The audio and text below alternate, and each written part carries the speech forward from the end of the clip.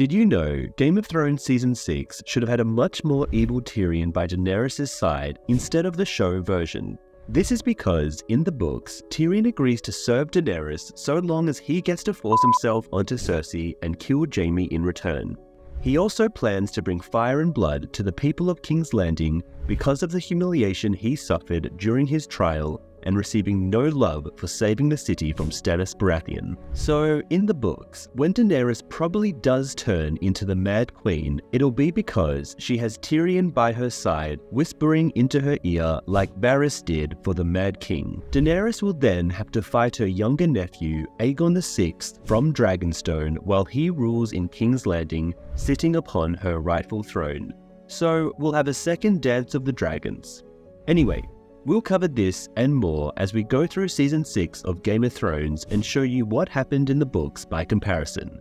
And here we go.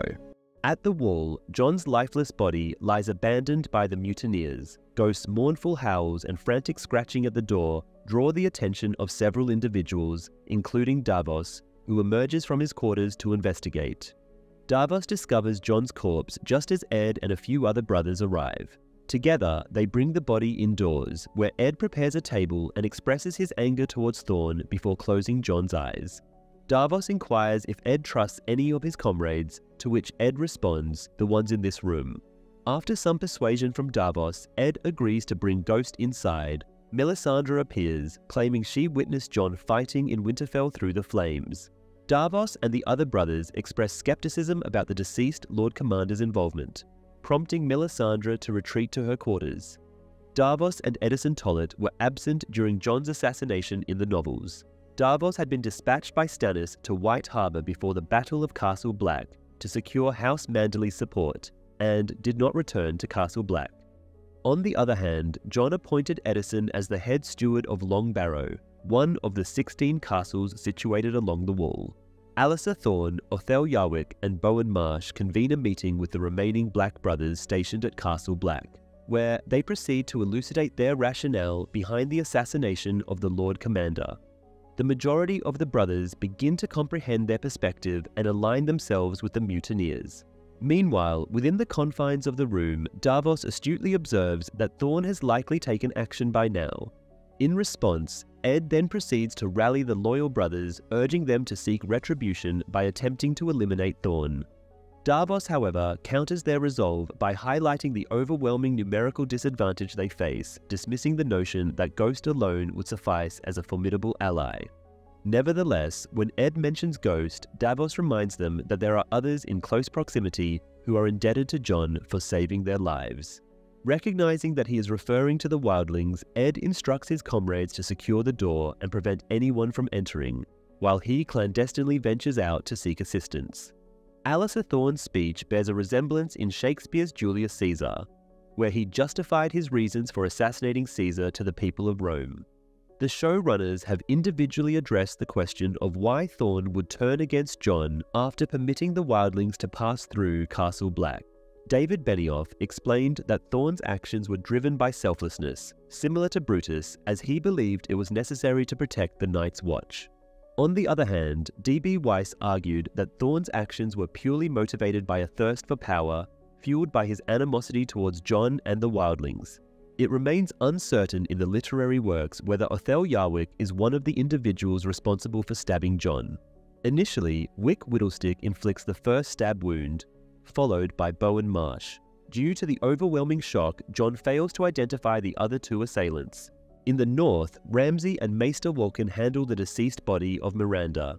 Ramsay reflects on their initial encounter, mentioning that unlike others who feared him, Miranda did not. When Wolkan inquires about burial or a funeral pyre, Ramsay decides to have her remains fed to the hounds. Charlotte Hope made her final appearance as Miranda, the daughter of the kennelmaster and lover of Ramsay. However, Miranda does not exist in the books. In the novel, Ramsay has a group of followers called the Bastard's Boys, and among them, Ben Bones serves as the kennelmaster at the Dreadfort. Notably, there are no women among this group.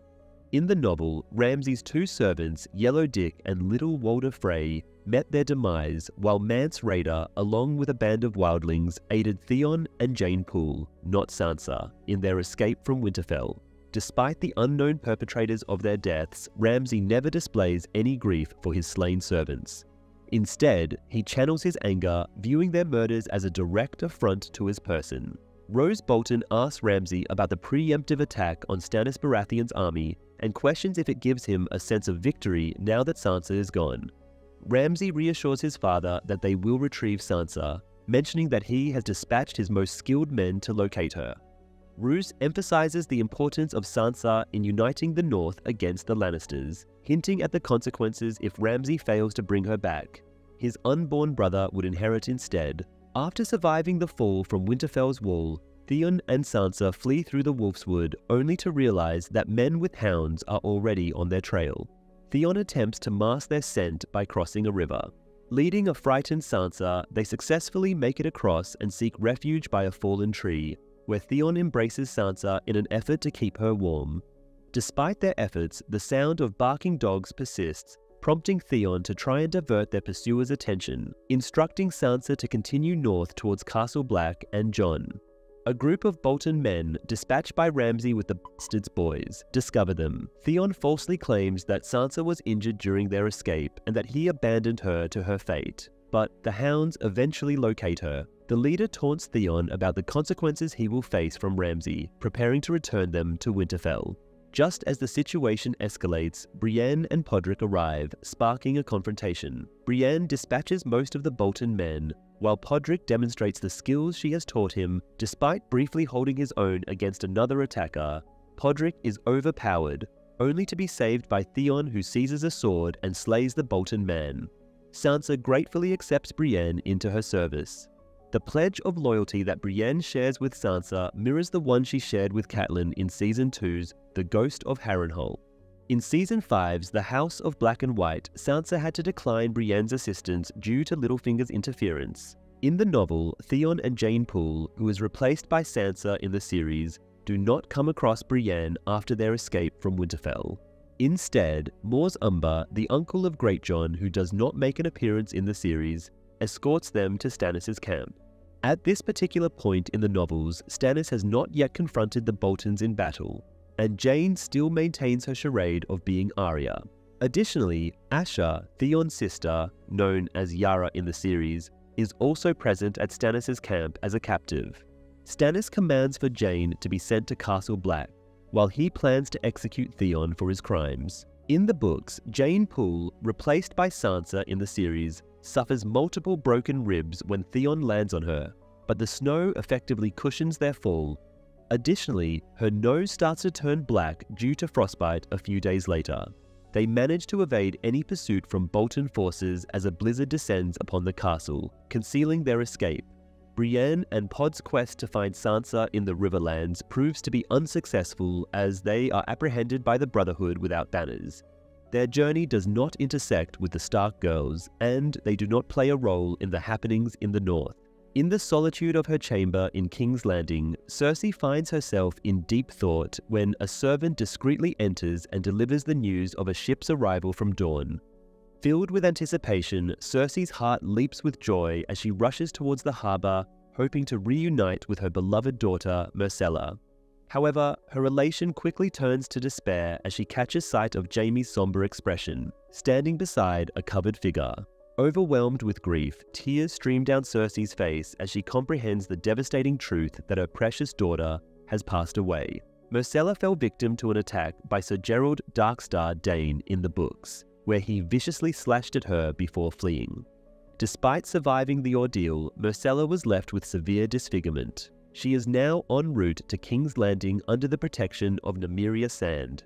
Cersei learns of Myrcella's fate from Kevan while she remains incarcerated, just before embarking on her walk of atonement. Despite the fact that Bronn is said to have returned from Dorne alongside Jaime, he curiously does not appear in the scene where Cersei, Lena Headey, witnesses Jaime's arrival at King's Landing with Myrcella's body.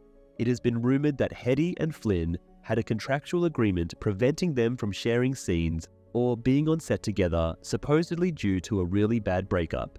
However, Flynn has refuted these claims. Then, in the Red Keep, Cersei asked Jaime about the very first time he encountered a lifeless body. In response, he recounts that it was their mother's. Cersei proceeds to recount her own recollection of the terror she experienced upon witnessing their mother's lifeless form. She divulges the prophecy of Maggie to Jaime, yet he disregards it as mere foolishness. Cersei never mentions in the books that Myrcella possesses a personality that is completely different from her own. During their conversation about their mother's passing, Cersei mentioned to Jaime that she had often pondered whether their mother's lips were peeling back from her teeth. This could be a subtle nod to a specific detail from Tywin's funeral in the novels. As his body lay in repose, Cersei and Jaime observed how the drying of his mouth caused his lips to curl upwards, creating the illusion of a smile. This sight unsettled them, as Tywin was not known for smiling frequently. In the novels, Cersei engages in conversations about Maggie's prophecy with Qyburn and her companion Taena Merryweather, but never with Jaime. Taena disregards the prophecy as meaningless, while Qyburn reassures Cersei that prophecies can be prevented. Meanwhile, Jaime is situated in the Riverlands and has gradually distanced himself from Cersei due to his disdain for her involvement with other men. In the meantime, Margaery remains confined by the Faith, and the High Sparrow pays her a visit. Inquiring about Loras, she is met with the condition of confessing first. Acknowledging that no one is exempt from sin, she is informed by the High Sparrow that she is heading in the right direction, but still has a considerable journey ahead. In the Water Gardens, Ellaria assists Doran in reaching his wheelchair, while they both reminisce about Oberyn. Doran expresses his admiration for his late brother's adventurous life when admitting that he envied him.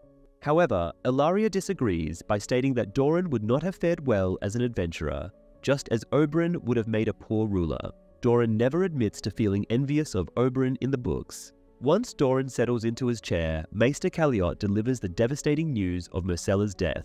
Before Doran can react, Tiana unexpectedly attacks Areo Hotah from behind, fatally stabbing him. Simultaneously, Ellaria plunges her knife into Doran's chest. Shockingly, his other guards remain motionless, revealing their allegiance to Ellaria. As Doran lies on the floor, Ellaria angrily berates him for his passivity in the face of his sister and brother's brutal deaths, asserting that the people of Dorne stand with her now. In his final moments, Doran pleads with Ellaria to spare Trystane, but she callously dismisses his request. Doran then succumbs to his injuries, leaving behind a pool of his own blood.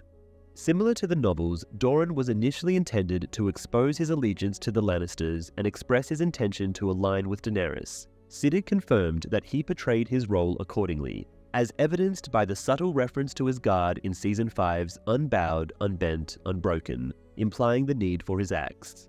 However, due to widespread criticism of the Dornish subplot's ineffectiveness, the showrunners decided to alter the storyline. The filming of the Dorne scenes for Season 5 took place in Seville. Alexander Siddig revealed that the decision to eliminate his character Doran was made just before the filming of the 6th season commenced. Contrary to what the showrunners claimed, they had always planned to kill off Doran in the season premiere, despite his contract for 4 episodes, which he was ultimately compensated for. Obara and Nymeria make their way onto Prince Trystane's vessel, declaring their purpose to end his life. Nymeria presents Trystane with the option to select which one of the Sands he wishes to engage in combat, and he opts for Nymeria. However, his fate takes a grim turn as Obara swiftly impales him from behind, resulting in his demise as he confronts Nymeria. In the books, Ellaria repeatedly implores the Sand Snakes to abandon their quest for vengeance against the Lannisters, advocating for peace and an end to bloodshed. She never conspired against Doran, with Obara being the one to accuse Doran of inaction in seeking justice for his family. Arianne, Doran's own daughter, was the one who attempted to provoke conflict with the Lannisters, not through Myrcella's murder, but by attempting to crown her as the Queen of the Seven Kingdoms, citing Dorne's inheritance laws where women can also inherit titles, making Myrcella the rightful heir after Joffrey. Trystane stays in Sunspear in the books, whereas Myrcella is en route to King's Landing with Nymeria. Within the pages of the novels, Cersei schemes to eliminate Trystane by ordering Balon Swan, who is sent to Dorne to retrieve Myrcella, to carry out the assassination. Nevertheless, Doran receives advance notice of the plot and manages to prevent it.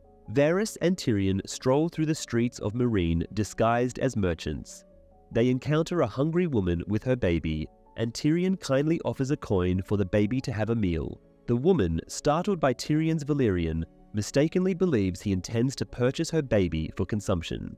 Varys steps in to clarify that the money is meant for the baby's nourishment. The woman, relieved by the explanation, gratefully accepts Tyrion's act of kindness. While Tyrion is proficient in High Valyrian in both the books and the show, the Low Valyrian dialect in Meereen has distinct pronunciation from other areas. Despite Varys' fluency in both High Valyrian and Lycian Low Valyrian, due to his upbringing in Lys, he too encounters challenges with the Meereenese dialect. Varys and Tyrion are absent from Meereen in the books. Varys did not accompany Tyrion to Essos, and by the conclusion of the 5th novel, A Dance with Dragons, he remained in King's Landing. Tyrion, who has not yet encountered Daenerys, is currently with Jorah in the Second Son's camp.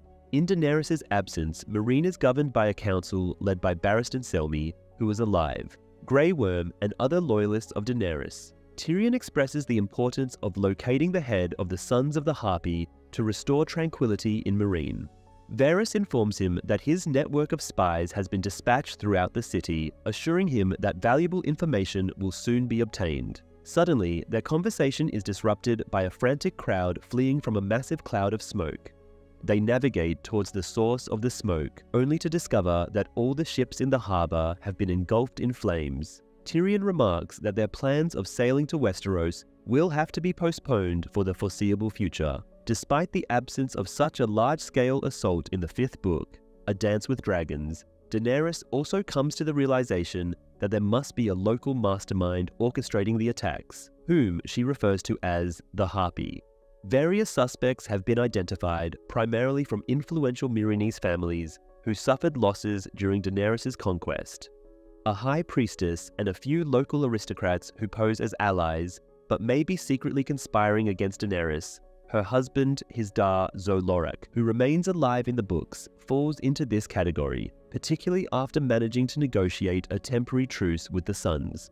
Another theory suggests that the Harpy could be a freedman who perceives Daenerys as making too many compromises with the former slave masters in Yunkai and Meereen, and is attempting to instigate a civil war between her and the masters through this method. In the books, Daenerys has no ships, which were utilized in the construction of siege machinery for the purpose of capturing Meereen. In the vast Dothraki Sea, Daario and Jorah search for Daenerys and stumble upon the scorched carcass of a ram left behind by Drogon's flames. Confirming they are heading in the correct direction, they observe multiple hoofprints nearby. Jorah deduces that the Dothraki have passed through this area, and he discovers the ring deliberately discarded by Daenerys on the ground. In the novels, Daario and Jorah Mormont do not embark on a quest to find Daenerys. Instead, it is Daenerys' blood riders, Aegon and Rakharo, along with the majority of her original khalasar, who set out to search for her. During this time, Daario is being held captive by the Yunkai, while Jorah stays by Tyrion's side as a member of the Second Sons. Daario's statement about growing old is a sentiment echoed by Brown Ben Plumm, a former sellsword of Daenerys who switches allegiance to Yunkai, only to betray them and rejoin Daenerys thanks to Tyrion. Plumm's observation that there are old sellswords and bold sellswords, but no old bold sellswords, highlights the harsh reality that those who take risks and remain loyal to the weaker side often do not survive long, while only pragmatic individuals who switch sides to the stronger faction tend to endure. Daenerys is seen walking with her hands tied, escorted by 2 Dothraki to Khal Moro as a present. In a strategic move reminiscent of her dealings with Krasnys in Season 3, Daenerys cleverly conceals her fluency in the Dothraki language to encourage candid conversations among them. This tactic mirrors her previous ploy to acquire the Unsullied. The Khal intends to assault her, but she reveals her identity as Khal Drogo's widow. Khal Moro releases her restraints and assures her safety. Upon requesting an escort back to Meereen in return for 1,000 horses for her safe return, Moro's wife informs her that she must reside in the temple of Vaes Dothrak with the other Khal's widows for the rest of her life and become part of the Dosh Khaleen.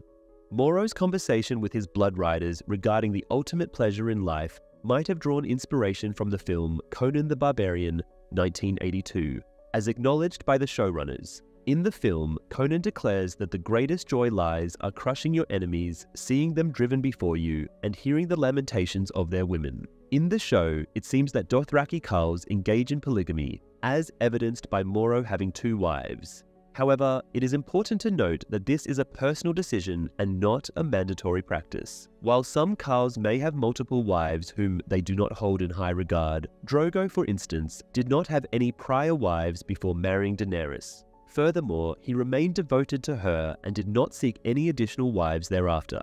During her encounter with Moro, Daenerys asserts that she cannot bear children as told to her by Mirri Maz Duur in Fire and Blood. In the books, Daenerys is brought before Jaqo, not Moro. Jaqo was one of the carls who departed with several Khalasar following Drogo's passing. In the city of Braavos, Arya is visually impaired and resorts to begging for money on the streets. It is during this vulnerable moment that the waif approaches her, wielding 2 fighting sticks, and hands one to Arya, and proceeds to mercilessly attack her. Arya valiantly attempts to defend herself, but her efforts prove futile. Eventually, the waif ceases her assault and ominously declares that their paths will cross again on the morrow. To portray Arya as blind, Maisie Williams, the actress, donned large 16mm contacts that obstructed her vision during the still, dialogue-driven sequences. However, for the action scenes, she opted for contacts with tiny pinprick holes to ensure she could see to some extent. In the books, Arya loses her sight due to milk she consumes from the Faceless Men, unaware of its effects. This blindness is a consequence of her unauthorized killing of Darion, a deserter from the Night's Watch, and is also a part of her training to join the Faceless Men. She continues to reside in the House of Black and White and tending to deceased bodies. Occasionally, she ventures into the streets disguised as a beggar named Beth to gather intelligence. At Castle Black, Thorne and other high-ranking members of the Night's Watch approach the chamber, accompanied by additional armed members. Thorne addresses Davos from behind the locked door, assuring him and the Watch members of complete amnesty. He proposes a fresh horse and a secure passage for Davos to travel south or in any desired direction, even offering to let him take Melisandre along. Davos playfully mocks Thorne by requesting mutton. He humorously explains that he is not a skilled hunter and fears going hungry on his journey, hence the need for mutton. Thorne assures him that food will be provided, emphasizing that the offer stands as long as everyone in the room surrenders before sundown. In the books, Alliser Thorne was dispatched by Jon to explore beyond the wall prior to Jon's murder. Thorne played no part in the plot to kill Jon and has yet to make his way back to Castle Black. His current whereabouts remain a mystery. In the solitude of her bedroom, Melisandre's countenance reveals a profound sense of disappointment, as if she has been deceived and led astray by the Lord of Light. A table adjacent to her bed holds an assortment of containers, including small vials containing potions and other liquids, as well as a mirror. With a heavy heart, she unfastens the buttons of her dress. Gradually, she removes the dress entirely, standing vulnerably before the mirror. As she removes her sizable necklace, the once radiant gem loses its luminosity. Within the mirror's reflection, Melisandre's visage undergoes a metamorphosis, reverting back to the woman she has been rumored to be for 4 centuries. Completely unclothed, her head bowed in despair, this episode validates the widely accepted fan theory that Melisandre is centuries old and her youthful appearance is a result of magical glamour.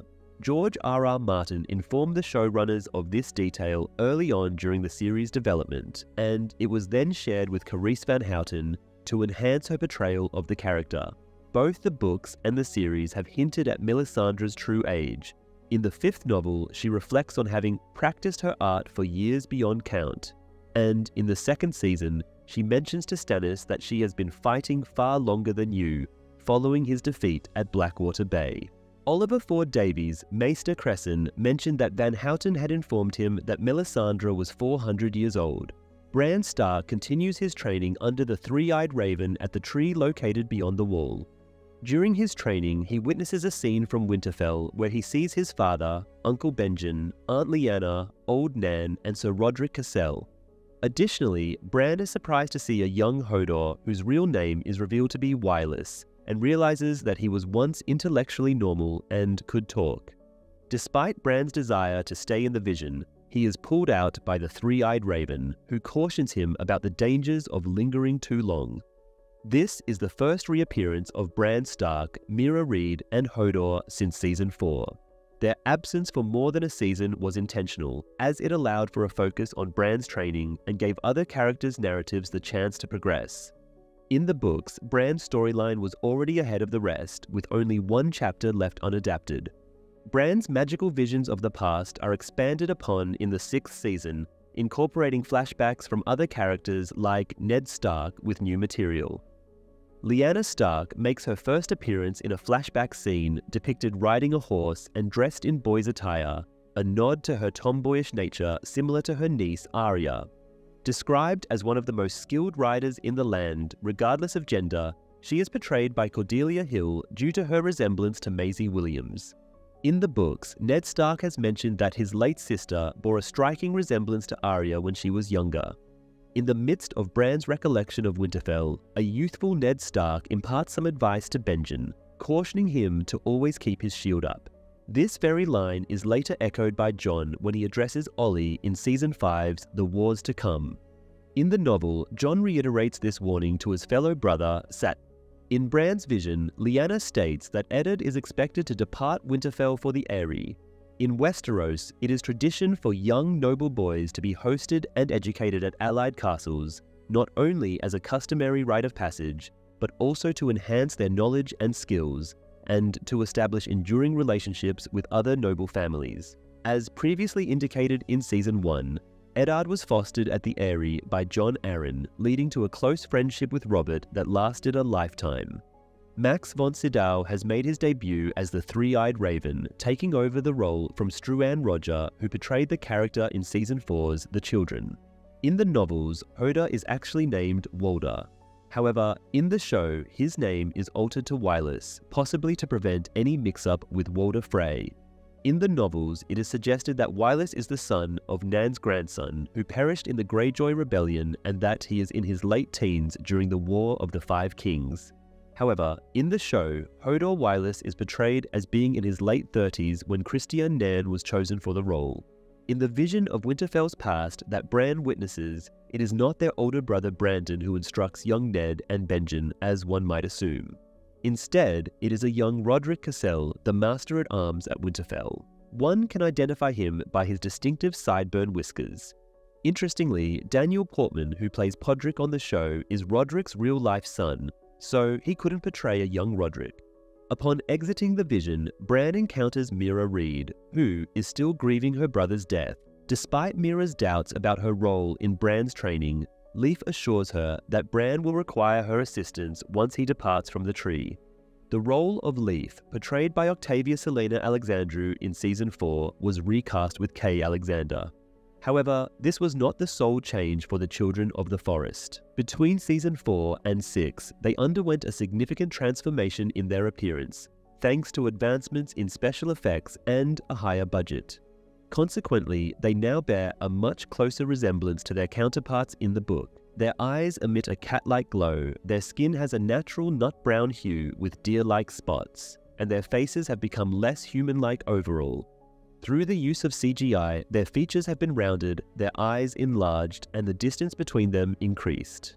Despite these changes, the Children of the Forest still differ from their depictions in the book, often being referred to as little squirrel people. In the book, they possess large ears and only 4 claw-like digits. At Castle Black, night has fallen and Jon's loyal Black brothers have yet to surrender. When Sir Alliser Thorne gives Davos a final ultimatum, Davos defiantly draws his sword, while the others follow suit. In response, the acting Lord Commander orders the door to be forcefully broken down with a sledgehammer. However, before the mutineers can breach the door, Ed returns with Tormund and a wildling army.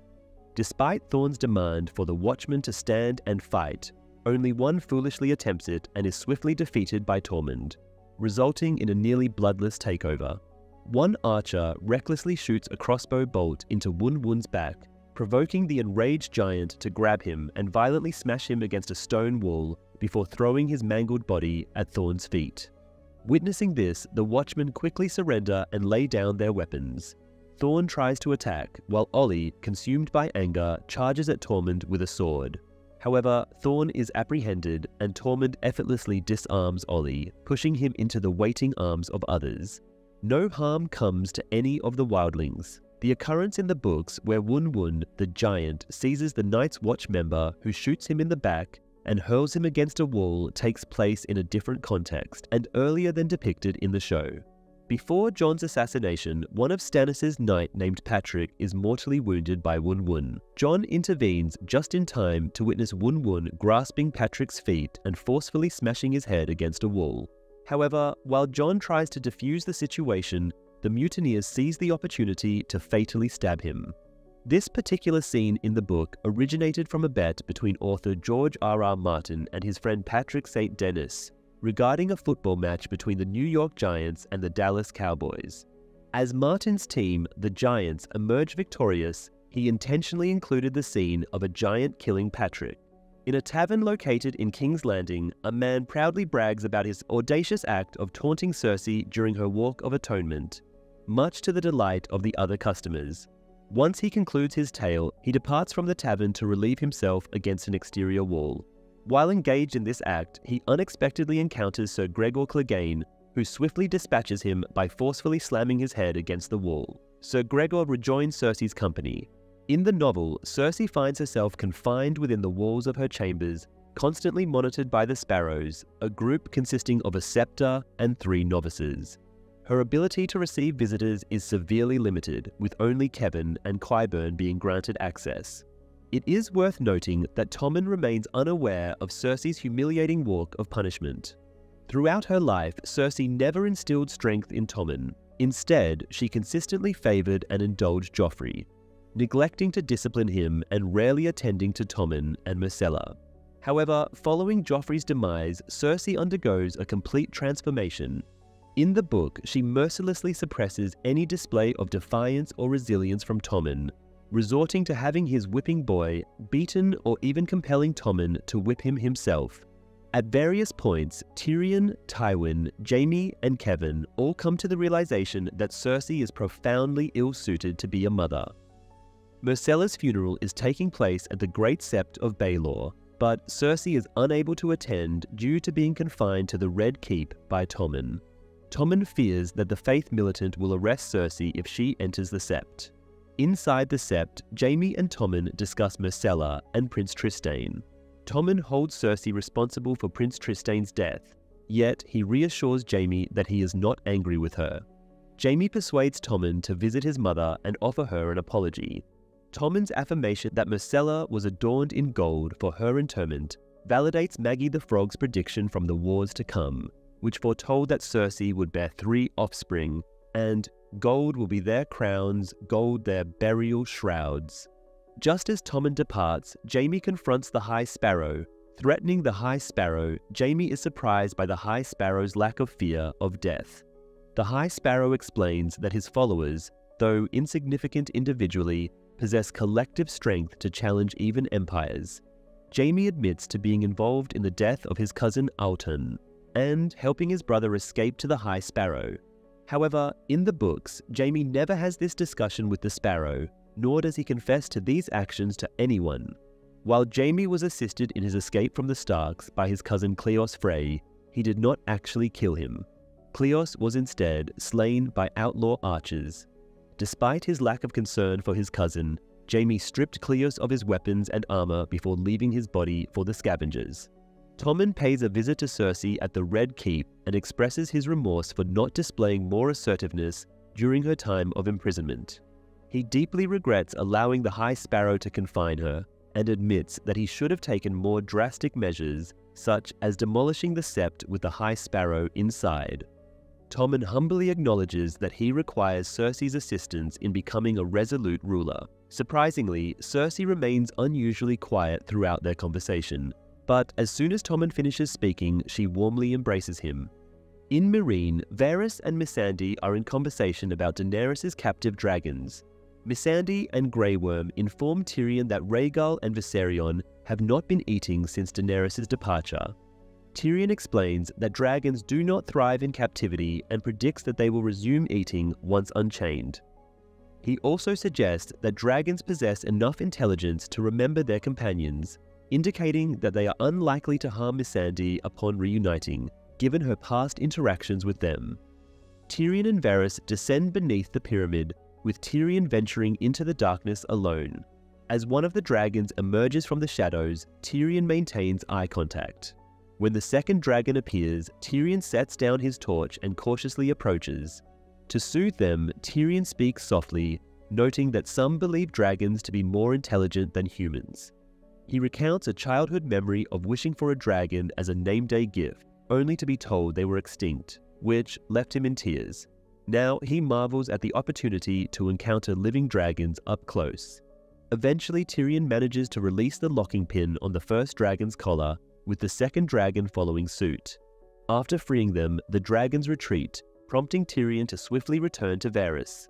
Tyrion instructs Varys to strike him if he ever proposes a similar course of action in the future. Dragons are believed to be extinct in Westeros and Essos.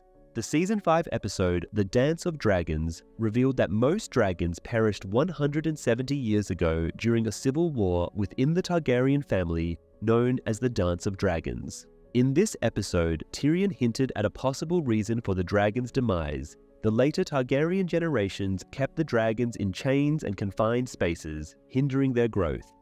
As a result, most dragons remain small in size, comparable to a cat, which could have impacted their ability to mature and reproduce. This information draws from discussions in the books involving Barristan Selmy, Daenerys, Jorah, and Tyrion. It is not Tyrion, but Quentyn Martell, the son of Doran Martell, a character absent from the show, who dares to enter the catacombs to try and tame Daenerys' dragons. Believing that his Targaryen blood will help him succeed, as dragons are known to favor Targaryens, he ultimately fails, leading to the dragon's escape. Rhaegal sets him on fire, and he succumbs to his burns 4 days later.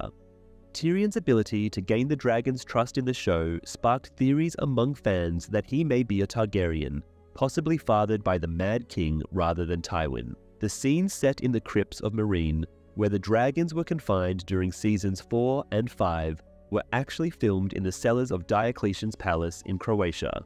Varys informs that the slave masters have successfully regained control of both Yunkai and Astapor.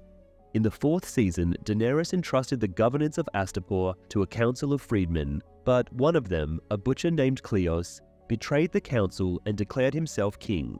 However, he has now been overthrown by the former slavers. Similarly, the slavers have also reclaimed Yunkai, although they previously reached a truce with Daenerys in the 5th season.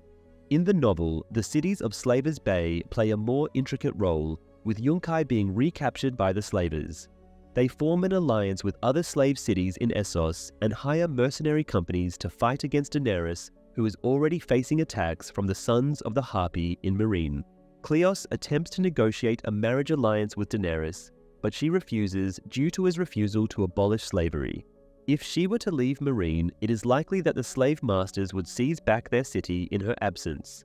Eventually, Cleos is defeated and Astapor falls into a series of power struggles. The majority of the population perishes due to plagues, famine, and the subsequent looting of the city. Before her disappearance, Daenerys reluctantly makes peace with Yunkai. In the city of Braavos, Arya, still living as a beggar, encounters the waif once again. The waif asks about Arya's name, to which she responds by claiming to be no one. In response, the waif strikes her, asserting that she doesn't believe Arya's words, and neither does Arya herself. Despite Arya's attempts to retaliate, the waif mysteriously disappears, and in her place stands Jaqen H'ghar. He makes a promise to Arya, assuring her that if she reveals her true name, she will have shelter for the night, food to eat, and her sight will be restored. However, each time Arya insists that she has no name. Satisfied with her response, Jaqen instructs Arya to follow him, declaring that she is no longer a beggar. At Winterfell in the north, Ramsay and Roose engage in a discussion with Harold Karstark regarding the predicament involving Sansa and Jon. Ramsay proposes the idea of launching an attack on Castle Black, but Roose cautions him about the consequences, emphasizing that such an action would provoke the entire north to turn against House Bolton. House Karstark, a former vassal house of the Starks, has made the decision to form an alliance with the Boltons. This decision is particularly interesting given that House Karstark is a cadet branch of House Stark, which was established during an ancient conflict with the Boltons. Carlon Stark, the founder of House Karstark, was one of the younger sons of the king in the north, born 1,000 years prior to the events of the show. As he was unlikely to inherit his father's land and title, Carlon's bravery in quelling the Bolton rebellion earned him a piece of land, a keep, and the title of Lord from the king. Over time, Carlon's keep, originally known as Carl's Hold, came to be called Carhold, and the descendants of the Carl's Hold Starks became known as the Karstarks. In the novel, the Karstarks are aligned with them because Robb executed their Lord Rickard, which resulted in their army being unaffected by the Red Wedding and remaining mostly intact.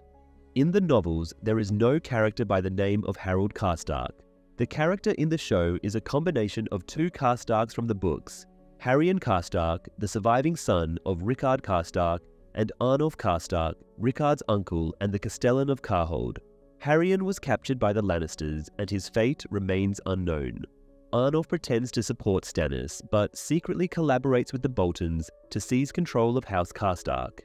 His plan involves marrying Rickard's daughter, Alis, to his own son, but Alis exposes Arnulf's treachery to Jon Snow, despite her resentment towards Jon's family for executing her father. Roose further warns Ramsay that if he continues to act recklessly, he will be cast aside. Just then, Maester Vulcan enters the room and delivers the news that Roose's wife, Walda, has given birth to a baby boy. Roose assures Ramsay that he will always be regarded and treated as his firstborn child. However, Ramsay, perceiving the newborn as a threat to his inheritance, expresses gratitude for his father's words and proceeds to fatally stab him in front of Vulcan. As the new Lord Bolton, Ramsay commands the Maester to spread the false narrative that Roose was poisoned by their enemies. He then personally feeds Walda and his half-brother to the Hounds in order to solidify his control over Winterfell. Roose Bolton's demise mirrors Robb's fate in the Rains of Castamere. Both were treacherously murdered by trusted men who stabbed them in the chest to solidify their own positions. Their wives and children also met a tragic end on the same day. According to showrunner David Benioff, Ramsay's actions were not impulsive, but rather a calculated move he had been planning for a while. It is worth noting that Harold Karstark's lack of reaction to the killing suggests he may have been aware of or even complicit in the plot. Roose Bolton in the novels had a legitimate son named Domeric from a previous marriage, who unfortunately passed away. Roose strongly suspects that Ramsay was responsible for poisoning him. Following his marriage to Walda Frey, Roose confides in Theon that he fears Ramsay will also harm any offspring he has with Walda. However, Roose appears unconcerned about this possibility, as he believes he won't live long enough to raise the child to adulthood anyway. Moreover, he sees it as a way to prevent a child lord from potentially damaging House Bolton. The demise of Roose Bolton further reinforces the belief that Castle Harrenhal is plagued by a curse, as mentioned in Season 2. It is believed that anyone who holds the castle, even for a short period, will meet an untimely death. This has already proven true for Lady Whent, Janos Slynt, Tywin, Locke, and Robb, making Roose Bolton the next in a long list that includes House Strong from House of the Dragon. The only exception to this pattern is Littlefinger, who was appointed as the nominal lord of Harrenhal, but never visits the castle and is still alive in the books. In the depths of the forest, Brienne shares with Sansa the details of her encounter with Arya, while Sansa hesitates to discuss the torment she endured under Ramsay Bolton's oppressive rule in Winterfell. Consumed by guilt for betraying the Stark family, Theon makes the decision to depart from the group and return home instead of joining the Night's Watch. Tearfully, he expresses to Sansa that Brienne and Pod will be better equipped to protect her, but assures her that he would have accompanied her all the way to Castle Black if necessary. Requesting permission to take one of the horses, the two share a heartfelt embrace. In the novel, Brienne remains in the Riverlands without encountering Arya. Therefore, she does not rescue Sansa or share any information about Arya. Brienne's storyline in the series was combined with that of Mance Rayder from the books, whose death was staged by Melisandre. Following this, Jon sends Mance to Winterfell to rescue his supposed sister, Arya. who is actually being held captive by the Boltons, although it is revealed that the girl pretending to be Arya is actually Sansa's friend, Jeyne Poole. Jeyne is later taken in by Stannis after being rescued. At Pike, the night is filled with darkness and storms. Yara Greyjoy, with a sense of urgency, reads aloud a letter to King Balon Greyjoy, informing him of the devastating news that the Glovers have successfully recaptured Deepwood Motte, annihilating all Ironborn forces stationed there. Yara emphasizes that this failure signifies the end of their invasion, as Deepwood Motte was their final stronghold in the north. Deepwood Motte, as depicted in the books, is not the final stronghold in the north controlled by the Ironborn. In fact, Torrhen Square remains under the occupation of Dagmar, who is still alive in the novels. According to the books, it is not the Glovers, but rather Stannis and his newly recruited forces who liberate Deepwood Motte. Subsequently, they restore the stronghold to the Glovers, thereby earning their loyalty. Balon remains resolute in his determination to continue the fight. Yara counters his stance, arguing that further invasions of the north would be futile, as they lack the ability to hold conquered strongholds against the mainland armies. Moreover, she highlights the insignificance of these distant mainland strongholds to the Ironborn, as they are far removed from the sea. Balon attributes the invasion's lack of success partially to Yara's decision to allocate men for Theon's rescue, a move she adamantly refuses to apologize for. Yara expresses her disapproval of her father's campaign in the north, mocking the idea that capturing more northern territories will only result in acquiring more pinecones and stones. In the novels, Asha voices her opposition to the invasion in 2 instances, during a conversation with her uncle Victarion and while defending her candidacy in the Kingsmoot.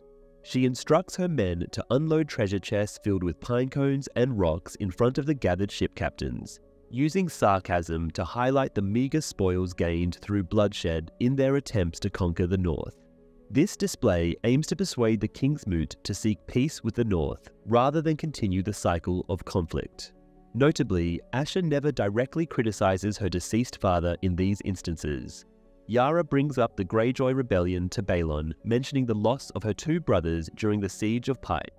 However, it is clarified that only Meryn Greyjoy died in the Siege of Pike, while Rodrik died earlier in the war at the Battle of Seaguard.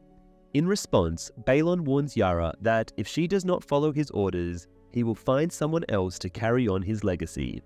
Balon then walks across the swaying rope bridge, which acts as a divider between 2 towers of Pike. Despite the raging storm, he notices a figure obstructing his path on the bridge. Requesting the individual to step aside, Balon soon discovers that the man is none other than his younger brother, Euron Greyjoy. Expressing his surprise at Euron's survival, Balon is met with mockery as Euron belittles the drowned god, claiming himself to be the deity. Curiosity piqued, Balon questions Euron about a rumor circulating regarding his loss of sanity during a tempest, resulting in his crew having to restrain him to the ship's mast to prevent him from leaping overboard. Euron neither confirms nor denies the rumor, instead revealing that he silenced his crew by severing their tongues, craving tranquility. Furthermore, Euron asserts that Balon's reign has endured for too long, asserting that it is time for someone else to assume power. Dismissing Euron's claim to true Ironborn status due to his mental instability during a thunderstorm, Balon attempts to strike him with a blade. However, Euron swiftly retaliates by hurling Balon off the rope bridge, leading to his demise. With the passing of Balon Greyjoy, all 5 kings who lent their names to the War of the 5 Kings have now perished: Renly, Joffrey, Robb, Stannis, and Balon. In the books, Balon met his demise second, following Renly, while Stannis remains the sole survivor in the 5th book.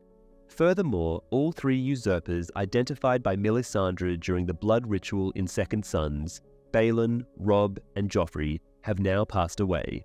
Within the novels, Balon was the initial casualty among the trio, preceding Robb. The delay in Balon's demise on the television series may have been due to the Greyjoy storyline being somewhat paused after the 2nd season. During the funeral of Balon, Yara expresses her determination to the priest, Aeron Greyjoy, who happens to be Balon's younger brother, that she will locate the individual responsible for this heinous act and subject them to a gruesome fate of being devoured by sharks while they are still breathing. Yara solemnly vows to carry out this act of retribution once she ascends to the Salt Throne. However, Aeron reminds her that she does not hold the title of ruler yet, as the law dictates that the King's Moot is responsible for selecting the next leader. Yara counters by asserting that her father had intended for her to assume the role of ruler, but Aeron firmly states that her father's desires do not supersede the law. Balon's demise upholds the series' custom of eliminating a monarch each season. This particular episode serves as confirmation for the widely accepted fan theory that Balon Greyjoy was indeed murdered by his own brother. In the books, the murder occurred off-screen, but much earlier, just before the Red Wedding. Through Catelyn's point of view, readers discover that news of Balon's mysterious death, resulting from an accidental fall from a bridge, is spreading throughout the Seven Kingdoms. When Balon's bloated and broken body washes ashore, with his eyes devoured by crabs, Euron suspiciously announces his return to Pike a mere day later. In the Forsaken sample chapter from the 6th novel, The Winds of Winter, which was released after this episode aired, Euron privately confesses to his brother Aeron that he was responsible for Balon's demise, maybe through the involvement of a faceless man, as well as the deaths of his other two brothers, Robin and Harlan. The drowned man overseeing Balon's funeral is none other than his brother and Yara's uncle, Aeron Damphair. He emphasizes that the Iron Islands follow the tradition of Kingsmoot, a ceremony where ship captains elect the next ruler, implying that the King of the Iron Isles is always chosen through this process. However, in the books, the throne is typically passed down from father to son, and it has been thousands of years since a Kingsmoot was last held. Aeron's motive for organizing one is that in Theon's absence, who is still held captive by the Boltons, Euron, Balon's eldest brother, has the strongest claim to the throne. By holding a Kingsmoot, Aeron hopes that their other brother, Victarion, who is not featured in the series, will be elected instead. Furthermore, the throne itself is referred to as the Seastone Chair in the novels, while the king is titled King of Salt and Rock. Pilou Asbæk, the actor portraying Euron, is only 5 years older than Alfie Allen, who plays his nephew Theon, and is actually 37 years younger than Patrick Malahide, who portrays Euron's older brother, Balon. Davos pays a visit to Melisandre, who appears to be wearing her usual glamour. When Davos inquires about the possibility of reviving Jon, Melisandre confesses to witnessing such an act, but claims she is unable to perform it due to her loss of faith in the Lord of Light, as her predictions regarding Stannis Baratheon failed to materialize. Despite Davos's plea for her to attempt it, she reluctantly agrees. Melisandre cleans Jon's wounds using whispered High Valyrian incantations, but to no avail. Tormund departs shortly after, and Melisandre utters a final "please" in the common tongue before leaving the room disheartened. Ed and eventually Davos follow her. However, once the room is empty, Ghost, who had been slumbering beneath the table where Jon lay, stirs and Jon abruptly awakens, gasping for breath. Jon is the second individual to be brought back to life by a Red Priest after Beric Dondarrion. The sole other person to come back from the brink of death without the aid of a Red Priest is Gregor Clegane, who made an appearance in the same episode. In the books, Catelyn also experiences a resurrection and becomes known as Lady Stoneheart. The episode's title alludes to the homecomings or new journeys of various characters. Bran's visit to Winterfell through a vision, Theon and Euron's return to the Iron Islands, and Arya's permission to go back to the House of Black and White. Kit Harington was given strict instructions to deceive his family, friends, and fellow cast members about Jon's resurrection, making it a highly guarded secret. Surprisingly, Sophie Turner, Sansa, fell for his lie. At the Wall, Jon Snow regains consciousness and takes in a deep breath. Gradually, he rises to a sitting position and surveys the surroundings. His gaze falls upon his stab wounds, filling him with horror and confirming that the events were not merely a dreadful dream. Davos Seaworth, alerted by the commotion, enters the room and is both shocked and relieved to see Jon awake. Hastily, he rushes to assist Jon, who struggles to stand. Concerned, Davos inquires if Jon remembers anything. Still in a state of shock, Jon affirms that he recalls being betrayed by Olly and Alliser Thorne, who attacked him for bringing the wildlings to Castle Black. Melisandre enters the room, astounded that her resurrection ritual has succeeded. Approaching Jon, she inquires about his experiences after death. Jon disappoints her by confessing that he saw nothing.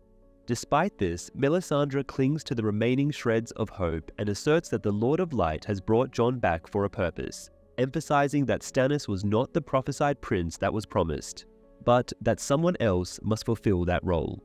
Sensing the need for privacy, Davos requests Melisandre to leave them alone so that Jon can acclimate to his revived state. The initial reference to the prince that was promised prophecy, chosen by the Lord of Light, is found in Essos.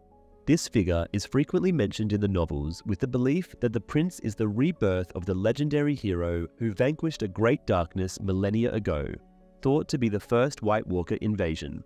The decision by the showrunners to omit many book prophecies was intentional, which is why Melisandre labeled Stannis the Lord's Chosen in Season 2.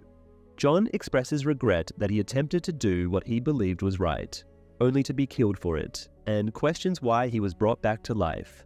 Davos responds that they may never find out, but it is irrelevant in the grand scheme of things, and the crucial aspect is to keep fighting and continue living for as long as possible.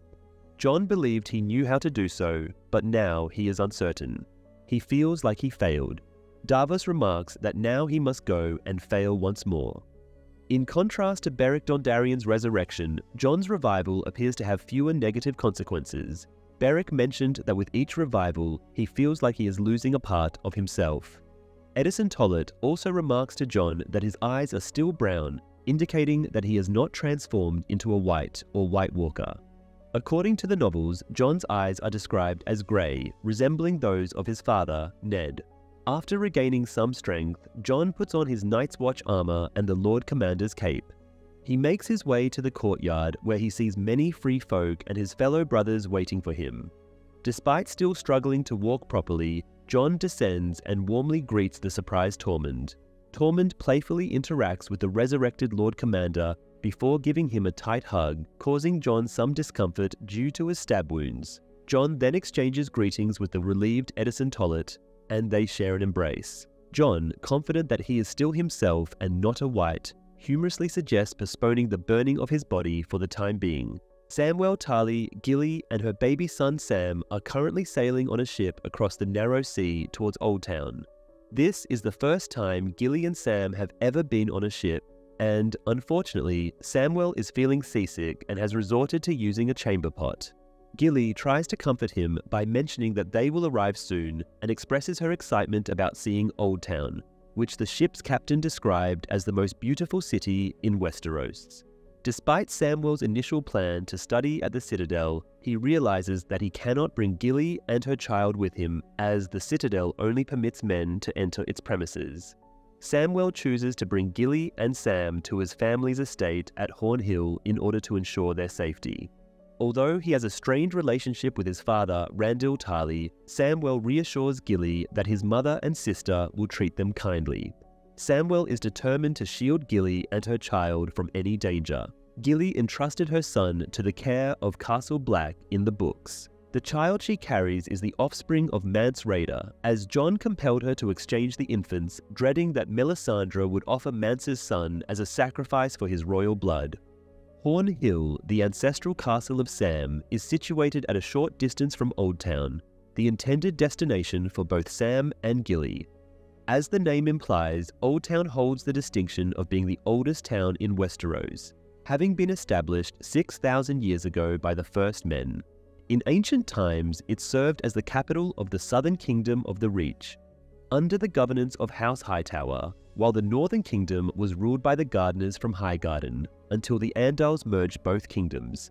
Beyond the wall, Bran once again experiences a vision from the past.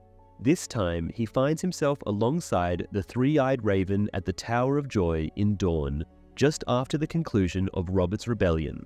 Standing before the tower are the last two members of the Targaryen Kingsguard, blocking the path of a small group of Northmen, led by Eddard Stark himself. The three-eyed raven points out that one of Ned's companions is Howland Reed, Mira's father. Howland Reed is depicted with his house sigil, which features a circular lizard.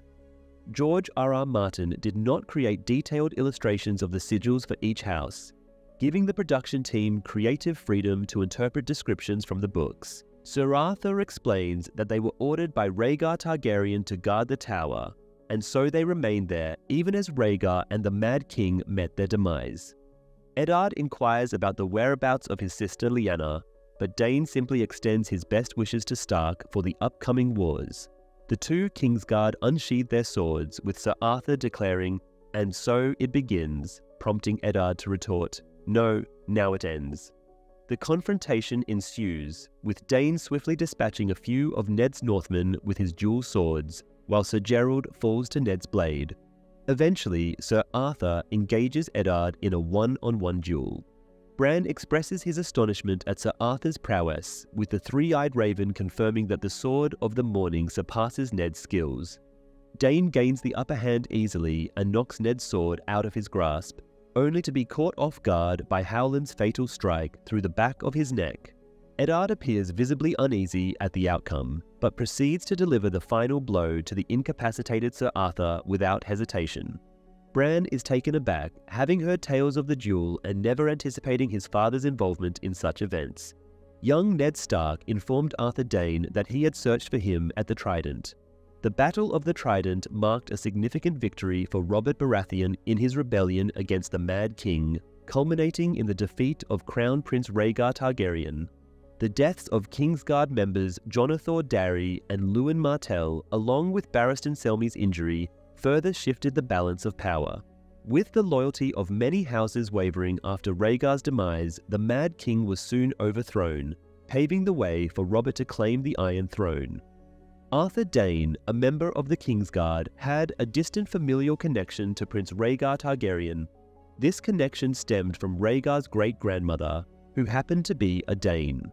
In Season 1's Lord Snow, the first mention of Sir Arthur Dane is made. He is known for knighting Jaime and is also referenced by Joffrey in Season 4's Two Swords. During this scene, another member of the Kingsguard uses dialogue from Oswell Went, who was present at the Tower of Joy in the book. However, actor Eddie Eyre confirmed that he portrayed Gerald Hightower, another legendary knight mentioned by Joffrey and later by Pycelle in the episode when discussing the Lord Commander of the Kingsguard's role on the Small Council. Despite Hightower being the Lord Commander, the novels depict him as both older and taller than Dane. Arthur Dane was known for his skill in wielding a massive greatsword named Dawn. This unique weapon, crafted from meteorite metal, emitted a faint white glow. It earned him the title Sword of the Morning. Unlike traditional Valyrian swords, Dawn does not automatically pass down from father to son. Only those deemed worthy are allowed to wield it, resulting in generations where the sword remained unused. In one particular episode, Dane is seen using two swords, but it has been confirmed that the sword adorned with a morning sunburst is indeed Dawn. Young Ned Stark does not use his family sword Ice in the battle against the Kingsguard. This decision is not a mistake, as greatswords were primarily symbolic and impractical for regular combat. Ice is typically reserved for executions. In the books, it was 7-on-3 with only Ned Stark and Howland Reed surviving the encounter. Eddard rushes towards the tower upon hearing a woman's scream emanating from one of its windows at the conclusion of the duel. Bran attempts to follow Eddard, calling out to him, but is interrupted by the Raven urging him to depart. Ned briefly glances back as if hearing Bran before entering the tower. Despite Bran's efforts to pursue, he is abruptly pulled out of the past and returned to the cave by the three-eyed Raven, who warns him of spending too much time in the past. Bran experiences a mix of anger and sadness, but the Raven assures him it was for his own protection, emphasizing that the past is unchangeable. The Raven reveals he has been waiting for Bran for a millennium, and that Bran will not share his destiny. However, before leaving the cave, Bran must acquire all knowledge. Bran did not witness the showdown at the Tower of Joy in the books. Instead, it was experienced by Ned Stark. In the first novel, Ned's dream hints at the events after the battle, with a scene where Lyanna, on the brink of death, pleads with Ned to make a promise. The show, however, chose to omit this scene in Season 1 due to the showrunners' aversion to flashbacks, which they considered a lazy storytelling technique. However, they made an exception in Season 6, when Bran was able to magically conjure these visions. The three-eyed Raven in the books never cautions Bran about spending excessive time in the past. Instead, he wants him to. The three-eyed raven claims to have awaited Bran's arrival in the cave for a millennium. It is strongly suggested in the literature that he is, in fact, Brynden Bloodraven Rivers, an illegitimate child of King Aegon the Unworthy, who once held the position of Hand of the King following the Blackfyre Rebellion, but was subsequently banished to the Night's Watch due to a dishonorable execution. He journeyed to the Wall as Maester Aemon's companion. Upon assuming the role of Lord Commander, he vanished under mysterious circumstances while on a ranging expedition beyond the Wall. If this theory holds true, he would have been present for approximately 50 years, although it could simply indicate that he has witnessed centuries of events through the use of greensight. Daenerys Targaryen proceeds with the Dothraki to Vaes Dothrak, where she is guided into the temple of the Dosh Khaleen by Khal Morrow's Blood Riders. The High Priestess instructs the Blood Riders to depart and disrobes Daenerys, presenting her with a robe typical of the Dosh Khaleen. While dressing in her new attire, Daenerys warns the High Priestess that she will soon regret her actions, as she was once the wife of a powerful Khal, the ruler of Meereen, and the mother of dragons. The High Priestess counters by revealing that she was once the wife of the late great Khal, Savo. Just like Daenerys envisioned conquering the world alongside Drogo, the High Priestess had similar aspirations with Savo. However, Savo met his demise, leading her to become part of the Dosh Khaleen. She has found contentment in her current situation, much like Daenerys may eventually find if she is permitted to join them. When Dany expressed bewilderment, the priestess clarified that Khaleesis are expected to return to Vaes Dothrak immediately following their Khal's passing, a tradition that Daenerys defied by venturing out into the world. She elaborated that all the Khalasars have convened to determine the fate of various cities and tribes, and now they must deliberate on what to do with Daenerys for her failure to adhere to the Dosh Khaleen's customs, with the best possible outcome being her acceptance into their ranks. Meanwhile, in Meereen, Varys has captured Valar, who works for the Sons of the Harpy. Varys reassures Valar that he has no intention of subjecting her to torture and proposes a bargain. In exchange for disclosing the source of funding for the Sons of the Harpy, he promises her and her son safe passage on a ship headed to Pentos, along with a sum of silver to begin anew. Varys cautions Valar that refusal to accept the terms will result in her execution for her crimes, leaving her child without a mother. In the meantime, Tyrion engages in casual conversation with Missandei and Grey Worm. Despite offering to play games, they show no interest. Just as Tyrion considers starting a drinking game, Varys arrives and reveals that the wise masters of Yunkai, the good masters of Astapor, and the free city of Volantis have been backing the Sons of the Harpy in secret. While Grey Worm suggests attacking the cities, Missandei cautions against it, fearing it would leave Meereen vulnerable. Armed with this knowledge, Tyrion requests Varys to use his network of spies to deliver a message for them. In the books, a significant subplot unfolds as Yunkai forms an alliance with multiple slave cities and 3 sellsword companies in their endeavor to reclaim Astapor. Their ultimate aim is to launch an assault on Meereen. While there are suspicions regarding the existence of a central leader among the Sons of the Harpy, the identity of this individual remains unknown. In the uncomfortable discussion involving Tyrion, Missandei, and Grey Worm, Tyrion proposes a drinking game reminiscent of Never Have I Ever, a game he previously played with Bronn and Shae in Game of Thrones Season 1's Baelor. In the books, Tyrion uses a board game named Syvas, akin to chess, and engages in matches with various sellswords to occupy his time. In the capital city of King's Landing, Qyburn is accompanied by the Little Birds, who were once spies for Varys. Qyburn attempts to gain the trust of the children by offering them candied plums from Dorne. Soon after, Cersei, Jaime Lannister, and the resurrected Ser Gregor Clegane arrive. Cersei instructs Qyburn to gather intelligence from Dorne, Highgarden, the North, and any other regions where enemies are scheming to exploit their vulnerabilities and undermine their rule. It is widely known on the show that the newly appointed member of the Kingsguard is the resurrected Gregor Clegane. However, in the books, only a select few individuals, Cersei, Pycelle, and the Small Council, are privy to the information that Qyburn has brought him back to life. Some characters, including Cersei's uncle Kevan, have suspicions that Clegane was resurrected through dark magic.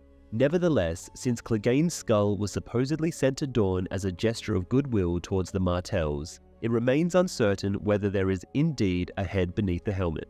Cersei instructs Qyburn to employ Varys' little birds for espionage within the confines of King's Landing, rather than venturing beyond the city as depicted in the books.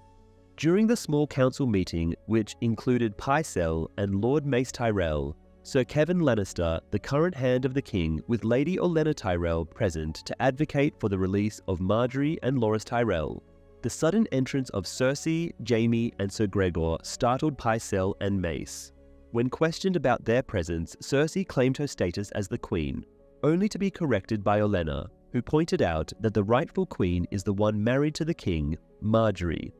Jaime, as the Lord Commander of the Kingsguard, argued for his right to attend. Pycelle mentioned Sir Gerald Hightower's past presence on the council, but dismissed it due to the Mad King's behaviour.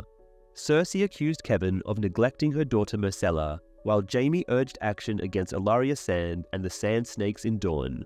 Unhappy with the situation, Sir Kevan and the small council departed from the hall. Jaime mentioning that the women responsible for Myrcella's murder have seized power in Dorne and eliminated House Martell, indicates that Ellaria and the Sand Snakes have no intention of carrying on the Martell name, which is now defunct following the deaths of Doran and a childless Trystane. They may even attempt to pin Doran's assassination on the Lannisters. In the books released thus far, none of these events have occurred. Doran and Trystane are still alive, and Doran confesses to pretending to cooperate with the Lannisters in order to ultimately betray them. In the novels, Cersei's freedom to carry out her schemes is restricted following her Walk of Atonement. Her uncle Kevan confines her to her chambers and places her under tight surveillance. She is prohibited from moving about freely, has been deprived of her power and followers, and is no longer included in the small council. However, she gradually regains some of her freedom as the story progresses. Olenna Tyrell was never granted a seat on the small council in the books. Despite the council's ability to bring in outside advisors as needed, Olenna did not participate as she had already departed King's Landing prior to Margaery's arrest. Cersei refrains from attempting to join the meeting due to being restricted to her quarters. King Tommen Baratheon, filled with anger along with his Kingsguard, pays a visit to the High Sparrow in order to obtain permission for Cersei to visit her daughter's final resting place in the Great Sept of Baelor. However, the High Sparrow responds by stating that Cersei is not allowed to visit as she has yet to be absolved of the other sins she is accused of. Tommen expresses his disapproval of the High Sparrow's holier-than-thou treatment towards Cersei, especially considering that she has already atoned for 2 of her crimes. Despite their contrasting views, the High Sparrow acknowledges his admiration for the profound love that Cersei holds for her son, Tommen, attributing it to the divine love of the mother. Tommen remains unaware of the humiliation his mother endured, as there is no interaction between him and the High Sparrow in the books. Upon questioning by Tommen about his intentions towards his mother, the High Sparrow explains that he is simply following the guidance of the Seven. As Tommen departs, he advises the king to seek wisdom from the Seven. In Braavos, Arya Stark, who is now blind, resumes her training with the Waif and Jaqen H'ghar. The Waif, being strict, repeatedly punishes Arya whenever she tells lies. Additionally, Jaqen instructs Arya to mix potions without being able to see.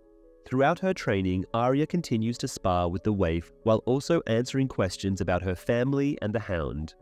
Arya confesses that she chose to leave the Hound to die instead of killing him, despite her desire for his death. The Waif then proceeds to interrogate Arya about the individuals on her list: Cersei, Gregor Clegane, and Walder Frey. In the books, Arya's list of people to kill does not include Walder Frey, as she is unaware of the specific Freys who were involved in the Red Wedding. Her intention is to eliminate all the Freys. The Waif expresses her surprise at the brevity of Arya's list, prompting Arya to inquire which name she wishes to have added. Despite Arya's assertion that she is nobody, the Waif remains unconvinced and attempts to strike her. Nevertheless, Arya manages to evade the attack and evade the Waif, catching her off guard. Upon confirming Arya's proficiency in blind combat, Jaqen approaches her and proposes to restore her sight in exchange for revealing her name. Arya responds by stating that a girl has no name. Jaqen then guides Arya to a well where he draws a bowl of water and offers it to her. Initially hesitant as others who have drunk from it have perished, Arya is reassured by Jaqen that there is nothing to fear if she truly is no one. Arya drinks from the bowl and her vision is restored. When Jaqen inquires about Arya's identity, she simply replies that she is nobody. Small Jon Umber and his group from House Umber journey to Winterfell to rendezvous with Ramsay Bolton, the recently appointed Lord of Winterfell and Warden of the North. During their encounter, Small Jon and Ramsay engage in a conversation regarding their respective relationships with their fathers. Small Jon reveals the unfortunate demise of his father, Great Jon Umber, but candidly admits that he would have taken his life if circumstances had allowed. Ramsay, on the other hand, refutes any involvement in the death of his late father, Roose Bolton, asserting that he was instead poisoned by his adversaries. However, Small Jon remains skeptical and chooses not to place his trust in Ramsay's words. Clive Mantle, the actor who portrayed Great Jon Umber in the series, was unavailable for the second and third seasons.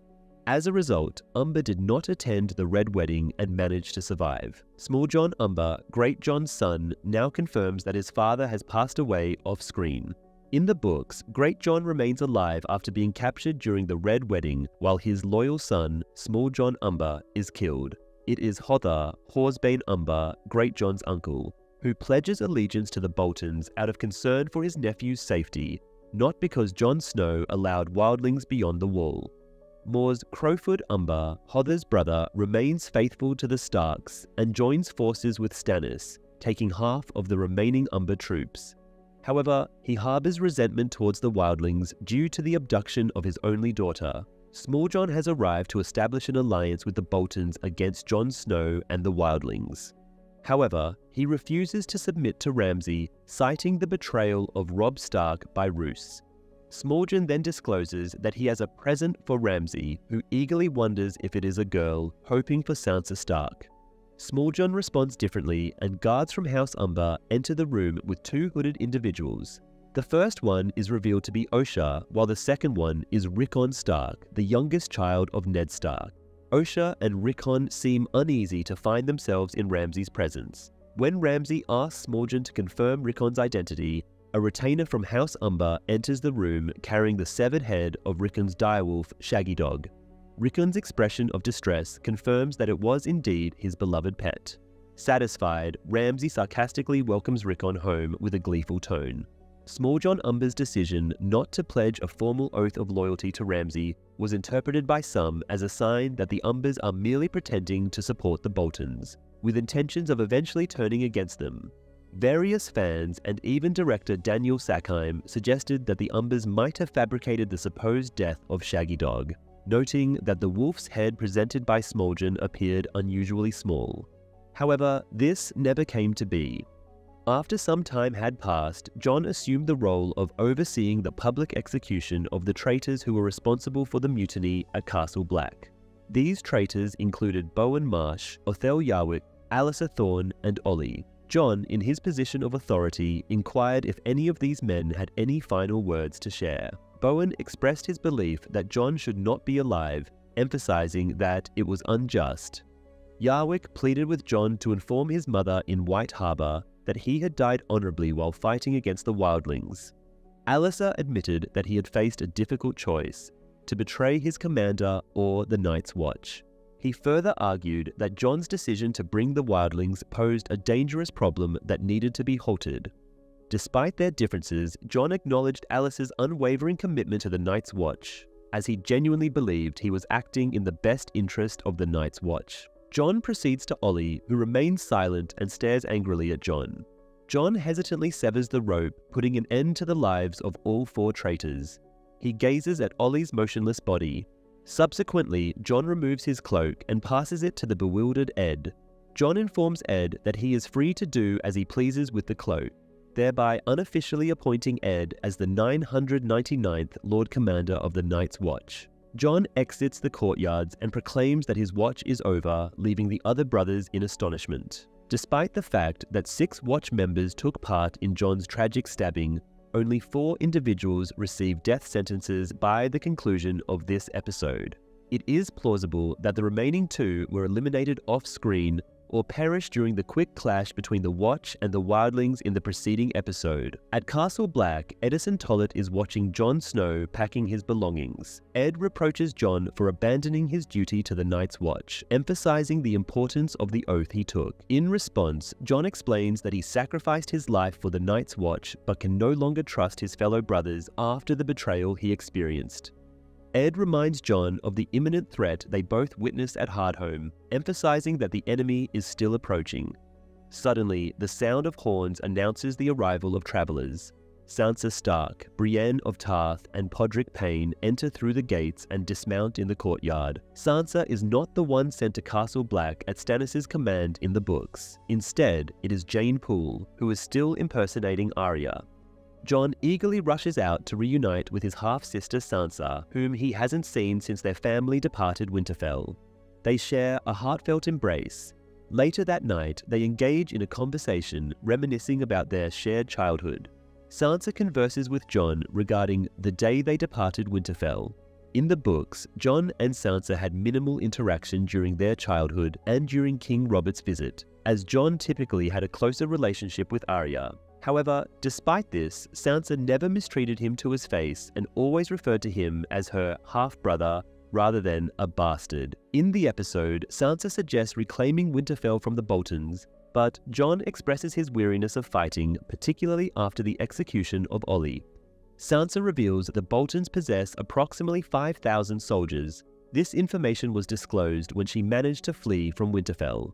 However, the Boltons' forces grew significantly after houses Karstark and Umber pledged their allegiance to them. According to Ramsay's own admission in the Battle of the Bastards, their numbers escalated to 6,000. In the books, it is Theon who informs Stannis about the Bolton forces, estimating them to be around 5,000 men, while he is held captive at Stannis' camp. Additionally, Theon mentions that there are an additional 3,000 soldiers from other houses. Melisandre assures Davos that she will follow Jon Snow's orders as the prince that was promised. When Davos asks about Stannis, she reveals that he was defeated in battle. Melisandre hesitates to discuss Shireen when asked. Brienne interrupts their conversation, recognizing them as part of Stannis' former group. Holding a grudge against Melisandre for King Renly Baratheon's death, Brienne warns her that she remembers and does not forgive. She also discloses that she executed Stannis after he confessed to using blood magic to kill Renly. At Runestone, Robin Arryn practices archery under the guidance of Lord Jon Royce. Despite his efforts, Robin's skills in archery are just as lacking as his swordsmanship.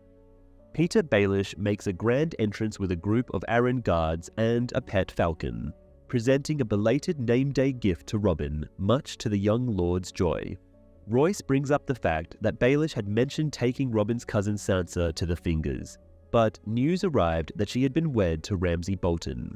Baelish explains that they were ambushed by Bolton men on their journey, leading to a tense exchange between him and Royce. Accusations fly as Peter suggests that Royce betrayed Sansa's whereabouts to House Bolton. When Royce denies the claims, Peter reminds everyone that Robin is the Lord of the Vale and seeks his judgment. Robin proposes throwing Royce from the Moon Door, causing tension among the knights present. Royce pledges his loyalty to Robin, and upon Baelish's advice, he is spared punishment. It dawns on Royce that Littlefinger holds sway over Robin. Together, Peter and Robin decide to rally the Vale Knights to march north and assist Sansa. The Vale is once again featured in the title sequence, which was last shown in Season 5. Similar to that particular episode, the events unfolding in the Vale of Arryn are not actually set in the Eyrie, but at Runestone, the stronghold of House Royce. In the book, Robert Arryn refrains from engaging in any demanding physical endeavors, such as archery practice, due to the risk of triggering seizures caused by even the slightest physical exertion. Additionally, he never experiences the opportunity of being fostered at Runestone. Littlefinger does not bestow any gifts upon Robert Arryn, nor does he ever mention any intention to harm Lord Jon Royce.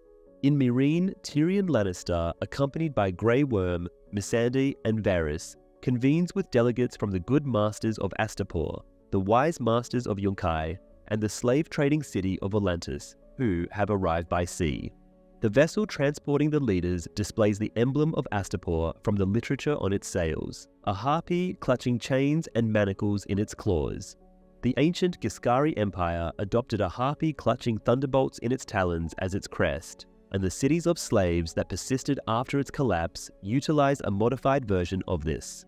Upon the diplomatic mission's arrival at the harbor, Grey Worm advocates for the use of military force. However, Tyrion explains that he can relate to the plight of slaves due to his own experience as a slave for a single day. Missandei counters his claim, asserting that he has not truly endured the hardships of slavery. The emissaries present include Tyrion's former slave master, Yazan Zokagaz, the Yunkai Wise Master, Razdal Moiraz, and the Volantin Triarch, Biliko Penimion. The individuals who are masters of speech, Razdal and Yazan, symbolize Yunkai and Astapor, respectively. The third master is suggested to represent Volantis. This is in line with Varys' explanation in the previous episode that the Sons of the Harpy receive financial support from Yunkai, Astapor, and Volantis. The third envoy is notably dressed in attire reminiscent of Volantis. In the book, Yazan, an extremely obese wise master of Yunkai, differs from the good master of Astapor. He is the one who purchases Tyrion at an auction. Despite this, Tyrion considers him to be one of the more just and reasonable slave masters, as Yazan strongly advocated for a truce with Meereen. The Yunkai lords presented their demands to Daenerys in the books well in advance of her flying off on Drogon's back. In their meeting chambers, Yazan is impressed by Tyrion's transformation from a nearly worthless slave to the de facto ruler of Meereen. The slave-trading cities propose to offer Daenerys Targaryen and her mercenaries a substantial sum of money if they depart from Slavers Bay. When Missandei defends Daenerys' actions in freeing slaves, Razdal argues that slavery has been a long-standing tradition. Tyrion points out that they can still prosper without the need for slaves, citing his own family's wealth in Westeros, where slavery is prohibited. Upon hearing their proposal, Tyrion presents a counter-offer. He suggests a 7-year grace period to phase out slavery and compensate slave owners to soften the blow of losing their slaves, on the condition that they cease all support for the Sons of the Harpy. He warns them that they will not receive a better deal elsewhere. Tyrion allows them time to consider his offer, despite Grey Worm and Missandei's insistence on abolishing slavery. In the book, Yazan exchanged 5,000 silvers for Tyrion, rather than a solitary gold honor. Additionally, or also in the books, after Daenerys is presumed dead, the Yunkai and her allies demand the death of the dragons. Tyrion and his group are later met by a group of former slaves in the Meereen throne room. One freedman questions when Daenerys will come back, while another is shocked by Tyrion's negotiations with slave traders. Tyrion asserts that he is striving to govern the city in Daenerys' absence. The freedmen are skeptical of Tyrion, a foreigner and a newcomer, and seek reassurance from Grey Worm and Missandei. Despite their doubts, both Grey Worm and Missandei publicly support Tyrion's diplomatic efforts in front of the freedmen. In private, Grey Worm and Missandei caution Tyrion that the Masters will outsmart him, despite his attempts to outmaneuver them. Although Tyrion's assertion that there has been no slavery in Westeros for centuries is accurate from a technical standpoint, it is important to acknowledge that serfdom, which is prevalent throughout Westeros, has a lot of similarities with slavery. Jorah Mormont and Daario Naharis arrive at the outskirts of Vaes Dothrak and dispose of their weapons, as it is considered sacrilegious to wield a blade within the city. Jorah approximates the population of the Dothraki within the city to be around 100,000. Once inside the city, Jorah and Daario encounter Aggo and Ego, who see through Jorah's pretense of being a wine merchant. While Daario deals with Ego, Aggo confronts Jorah. Jorah finds himself in a perilous situation, but Daario comes to his rescue just in time, using the stiletto he had concealed. As a precautionary measure, Daario crushes Aggo's skull with a rock to conceal his use of a bladed weapon. In the books, Jorah provides a detailed description of Vaes Dothrak. The Horse Gate, adorned with 2 enormous horse statues, serves as the entrance to the city. Underneath the Horse Gate lies the God's Way, named after the shattered idols that represent the gods of the conquered peoples. This pathway divides the eastern and western markets. Although the Dothraki themselves do not engage in trade, They permit foreign merchants to utilize the markets, enabling them to avoid the burdensome taxes imposed by cities like Qarth. Jorah advises Daario to claim that they come from the Western market, as it is where individuals from the West, particularly the free cities, conduct their business. By doing so, their presence will not appear unusual. On the other hand, the Eastern market caters to individuals from East Essos, specifically a region known as Yi Ti, which bears resemblance to Imperial China, and its inhabitants possess an East Asian appearance. In the show, Vaes Dothrak primarily consists of tents, with only a few wooden structures, including the Temple of the Dosh Khaleen. In the meantime, the High Priestess provides Daenerys with an explanation about the other crones. Some of them hold a strong dislike towards Daenerys, believing that the Dothraki should not mix with other races. However, the High Priestess disregards their opinions, stating that the Dothraki have always embraced interbreeding and have never been concerned about maintaining blood purity. To support her argument, the High Priestess points out another member of the Khaleen, a young girl named Ornella from the Lazarene tribe who was taken from her village at the age of 12. Daenerys requests a moment to herself, and the High Priestess assigns Ornella to accompany her. During their walk, Daenerys discovers that Ornella's Khal, Leda, passed away when she was just 16 years old. Their conversation is abruptly interrupted by Jorah and Daario, who capture Ornella as a hostage. Daenerys, unsurprised by their presence, abandons their escape plans as the chances of leaving Vaes Dothrak and returning to Meereen are extremely slim. Instead, she reveals that she has her own plan. Daenerys addresses Ornella as Khaleesi, Queen, rather than a Khaleen, crone, and asks if she is willing to assist them. Reluctantly, the girl agrees. In the books, Daario and Jorah Mormont do not embark on a quest to find Daenerys. Instead, it is Daenerys' blood riders, Argo and Rakharo, who set out to search for her. At this juncture, Daario is being held captive by the Yunkai, while Jorah is imprisoned at Yezzan's camp. In the heart of King's Landing, beneath the towering Great Sept of Baelor, Septa Unella makes her way into Queen Margaery Tyrell's cell and escorts her to a secluded meeting with the High Sparrow. Inquiring what she would do if granted freedom that day, the High Sparrow listens as Margaery expresses her desire to reunite with her family and her husband, Tommen Baratheon. While acknowledging her devotion to her loved ones, the High Sparrow warns Margaery about the dangers of attachment, drawing from his own past as a humble cobbler. Margaery impresses the Sparrow with her familiarity of the Book of the Stranger, a text that she reveals was introduced to her by Septa Unella. Amused, the High Sparrow chuckles and concurs that Unella has a tendency to read at people rather than to them. The High Sparrow shares a tale from his younger days, revealing that he used to indulge in a promiscuous and reckless lifestyle. However, a transformative moment occurred after a night of debauchery where he woke up surrounded by his naked and intoxicated companions.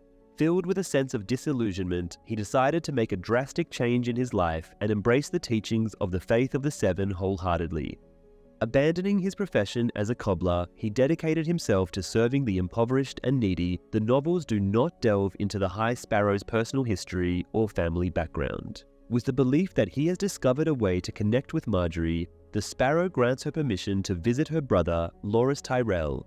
It remains uncertain whether the High Sparrow and Margaery ever engage in conversation during Margaery's captivity in the novels, as neither of them serve as point-of-view characters.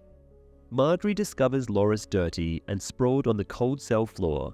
Loras, having lost all hope, expresses his desire for his captivity to come to an end and implores Margaery for assistance. In response, Margaery encourages Loras to remain resilient, emphasizing that he is the very embodiment of House Tyrell's future. She also warns him about the Sparrow's manipulative tactics, urging him to stay strong and not succumb to their schemes. Loras remains free from captivity by the faith in the books. He actively participated in the siege of Dragonstone, sustaining severe injuries. As of the current point in the books, he continues to survive. At the Red Keep, Cersei Lannister interrupts Grand Maester Pycelle, advising King Tommen to make peace with the High Sparrow and the Faith Militant. Cersei dismisses Pycelle from the room, pretending to discuss updates from the small council meetings with her son.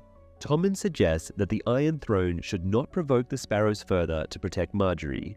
Cersei reminds Tommen of the humiliation she faced at the hands of the Sparrows and manipulates his feelings for Margaery.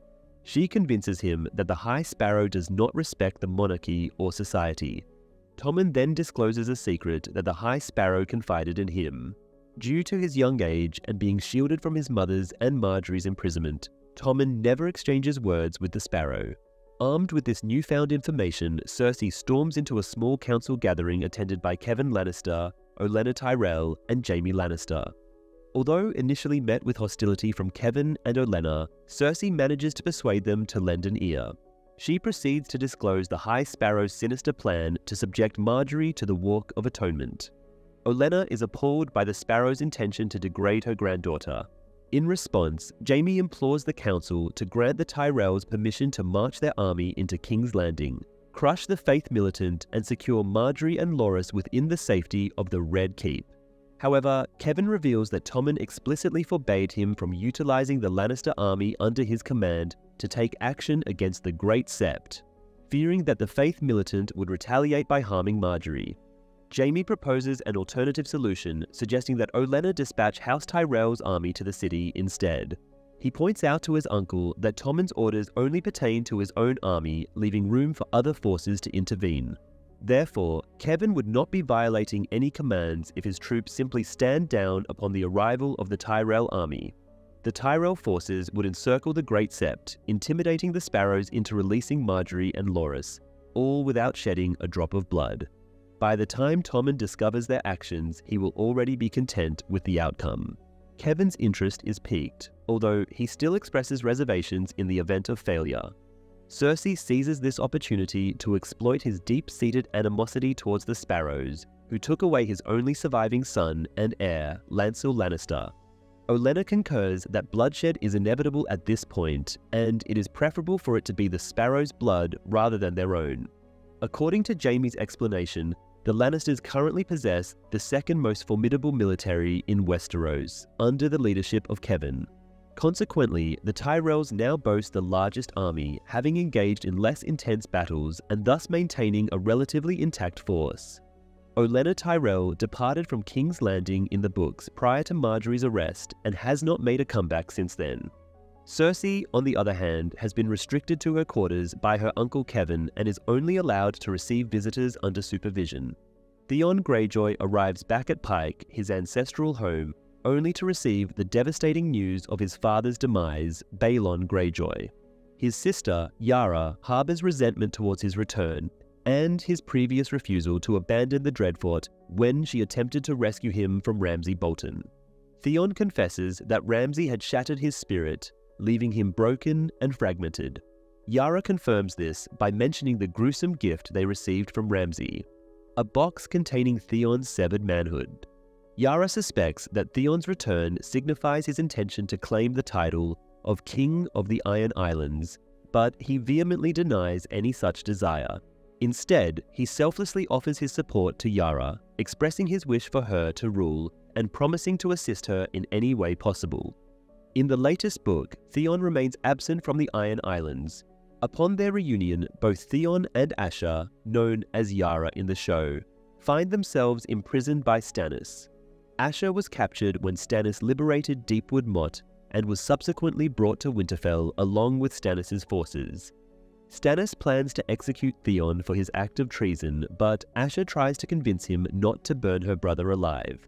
Theon's arrival at the Iron Islands mirrors his homecoming in Season 2's The Nightlands, where he gazes up at the Pike Tower from a ship.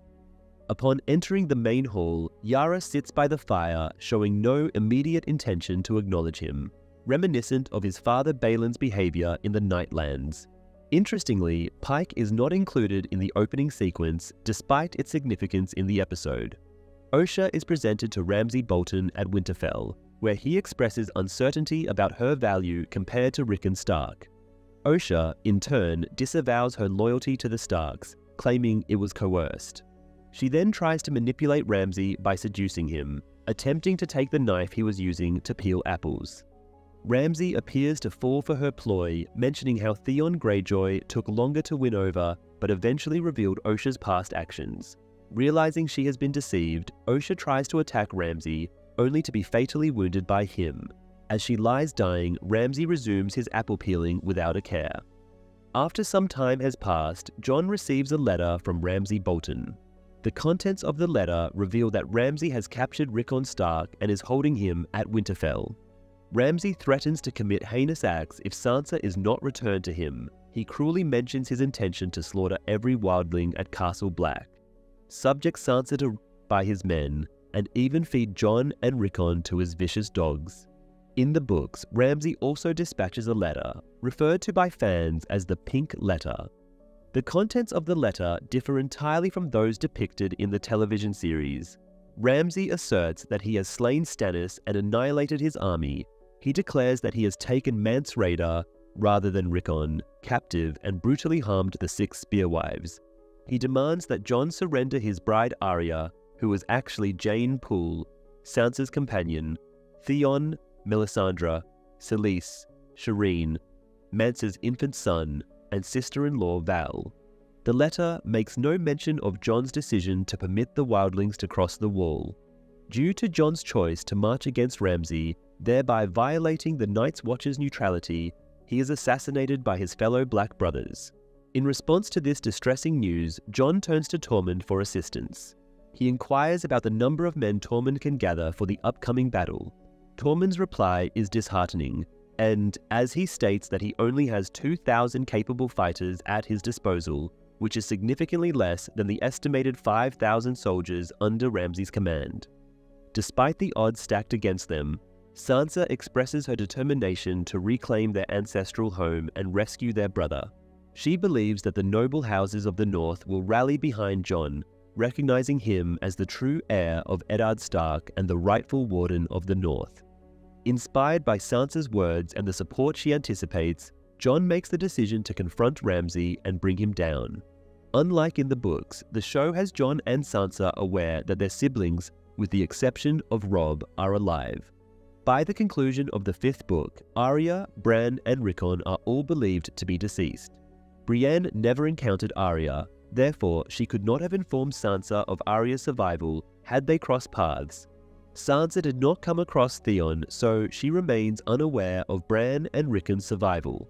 Sam encountered Bran Stark while passing through the wall, but Bran made him promise not to disclose this information to Jon, which he never did in the books. During the Khal Vejven, the Khals engage in a heated debate regarding the appropriate course of action following the deaths of Yggo and Aggo.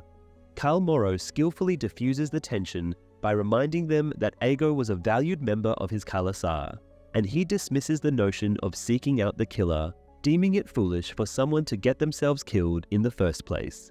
Subsequently, Daenerys is escorted into the scene by the 2 priestesses she had formed a bond with earlier. Khal Moro believes that she should be inducted into the Dosh Khaleen, while another Khal expresses his desire to have her as his Khaleesi. Meanwhile, another suggests the idea of exchanging her for 10,000 horses from the Wise Masters. Daenerys rejects them all. She recalls that her spouse, in the very temple they presently gather, vowed to command a Dothraki army to reclaim the Iron Throne for his Khaleesi by crossing the Narrow Sea. However, all they have accomplished is pillaging and looting neighboring villages. She proclaims that they are all insignificant and feeble, hence she will take charge and lead them herself. After a brief pause, Moro and the Khals erupted into laughter. Despite their contempt, Daenerys' smile remained unwavering. She calmly reached out and grasped the handle of a burning brazier, yet she did not flinch. In a monotone voice, Daenerys informed them that they would not serve, they would perish. With those words, she tipped over the brazier, igniting the floor of the hut within moments. The Khals frantically tried to flee the rapidly spreading flames, only to discover the temple's sole exit blocked, the bodies of the 2 guards lying lifeless outside. Khal Moro stood alone as he turned to confront Daenerys, who pushed the final brazier in his direction. As the fire intensifies, the Dosh Khaleen and khalasars assemble outside in a state of disarray, witnessing their sacred sanctuary engulfed in flames. Gradually, the doors crumble, and from within emerges Daenerys, her garments reduced to ashes, yet her body unscathed by the scorching heat. The entire leadership of Vaes Dothrak now lies in ashes. Overwhelmed by a mixture of awe, horror, and trepidation, the multitude of thousands immediately prostrate themselves before Daenerys, with the High Priestess and the remaining Dosh Khaleen following suit after a brief moment. Jorah and Daario step forward, joining the front ranks of the crowd and humbly bow in reverence. In a parallel to the moment Daenerys emerges from Drogo's funeral pyre, unscathed with her newly hatched dragons in Season 1's Fire and Blood, her hair remains unharmed. At the Wall, Sansa Stark is summoned to a meeting in Mole's Town by a message bearing the sigil of House Baelish. Accompanied by Brienne, she angrily confronts Petyr Baelish about Ramsay Bolton's actions. Brienne and Podrick embark on a quest in the Riverlands to locate the Stark girls in the books, but find themselves captured by the Brotherhood without banners. Meanwhile, Sansa and Littlefinger reside in the Vale, completely detached from the happenings in the north, and neither group make their way to Mole's Town. In the episode, Baelish tries to reassure her by mentioning the Knights of the Vale waiting at Moat Cailin. However, Sansa remains suspicious of him, especially when he claims ignorance of Ramsay's cruelty. After recounting her traumatic wedding night, Baelish expresses horror and apologizes, offering his protection. Despite his promises, Sansa questions his capabilities and threatens him with Brienne's sword. Baelish agrees to leave at her command, but not before informing her of Brynden Tully's recapture of Riverrun and suggesting she seek out the remaining loyal Tully forces. Sansa reveals she already has Jon Snow's army of wildlings at her disposal, to which Baelish corrects her by calling Jon her half-brother before departing. In the encounter between Sansa and Littlefinger in Mole's Town, it is worth noting that the town lies in ruins, a consequence of the wildlings' attack depicted in Season 4. The swiftness with which Littlefinger arrived there from the Vale in the previous episode shouldn't be possible. When questioned about the speed at which characters arrive at different locations in the show, writer Brian Cogman didn't really have a good answer. In the show, Brynden Blackfish Tully managed to survive the Red Wedding by sheer luck. He was outside when the massacre began and escaped. Consequently, Walder Frey was appointed as the Lord of Riverrun. In the novels, Blackfish was not present at the Red Wedding as he was entrusted with the command of Riverrun by Robb before the fateful event. Despite the subsequent siege by the Freys, the castle remained impregnable thanks to the Blackfish's strategic prowess. In the city of Braavos, Arya is still being trained by the Waif, who taunts her for her noble background. In the books, Arya encounters a man known as Plagueface instead of the Waif, who criticizes her for being too soft-hearted to fit in with their group. Despite this, he offers her an opportunity to become one of them. Jaqen H'ghar reveals that the Faceless Men were once slaves in Valyria, but later founded the free city of Braavos and established the House of Black and White. Jaqen then gives Arya a vial and informs her that an actress named Lady Crane will be the next recipient of the Many-Faced God's gift. There is no mention in the novels that Braavos was established by the Faceless Men. Originally, they were a death cult formed by former slaves of Old Valyria and the Dragon Lords, who toiled in vast mines until death for their masters. Gradually, they viewed death as a gift that liberated fellow slaves from their agonizing existence, and eventually perfected their abilities to bestow the gift of death upon the slave masters as well. Braavos was established by slaves who rebelled against their Valyrian overlords on a ship, fled, and established a city free from slavery where they could be safe from their former oppressors, hence earning the title the Free City of Braavos. The Faceless Men arrived later, it is believed. Arya takes great pleasure in watching the actors perform the War of the Five Kings, where they portray the Baratheons and Lannisters. However, her enjoyment quickly fades when she sees her father being portrayed as a fool and witnesses the actress playing Sansa exposing her breast to the audience. Determined to find out more, Arya sneaks into the dressing room to observe the actress playing Cersei, who appears to be intelligent and respectable. Later, Arya confides in Jaqen about her plan to poison Lady Crane's rum, knowing that no one else in the troupe drinks it. She suspects that the jealous Bianca, a younger actress, is behind the plot. However, Jaqen interrupts her, reminding her that as a servant she should not question. The performers in the theatrical production are portrayed by the individuals from the Icelandic indie folk rock group of Monsters and Men. Braavosi play intentionally includes inaccuracies, such as incorrect heraldry and Tyrion's scar, which he actually acquired after Ned's execution. Additionally, the play falsely portrays Tyrion's betrayal of Ned, even though Tyrion was not present in King's Landing at that time. These intentional inaccuracies reflect the limited and slow communication between Westeros and Essos. Furthermore, the play satirizes various criticisms directed at the series, including Joffrey being repeatedly slapped and gratuitous nudity. In a deleted scene, a spectator criticizes the play's violence and profanity, prompting Arya as a stand-in for Dan and Dave, cleverly respond with a jab at the show's detractors. In the books, Arya successfully eliminates the insurance seller, a deed not depicted in the show, and is subsequently relocated to the theatre. Arya is not instructed to assassinate Lady Stork, who is portraying Cersei. It is presumed that Arya is said to refine her acting abilities, although there is speculation that the Faceless Men dispatched her to a performance centered on her family's downfall to test her. In the realm beyond the wall, Bran is granted a vision by the Three-Eyed Raven. Within this vision, he witnesses a heart tree situated amidst spirals of towering stones in a vibrant, verdant valley. The vision unfolds as Leaf and her fellow children of the forest engage in conversation amongst themselves, their anticipation growing evident. Their attention then turns to a prisoner who is securely fastened to the tree. With determination, Leaf approaches the captive and forcefully plunges a dragonglass dagger into their chest. Despite the agonizing screams, the captive does not meet their demise. Instead, they undergo a transformation, becoming the very first White Walker. Bran immediately questions Leaf about the creation of the White Walkers. Leaf clarifies that they were in a desperate situation during the war with the First Men. The episode was honored with an Emmy Award for its exceptional prosthetic makeup. During the Kingsmoot held on Old Wick, Yara Greyjoy emerges as the first contender to assert her claim to the Salt Throne.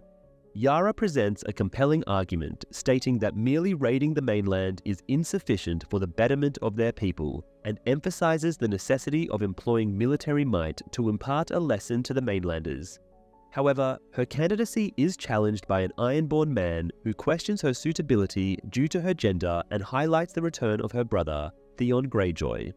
In a show of support, Theon endorses his elder sister, urging the gathering to rally behind her. He emphasizes her prowess as a warrior, a reaver, and a true Ironborn.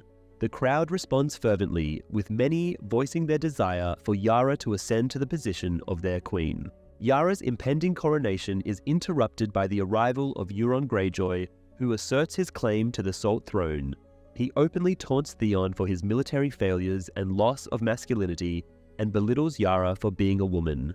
In response, Yara accuses Euron of murdering their father, King Balon. Surprisingly, Euron confesses to the act, but justifies it by claiming that Balon was leading them towards defeat in the north. When Euron expresses regret for not killing Balon earlier, the crowd erupts in enthusiastic cheers. Theon retaliates by pointing out that while Yara was commanding Ironborn ships and men, Euron was gallivanting overseas for years. Yara proposes the idea of constructing a formidable fleet to launch an attack and leave their mark on Westeros. Euron openly confesses to killing his own brother, Balon, a deed that Euron would never own up to in the novels. In the books, Euron keeps this act secret due to the taboo of kinslaying on the Iron Islands. Asha, Yara on the show, subtly hints at Euron's involvement in Balon's death, but he dismisses her suspicions. In the Forsaken chapter of the 6th book, Euron admits to even more heinous acts, including killing 2 other brothers and sexually abusing Aeron.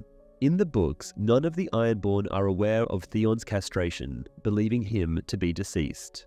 Pilau Asbek has revealed that his portrayal of Euron Greyjoy during the Kingsmoot scene was partly influenced by Donald Trump. This inspiration resulted in a speech that aimed to make the Iron Islands great again.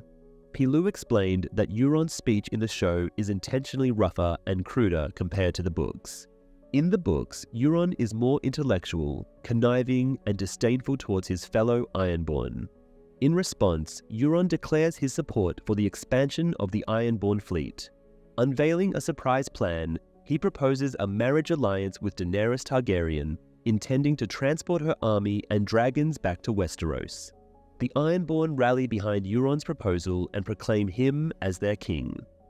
In the books, Euron refrains from discussing Daenerys openly in public, focusing solely on her dragons, which he aims to seize control of in order to conquer the entirety of Westeros. Asha, in the television adaptation, finds this notion absurd, considering their current struggles in maintaining control over the castles they have already conquered. Euron discloses his intentions of marrying Daenerys only in private, confiding in his brother Victarion, whom he dispatches to Slavers Bay with the Iron Fleet to retrieve Daenerys and her dragons. However, Victarion harbors deep resentment towards Euron for violating his wife, and secretly plots to wed Daenerys himself, utilizing her army and dragons to overthrow Euron. Aeron Greyjoy, the priest of the drowned men, guides Euron to the sea for the customary drowning and rebirth ritual. Aware that Euron will seek to eliminate them once he gains the opportunity, Yara, Theon, and their loyalists escape the Iron Islands during Euron's coronation, taking a significant portion of the Iron Fleet with them. Following his revival, Euron is crowned by his brother Aeron. The filming of the Kingsmoot scene took 2 days, while the underwater shots of Euron's drowning required an additional 2 days. In the books, the Kingsmoot takes place at an earlier point in time, shortly after the death of Tywin Lannister. During this event, candidates vying for the throne present extravagant gifts such as precious metals and gems, hoping to impress the assembled crowd. However, Asha takes a different approach and presents humble items like cobblestones, pine cones, and turnips. Her intention is to highlight the meager gains from their conquest of the North, which have come at the cost of many Ironborn lives. Upon discovering that his niece and nephew have fled with their finest ships, Euron urges his followers to construct their own vessels with the aim of pursuing and eliminating them. In the books, after her failed bid at the Kingsmoot, Asha's return to Deepwood Modder. There, she receives a mocking letter from Ramsay suggesting that Theon is still alive. Viewing this as an opportunity, Asha considers using this information to her advantage by arguing that the Kingsmoot was invalid since a potential candidate, Theon, was not given the chance to participate. Despite the likelihood of Theon being unable to defeat Euron in a subsequent round, Asha herself could potentially garner sufficient support from those who have grown disenchanted with Euron's leadership. Nevertheless, her plans are thwarted when Stannis Baratheon captures Deepwood Motte and takes her as a prisoner. In Vaes Dothrak, Jorah displays his arm to Daenerys. Daenerys is uncertain about how to handle Jorah, as she had banished him twice, witnessed his defiant return twice, and seen him save her life twice. Jorah eventually declares his love for Daenerys, but also discloses his spreading grayscale infection, stating that this time he must leave for good. He begins to depart, expressing his intention to end his own life before the grayscale consumes him, but Daenerys tearfully orders him to seek a cure and return to her side once she conquers Westeros. Jorah then takes his leave while Daenerys and Daario Naharis lead the Dothraki horde back to Meereen. The books indicate that numerous individuals have successfully recovered from the illness, for instance Shireen Baratheon, albeit with lingering scars, although there is no singular cure. While the rulers of Meereen are currently experiencing a fragile peace, Tyrion emphasizes the importance of convincing the Meereenese people that all actions have been carried out under Daenerys' approval. This is crucial because the Masters could exploit Tyrion and Varys' foreign backgrounds to regain control over Slavers Bay. In order to achieve this, Tyrion extends an invitation to Kinvara, the High Priestess of the Red Temple of Atlantis, to negotiate the dissemination of Daenerys' achievements. Surprisingly, Kinvara proves to be highly supportive of Tyrion's objectives, firmly believing that Daenerys is the prophesied prince that was promised. Varys, on the other hand, remains skeptical due to his distrust of magic practitioners. He reminds everyone that Melisandre had previously declared Stannis Baratheon as the prince, only for him to suffer defeat twice. Kinvara acknowledges that while the Lord of Light has a plan, his followers are not infallible. She then unnerves Varys by revealing her knowledge of his past, specifically that he was castrated by a mediocre sorcerer. Kinvara offers to repeat the words Varys heard in the flames and identify the speaker. This revelation deeply unsettles Varys, which is uncharacteristic of him. Kinvara assures Tyrion that she will send the most suitable preachers and priests to fulfill the task at hand. There is no mention of a high priestess named Kinvara in the books. However, in the show, she is portrayed as a prominent member of the Lord of Light religion and is believed to possess magical abilities that allow her to conceal her true age, similar to Melisandre. The books provide limited information about the hierarchy of this religion. It is only mentioned that each free city has a high priest. Kinvara's character in the show may be inspired by Benerro, the high priest of Volantis, who believes that Daenerys is Azor Ahai. It is also possible that she draws inspiration from the priest Moqorro, whom Benerro sends to Meereen to aid Daenerys. However, it is Maester Aemon who ultimately concludes that Daenerys is the one who was promised. Kinvara, Melisandre, and Quaithe are believed to be from Asshai, and emphasize the concept of dragons as fire-made flesh. There are no red priests present in Meereen according to the books, nor have they been invited there. Moqorro is currently en route to Meereen, but he has not reached his destination as of now. Bran finds himself alone in the cave, eager to walk back into the weirwood tree. He successfully walks into the tree and witnesses the army of the dead. Slowly making his way through the army, he encounters a group of 4 White Walkers, including the Night King. As Bran realizes that the Night King and the dead can now see him, the Night King grabs his arm. With a scream, Bran snaps out of the vision, waking the others. The Three-Eyed Raven informs Bran, Meera, and Hodor that the Night King can now track Bran, who is marked on his right forearm, and can breach the protective magic shielding the cave from the White Walkers and Whites. Consequently, they must depart immediately, and Bran must embrace his destiny as the Three-Eyed Raven. When Bran asks if he is prepared, the Raven responds with a firm no, leading Bran to enter another vision as his eyes turn white. In the books, the Whites exhibit a sluggish and uncoordinated movement. At Castle Black, a military assembly is convened with the presence of Sansa, Brienne, Podrick, Jon, Davos, Melisandre, Tormund, and Eddison Tollet. The main topic of discussion revolves around the urgent necessity of bolstering the defenses of Castle Black, given that the Karstarks and Umbers, 2 prominent houses in the north, have pledged their allegiance to Ramsay. Jon proposes the idea of rallying support from the lesser houses, including the Mormonts, Glovers, Serwyns, and Masons, to counter their adversaries. There is no mention of House Mason in the books. It is a tribute to Craig Mazin, who works on the show. Jon mentions that there are approximately 24 other vassal houses located in the north. The show mostly focuses on House Stark, Bolton, Umber, Mormont, Karstark, and Manderley, but in the books there are other really important houses such as Serwyns, Hornwoods, Reeds, Dustins, Riswells, Tallhearts, Locks, and Flints, as well as roughly 40 minor houses.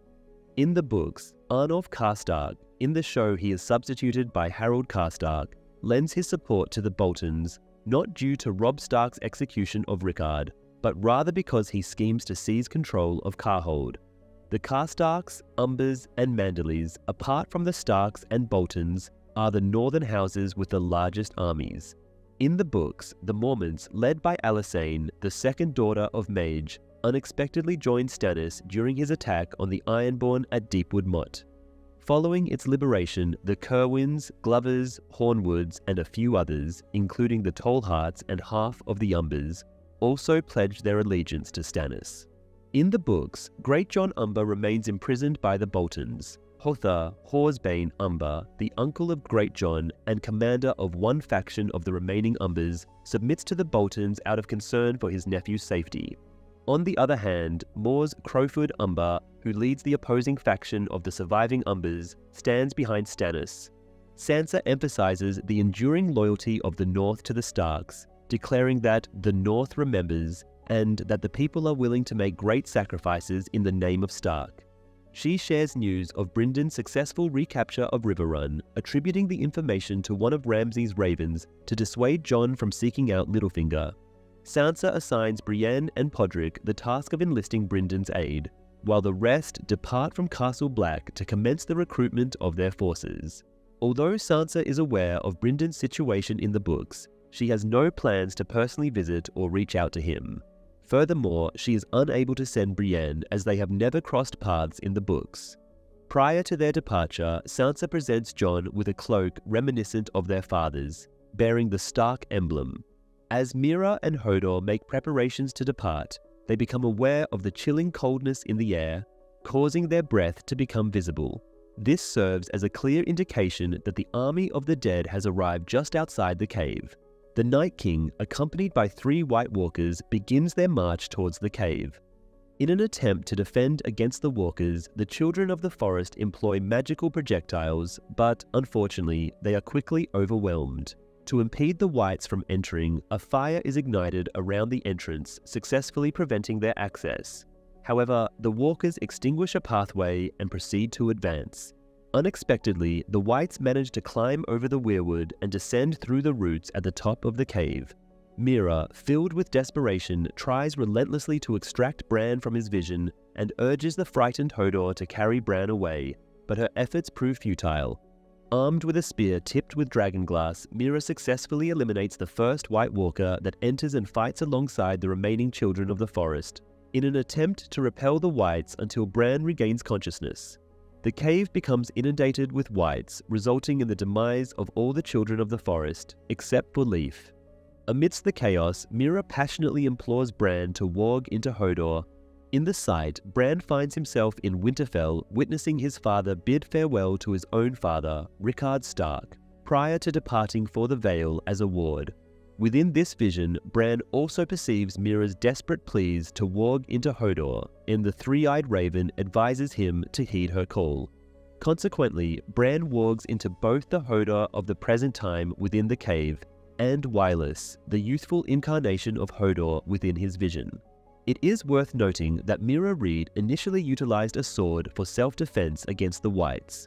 Given that she only possessed a dagger, bow, and arrows in seasons 3 and 4, it can be inferred that she discovered the sword within the cave of the 3-eyed raven. This discovery has sparked speculation among fans that the sword in question is Dark Sister, the ancestral Valyrian sword mentioned by Arya in season 2, as once belonging to Visenya Targaryen, sister of Aegon the Conqueror. The sword was later passed down to Daemon Targaryen, who wielded it during a duel with Criston Cole in the House of the Dragon, a staggering 192 years prior to the events of this particular episode. In the novels, Dark Sister was lost, and its final known owner, Brynden Rivers, possibly brought it with him when he accompanied Maester Aemon to the Wall, as Brynden himself was exiled to the Night's Watch. Brynden eventually rose to the position of Lord Commander, but never returned from a ranging mission beyond the Wall, providing a plausible explanation for how his sword could have ultimately ended up within the cave. In the depths of the cave, Hodor carefully places Bran's lifeless body onto a sled. With Mira and Leaf by his side, they embark on a treacherous journey through a tunnel that leads away from the cave. Tragically, Bran's loyal direwolf, Summer, valiantly fights the Whites but meets his demise. As the relentless Whites draw nearer, Leaf makes the ultimate sacrifice, utilizing her magical powers to create a massive explosion. This selfless act grants the remaining trio enough time to reach a door at the tunnel's end. Meanwhile, as the 3-eyed raven and Bran continue their shared vision, the Night King ruthlessly slays the 3-eyed raven. Within Bran's vision, the 3-eyed raven dissipates into nothingness, resembling nothing more than ashes and tattered remnants. In this episode, the Night King is finally given his name. The origin of this name remains uncertain, as the novels have yet to mention him, although some semi-canon sources suggest an ancient legend as its source. It is worth noting that there is a character known as the Night's King, a legendary Lord Commander of the Night's Watch, who was enticed by a female White Walker or White, shortly after the construction of the Wall. Together, they seized control of the gift and ruled their domain through sorcery and human sacrifices, until they were ultimately defeated by a coalition of Starks and Wildlings. When questioned about the connection between the Night King and Night's King, author George R.R. Martin cryptically hinted that they are not the same character. Hodor struggles to push the door open, managing to do so with some effort. He then pulls Bran through the doorway, returning to assist Mira in closing the door just as the Whites draw near. Mira swiftly takes hold of Bran's sled and instructs Hodor to secure the exit, urgently shouting, "Hold the door!" Meanwhile, within Bran's vision, Wylis becomes aware of Bran's presence and makes a connection between the current Hodor and his past self, Wylis. As Wireless delves into the mind of his future self, he begins to experience seizures, while Mira continues to cry out, "Hold the door." To the present-day Hodor, Wireless collapses to the ground, convulsing and repeatedly uttering the same phrase amidst his seizure. Gradually, the words "hold the door" morph into Hodor, signifying the moment when Hodor loses the ability to articulate any other words. It becomes evident that this is the point at which Hodor's fate is sealed, and he is destined to forever be known by this single word. Hodor of the present day fortifies himself against the door, enduring the onslaught of the Whites as Mira vanishes into the snowy landscape with Bran's motionless form on the sled. Inevitably, the relentless Whites breach the wooden barrier. With no chance of escape, the final scene reveals a glimpse of young Wireless in the past, gripped by a sudden seizure and uttering the haunting word, Hodor. Mira struggles to pull Bran through the snow beyond the wall, as he remains in a vision state. Bran witnesses a series of visions, including King Aerys shouting, "Burn them all," the Red Wedding, his family, Whites in Hardhome, Wildfire, dragons, Jaime Lannister, and the Iron Throne. Pursuing Whites are also spotted. Exhausted, Mira attempts to wake Bran up, who alerts her that they found us. The sound of approaching Whites through the trees becomes audible. With no strength left to continue pulling Bran, Mira apologizes for failing him as the Whites come closer. Just when all hope seems lost, a mysterious rider emerges and fights off the Whites with a sickle and a flaming flail. After dealing with the immediate threat, he urges Mira and Bran to follow him, warning that the dead don't rest. Together, they escape on horseback. In Bran's vision, the Alchemist Guild is depicted in the act of producing wildfire. Prior to this, the only alchemist observed was Halene in Season 2's The Ghost of Harrenhal. Up to this point in the books, Bran remains in the Three-Eyed Raven's cave, encountering visions that do not include the others, White Walkers, the Mad King, or the tragic deaths of his parents and Robb. In the brief scene depicting Mad King Aerys' demise, it is worth noting that the columns of the Great Hall are accurately portrayed as black. In the first season, it was mentioned that King Robert Baratheon had removed all the dragon skulls from the Great Hall. The dragon skulls were missing from the flashback, likely due to their brief appearance not justifying the cost. Upon arriving at Horn Hill, Sam and Gilly make their way towards the residence of House Tarly. Sam and Gilly's voyage to Oldtown in the initial half of Season 6 excludes a significant portion of their storyline from the fourth novel. In the book, they initially travel to Braavos with Maester Aemon. While searching for a way to reach Oldtown, Sam faces harassment from a pair of street thugs. However, Arya Stark happens to be nearby and comes to his rescue. Sam introduces himself to her, but she provides him with a false name, preventing him from realizing her true identity as Jon's lost sister. Subsequently, their group boards the vessel named Cinnamon Wind and sets sail for Oldtown. Unfortunately, Aemon passes away during the journey after passing by Dorne, leaving Sam and Gilly devastated. It is during this time of grief that they share their first intimate moment together. It is worth noting that in the television series, this encounter occurs at Castle Black in Season 5's The Gift.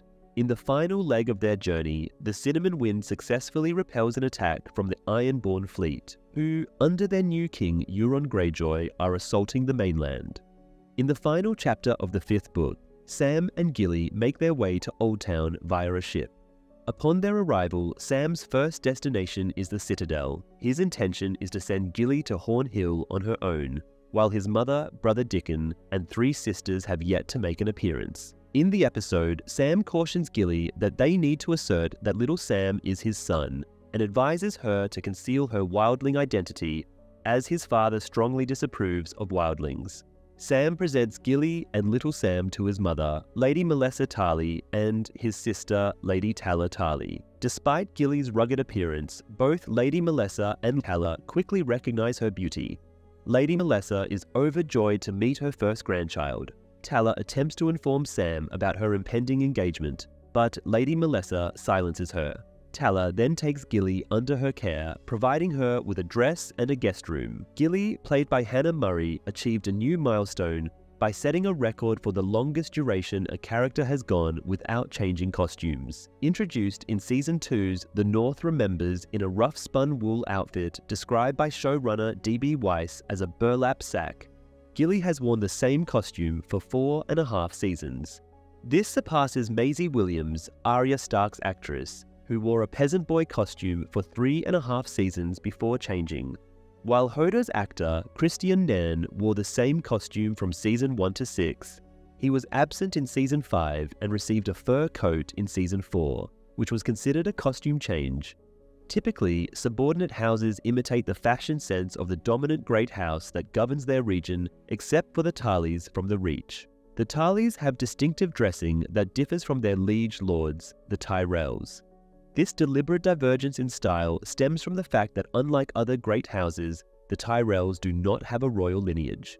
The Reach was previously ruled by the Gardeners, who perished during the Targaryen conquest. Consequently, House Tyrell, their stewards, ascended to the position of rulers in the Reach despite other houses such as House Florent, the ancestral house of Sam's mother, having stronger claims.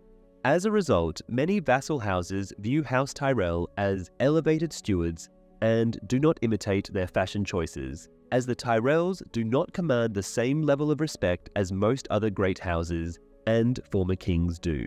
In the heart of King's Landing, Tommen engages in a conversation with the High Sparrow regarding Margaery's Walk of Atonement. Unexpectedly, the High Sparrow extends an invitation for Tommen to witness this event. Curiosity piqued, Tommen steps into Margaery's confined space, only to be taken aback by her unexpected change in demeanor. She speaks of the High Sparrow in a positive light and expresses remorse for her past transgressions, including her previous vanity in aiding the less fortunate. Surprisingly, Tommen finds himself resonating with Margaery's sentiments towards the High Sparrow. In the evening, the Tarlys gather for dinner. Sam's father, Lord Randyll Tarly, and his brother Dickon Tarly are also seated at the table. James Faulkner has made his debut as Randyll Tarly. Dickon Tarly also makes his initial appearance, portrayed by Freddie Stromer before Tom Hopper assumes the role in Season 7. Sam discloses his aspirations of becoming a maester and eventually going back to Castle Black.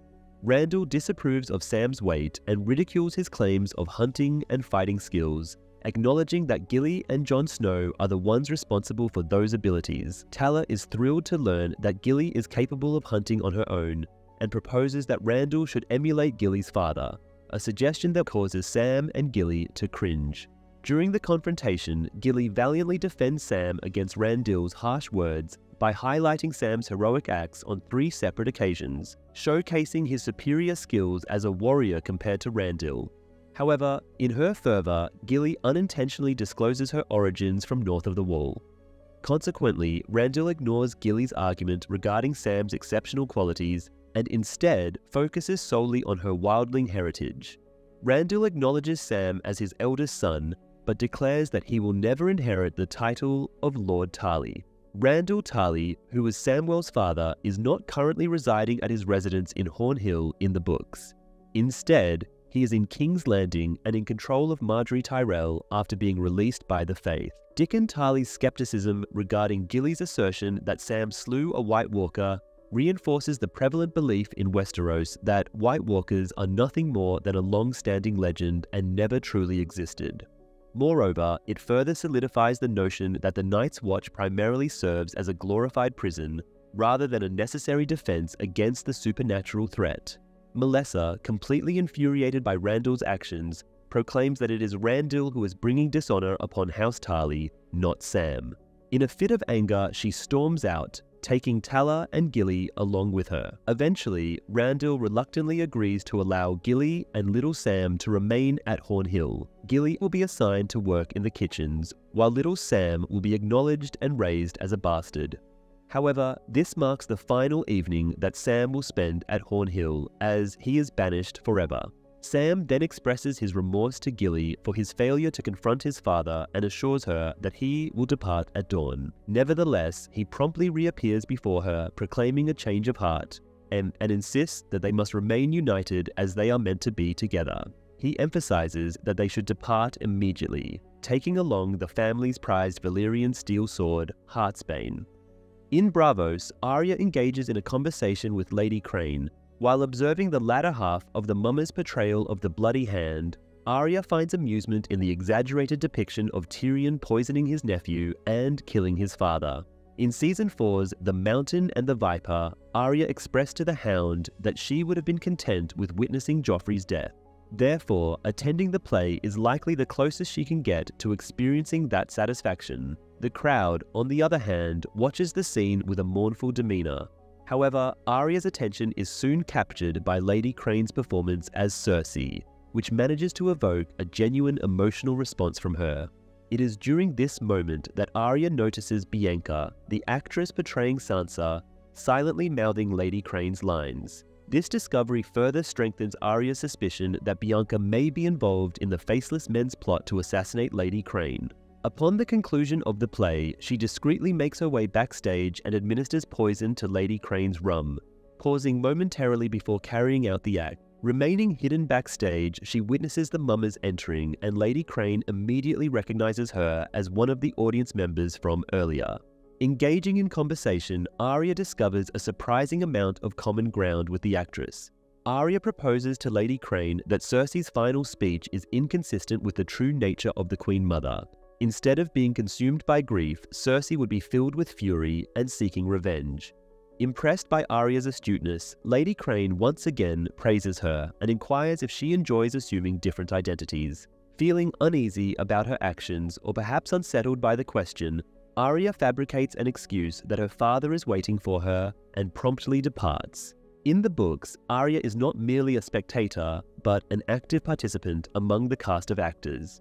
She assumes the identity of Mercy, and even the book chapters acknowledge her by that name. During a heated discussion with Isambaro, Lady Crane engages in a debate regarding the enhancement of the script.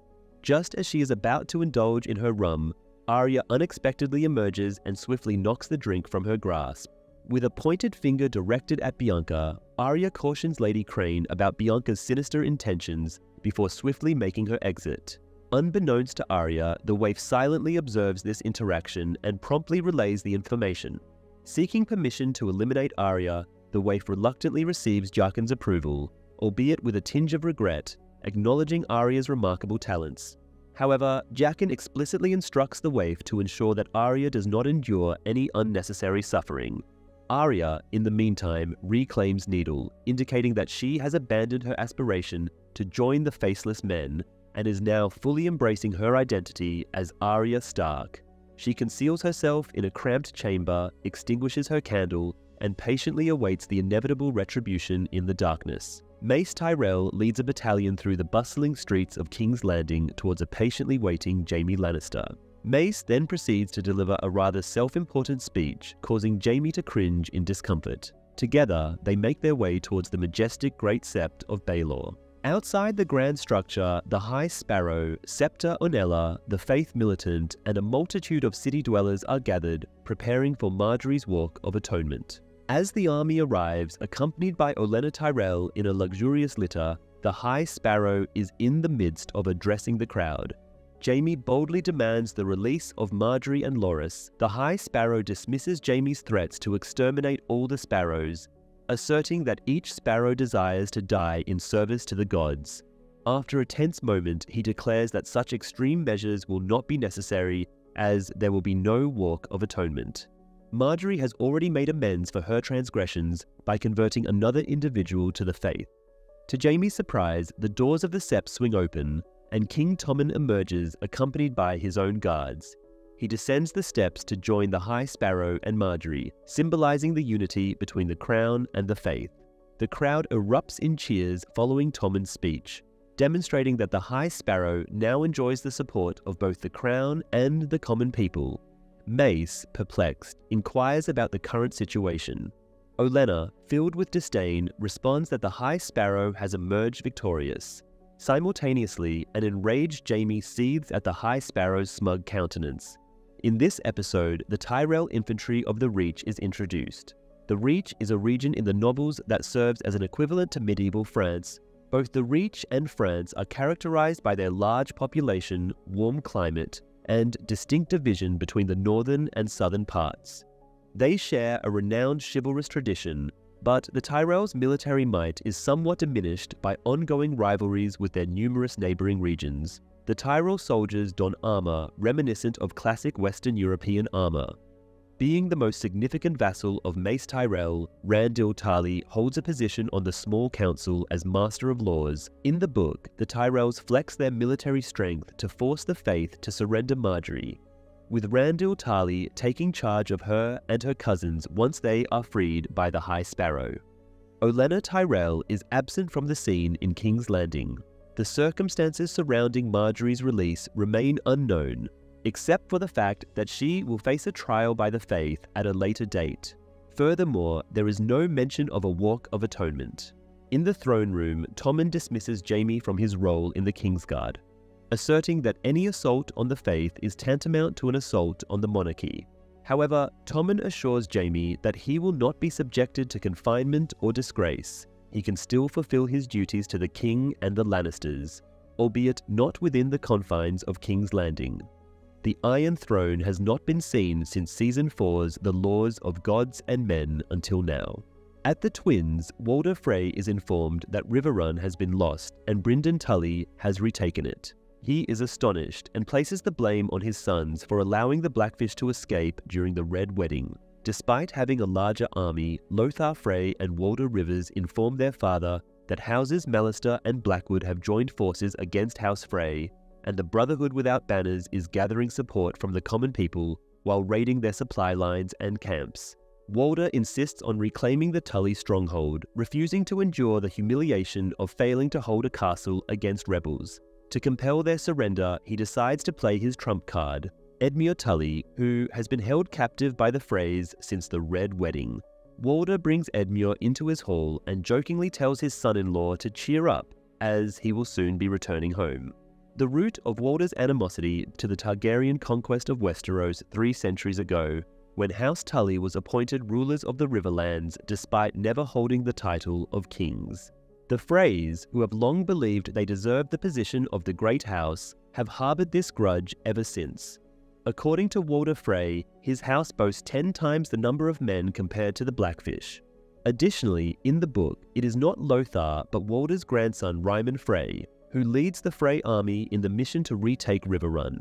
Walder Rivers, not Black Walder, who is the grandson of Lord Frey, participates in the campaign. In the book, the Freys also encounter difficulties in maintaining control over the region. Although no vassal house openly confronts them, both the Tullys and the Blackwoods have fortified their positions at Riverrun and Raventree Hall, respectively, and have been under siege since then. The Brotherhood solely engages in small-scale guerrilla raids targeting individual Frey members and individuals associated with the Lannisters. Jaime later expresses his dissatisfaction to Cersei about being tasked to assist Walder Frey in reclaiming Riverrun. He reveals his plan to have Bronn recruit numerous hired assassins, then lead an attack on the Great Sept to eliminate the High Sparrow. Cersei advises him to focus on Riverrun, showcasing the Lannisters' strength in capturing a castle. She warns that targeting the High Sparrow would be risky, potentially leading to Jaime's demise and jeopardizing their goals. Cersei assures Jaime that she has the mountain for her trial by combat, eliminating the need for him to be present. Despite the challenges, she remains confident in their ability to overcome their adversaries, ending their conversation with a kiss. Beyond the wall, the rider is making arrangements for a meal. Meera inquires about the reason behind his assistance. To her surprise, the rider discloses that he was dispatched by the Three-Eyed Raven, who has been revived. Coincidentally, as he utters these words, Bran regains consciousness. The rider then unveils his true identity as Benjen Stark, Bran's disfigured uncle, and proceeds to recount his harrowing ordeal. He recounts being fatally wounded by a White Walker's sword and abandoned to perish, only to be saved by the Children of the Forest, who intervened and prevented him from succumbing to the dark magic that would have transformed him into a White. He clarifies that Bran is now destined to become the Three-Eyed Raven. Furthermore, he emphasizes that when the White Walkers invade the realms of men, Bran will be patiently anticipating their arrival. In the Dothraki Sea, Daenerys Targaryen rides alongside Daario Naharis and her recently acquired khalasar of 100,000. She questions Daario about the duration of the journey back to Meereen and the number of ships required to transport her army across the narrow sea.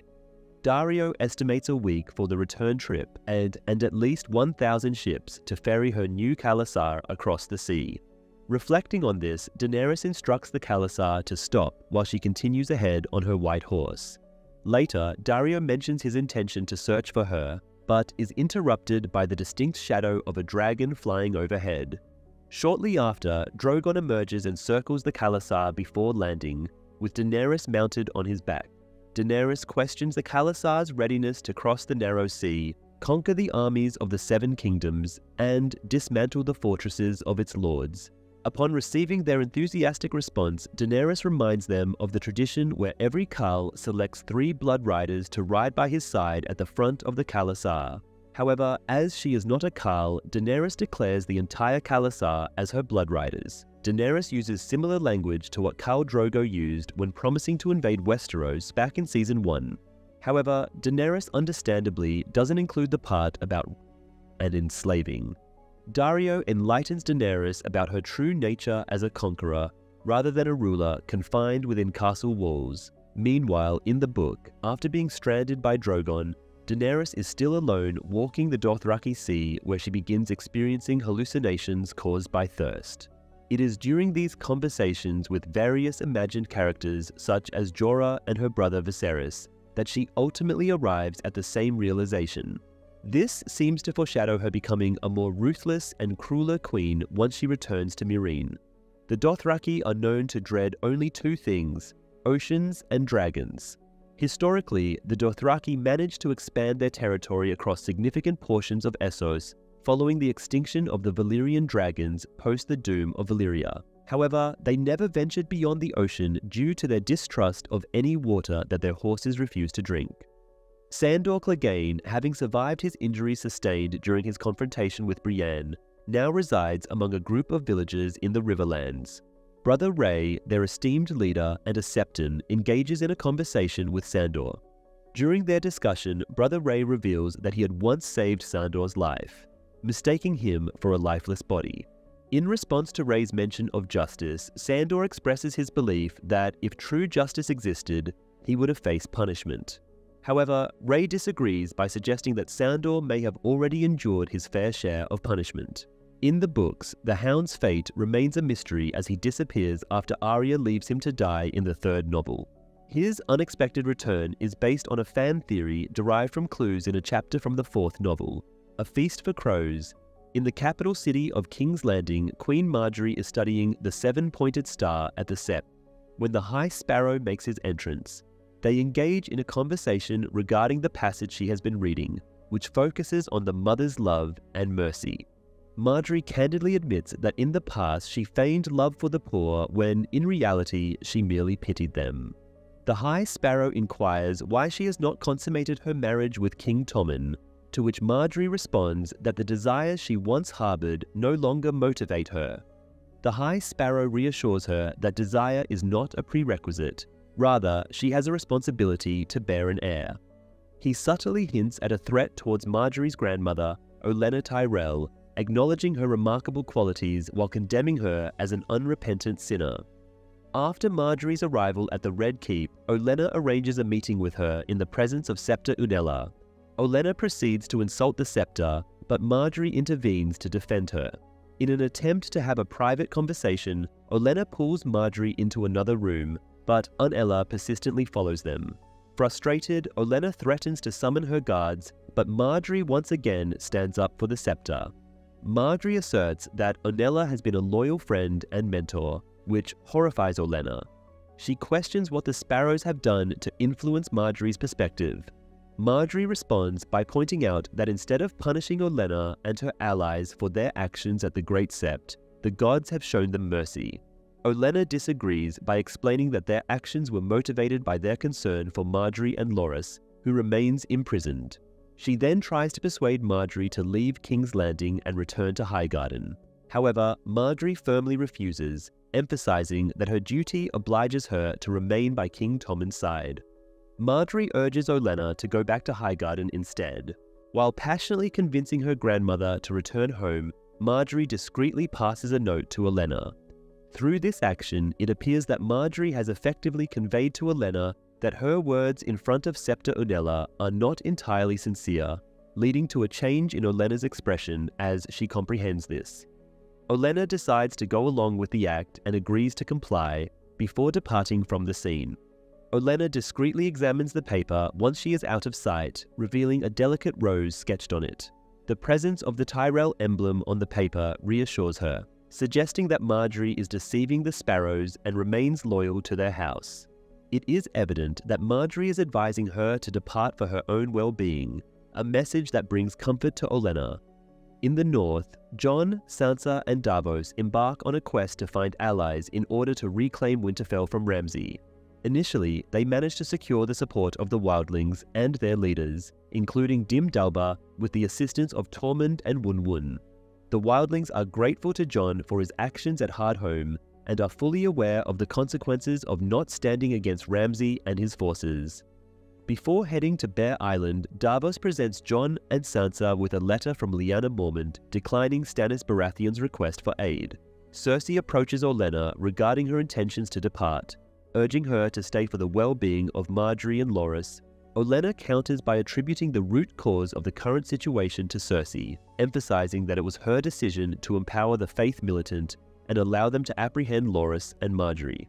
Cersei acknowledges her error in aligning with the Sparrows, yet stresses the significance of a Lannister-Tyrell alliance now more than ever. Dismissing Cersei's plea, Olenna points out her lack of influence and allies. She informs Cersei of her imminent departure from the city, leaving Cersei to face the harsh reality of her imminent downfall. Jaime and Bronn arrive at Riverrun with the Lannister army. Bronn expresses his frustration to Jaime, emphasizing that he had been promised a lordship, a castle, and a highborn woman as his wife. Jaime and Bronn are joining the Freys, who are pressuring the Blackfish to surrender by threatening Edmure Tully's life. The Blackfish sees through their bluff and stands firm in his refusal to give up the castle. Jon, Sansa, and Davos embark on a journey to Bear Island, where they encounter Lyanna, the 10-year-old leader of House Mormont. In an attempt to win her favor, Jon and Sansa engage in polite conversation about Lyanna's mother, Maege, and her uncle, Jorah Mormont. However, Lyanna remains unimpressed and dismisses their attempts, demanding to know the purpose of their visit to Bear Island. Initially, Lyanna refuses to assist them, emphasizing that House Stark is no more and that she requires her forces to protect Bear Island. Furthermore, she points out that Jon, being a bastard, and Sansa, having married into enemy families twice, cannot be considered true Starks. Just as Lyanna is about to send them away, Davos steps in. After sharing a brief account of his own background, Davos successfully persuades the young Lady Mormont by highlighting the peril that the White Walkers pose to the living. Lyanna agrees to contribute 62 soldiers, which is the maximum she can provide, but assures them that each Mormont warrior fights with the strength of 10 men. Davos remarks that if they possess even half the ferocity of their lady, the Boltons are surely doomed. The leadership of a 10-year-old girl on Bear Island, along with a limited number of fighting men at 62, highlights the devastating impact of the Red Wedding on the prominent northern houses. The aftermath has left a generation of young boys and elderly men to lead, as many vassal houses of the Starks have lost key family members. Jon informed Lyanna Mormont that he served as her Uncle Jorah's personal steward. However, before he could continue speaking, she interrupted him. It is possible that Jon intended to reveal his Valyrian steel sword, Longclaw, which Jeor had entrusted to him. The television series and the books both indicate that Lyanna Mormont was named after the late Lyanna Stark, highlighting the strong bond between the two families. Lyanna Mormont affirms that her mother perished while fighting alongside Robb Stark. However, her demise was not depicted on screen. In the books, Maege assumed leadership of Bear Island after her brother Jorah Mormont joined the Night's Watch and his son Jorah was exiled to Essos. What happened to Maege remains a mystery. Prior to the Red Wedding, Robb had dispatched her and Glover on a mission to the north with Ned's bones, and no one has received any news from them since. While marching towards Winterfell, Alysanne, Maege's second daughter, informs Asha or Yara Greyjoy that her sisters, Lyra and Jory, are with their mother, implying that Maege might still be alive. Jaime, unimpressed by the Frey's tactics, takes control of the siege and tries to negotiate with the Blackfish. He cautions that the Lannisters would not show mercy to the Tullys, but if the Blackfish surrenders, his men would be spared. The Blackfish declines the offer, revealing that he has enough supplies to last for 2 years, and warning Jaime that while his men would fight fiercely, the Lannister troops would suffer heavy losses as well. Jaime improved his skill in combat through rigorous training sessions with Ilyn Payne, as depicted in the books. Later, he decided to bring Payne along to Riverrun. Unfortunately, due to medical reasons, Wilko Johnson couldn't reprise his role as Payne for Season 4. Consequently, Jerome Flynn was selected to replace Payne as Jaime's training buddy. This decision logically led to Bronn accompanying Jaime to the siege of Riverrun. In the books, Jaime commands nearly 1,000 soldiers in the siege of Riverrun, not 8,000. In the book, Daemon Lannister constructs siege engines prior to Jaime's arrival. Since Season 1, this is the first episode where we witness Jaime donning the traditional Lannister armor. However, starting from Season 4, he exclusively wore the armor of the Kingsguard. Brynden Tully reminds Jaime of the oath he had taken to bring back Catelyn's daughters. Although Jaime's actual taking of the oath was not witnessed, Jaime is determined to honor his oath. However, in contrast to the television series, he and Brienne reach King's Landing after Sansa has already fled. Nevertheless, Jaime remains committed to upholding the initial portion of his oath by ending the siege of Riverrun without any bloodshed. During the parley, Jaime proposes a duel between their champions to settle the siege with the Blackfish. However, the Blackfish declines. In the books, Lame Lothar and Black Walder do not participate in the siege of Riverrun. Instead, Walder Rivers does, but his role is minor. In the books, Ryman Frey leads the Frey troops that lay siege to Riverrun. He is the one who threatens to hang Edmure and is later humiliated by Jaime. Similar to the books, Riverrun was constructed near a junction where the Red Fork merges with the Tumblestone River. During times of conflict, the Tullys strategically flood the surrounding area on the castle's third side, forming a small island that enhances Riverrun's defense and renders it extremely challenging to conquer. The conversation between Jaime and Blackfish is also more extensive in the books. In addition to offering to spare Edmure if they surrender, Jaime gives Blackfish the option to join the Night's Watch under Jon Snow's command. However, Blackfish refuses this offer as he holds a strong dislike for Jon and has no desire to associate with dishonorable oathbreakers like Jaime and the Freys. He reminds them that Ned Stark had received a similar offer in the past. Later, Jon and Sansa embark on a journey to Deepwood Motte in order to secure the support of House Glover. Upon their arrival, they are met with a chilly reception from Robert Glover. He brings attention to the fact that the late King Robb failed to defend Deepwood Motte against the Ironborn, despite Robert's unwavering loyalty as one of the Starks' most devoted vassals. The Ironborn invaded the stronghold, captured Robert's wife and children, and subjected his people to brutality. It is worth noting that Robb initially intended to aid Robert, but was convinced otherwise by Roose Bolton. Sansa attempts to emphasize the Glovers' pledge of allegiance to House Stark, but Robert acknowledges this only as a gesture of respect towards their father. However, he cautions them that their presence has now become unwelcome. Despite Lord Glover's bitter claim that Robb Stark did not come to his aid, this is not entirely accurate. In Season 2's The Old Gods and the New, Robb was prepared to head back north to address the Ironborn threat, but Roose Bolton proposed sending his son Ramsay instead. Ramsay and the Glovers eventually recaptured Deepwood Motte together off-screen in Season 6. However, in the books, Deepwood Motte is liberated by Stannis, not the Glovers. The Boltons are not involved in this event. Theon and Yara sail the Iron Fleet to Volantis to hide. Within a brothel, Theon sits in a state of despair, while Yara and their companions revel in the company of both fully exposed and partially clothed courtesans. Yara persistently urges Theon to partake in some ale, yet he consistently declines. Yara is encouraging Theon to reclaim his previous identity and self-assurance, as she requires his support in seeking justice and reclaiming the Iron Islands from their uncle Euron. In the books, Euron does not pursue Asha and Theon. In the episode, Theon admits that if justice were to prevail, he would be punished for his wrongdoings. In the end, she persuades him to set aside his guilt and assist her because she relies on him. He consumes some ale and starts to regain his composure.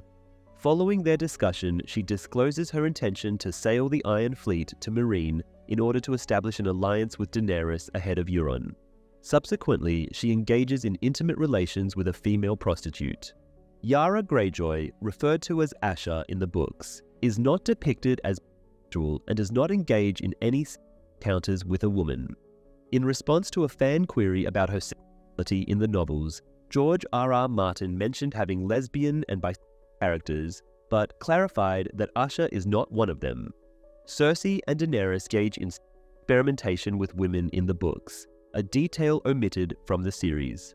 Jon and Sansa successfully enlist the support of merely 3 lesser houses, House Mormont, House Hornwood, and House Mason, resulting in a mere addition of 405 soldiers to their army. Lyanna and her troops are observed fighting alongside the Stark and Wildling forces. Davos handles a conflict between the Wildlings and Northern soldiers.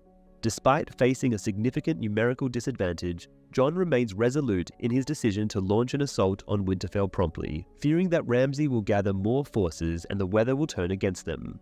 Sansa, on the other hand, disagrees and chooses to focus on recruiting additional houses such as House Cerwyn. When Jon refuses to alter his stance, Sansa takes matters into her own hands and composes a letter, which is later revealed to have been sent by Raven to Littlefinger, accepting his offer for troops that she had previously declined.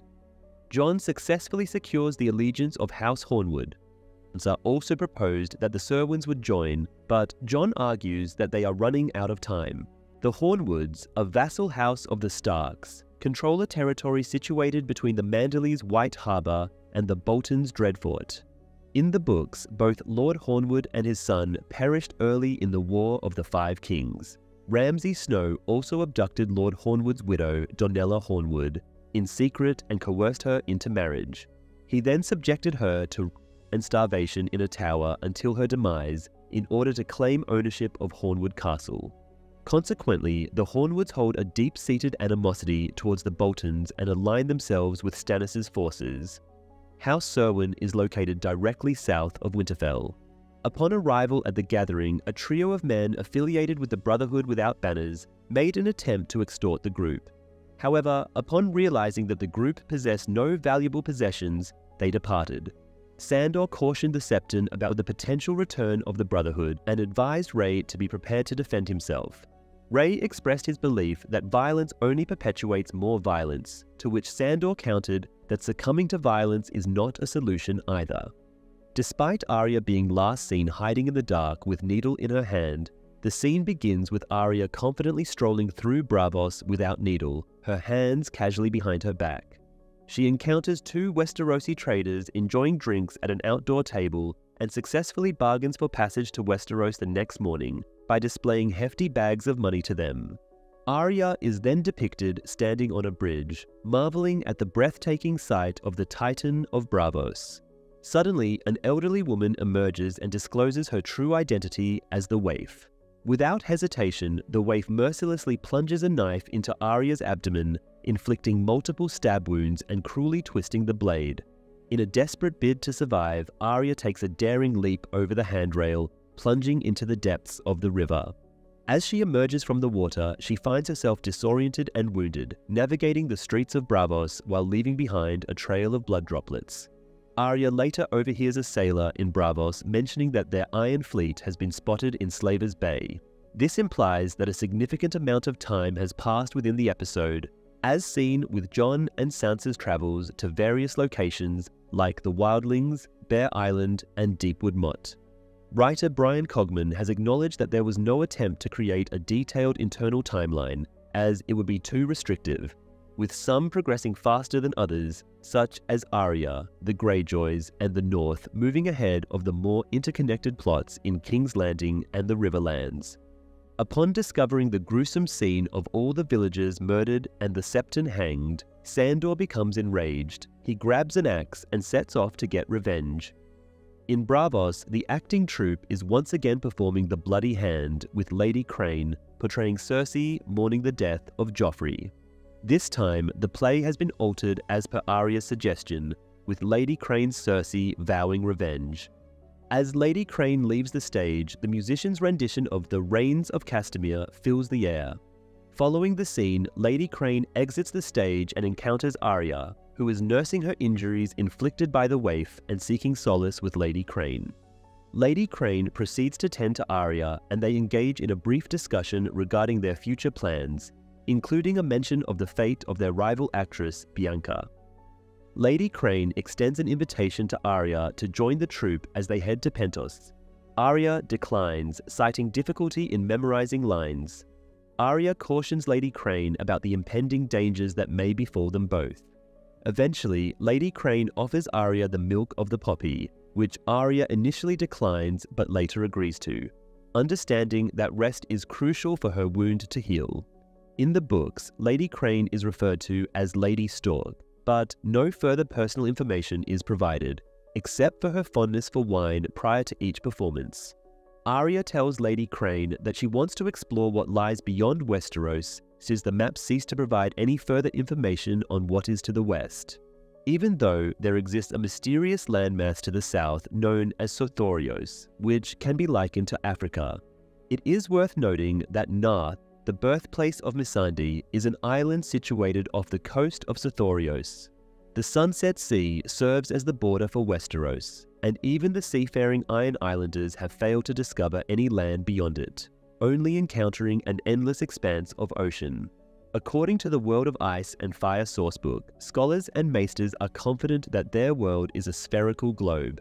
They believe that those who venture westward would eventually arrive in Yi Ti, the eastern region of Essos, which can be compared to China.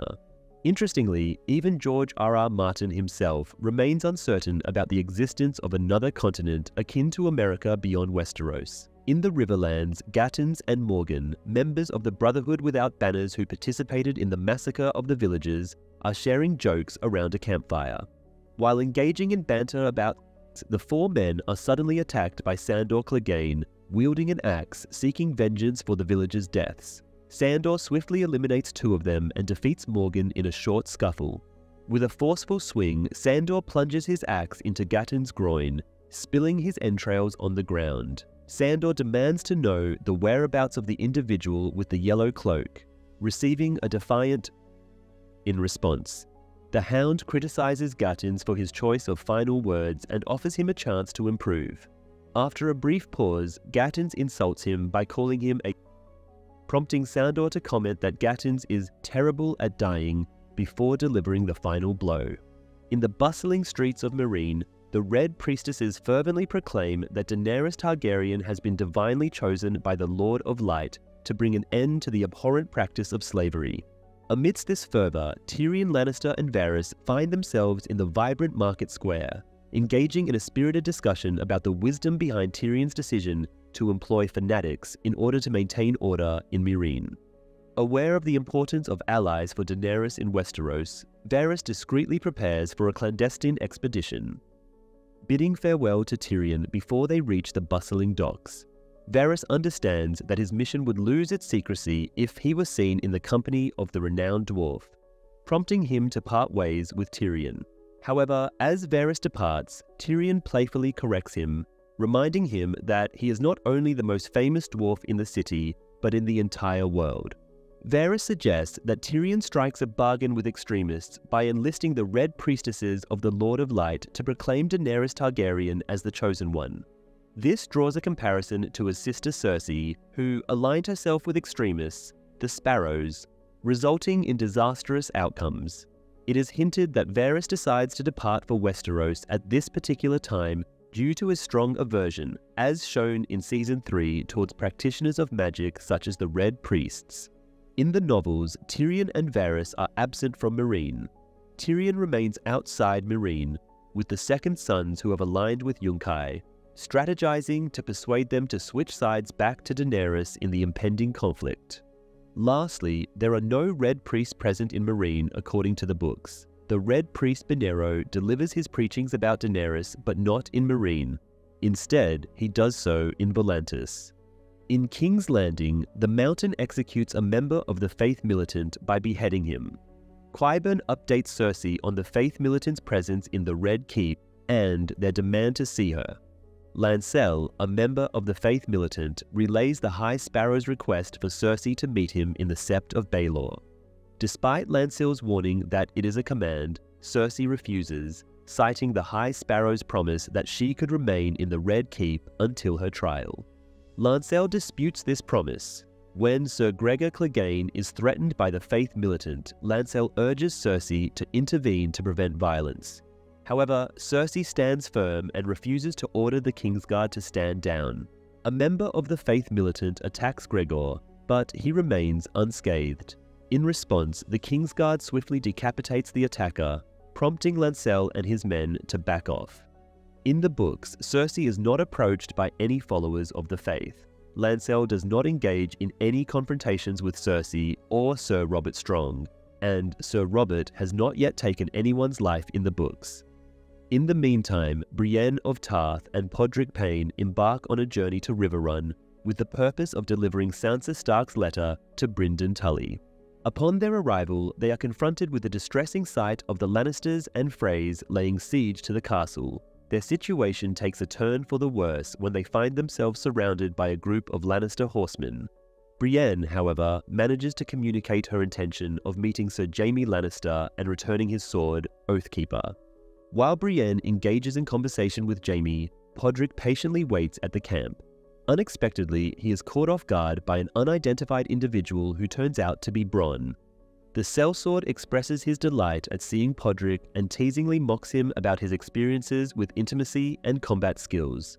Bronn then offers to impart his knowledge of unorthodox fighting techniques to Podrick, emphasizing their practicality compared to the formal training Brienne has been providing him for 2 hours each day. Brienne has been tasked by Sansa to establish an alliance with Brynden Blackfish Tully to oppose the Boltons. In the novels, the siege of Riverrun takes place at an earlier time, while Sansa is residing in the Vale. Unaware of the happenings in the north and lacking any aspirations to free Winterfell from the Boltons, Sansa has not sent Brienne to Riverrun with a letter for the Blackfish. Brienne remains in the Riverlands in search of Sansa. Furthermore, neither Bronn or Podrick are present at Riverrun. Bronn never accompanies Jaime during the siege of Riverrun, as it is Ilyn Payne and Adam Marbrand who join him. Additionally, when Brienne reunites with Jaime in the village of Pennytree after the siege, Podrick is no longer in her company. Brynden Tully affirms that he had previously fled from the Red Wedding, but he has no intention of doing so again. In the books, Brynden was not present at the Red Wedding as he was instructed by Robb to remain in Riverrun and protect his lady wife who is still alive. Consequently, Riverrun remained unconquered by the Freys. Jaime and Brienne rendezvous discreetly inside a tent. Although Brienne has successfully located Sansa, their circumstances become more complex due to Cersei Lannister's reward for capturing Sansa. Brienne informs Jaime that she has arrived to seek Brynden's assistance in gathering reinforcements for her mission to reclaim Winterfell from the Boltons. However, this proves to be impossible as Jaime is currently besieging Riverrun. Brienne persuades Jaime to allow her to negotiate with the Blackfish, enabling Brynden and his men to depart the castle under the cover of night and make their way to Winterfell. Jaime agrees to grant Brynden safe passage, but stipulates that he must surrender before nightfall. Additionally, Brienne attempts to return her sword, Oathkeeper, as its purpose has been fulfilled. Instead, Jaime insists that she keep it, as it rightfully belongs to her. Brienne reminds him that if she fails to convince the Blackfish to surrender, her oath to Lady Catelyn Stark would compel her to fight against Jaime. Touched by his admiration for her, Jaime responds, "Let's hope it doesn't come to that." Jaime's belief in the book is limited to Arya's demise, not Sansa's. Coincidentally, Brienne and Jaime's paths intersect sometime after the resolution of the Riverrun siege, when Jaime has already proceeded to free Raventree Hall, or House Blackwood. Brienne and Podrick reach the Blackfish. Despite Brienne's efforts, Brynden is adamant about keeping his family's stronghold. Brienne explains her commitment to assisting Sansa, presenting the Blackfish with Sansa's letter. Although he empathizes with his grandniece, the Blackfish is unable to offer support. Brienne instructs Podrick to find a maester to send a raven to Sansa, informing her of their unsuccessful attempt to gain assistance from Brynden. Cersei, Qyburn, and Sir Gregor make their way into the throne room, only to discover a sizable gathering due to a royal proclamation. Cersei inquires of Kevan Lannister why she was not notified beforehand.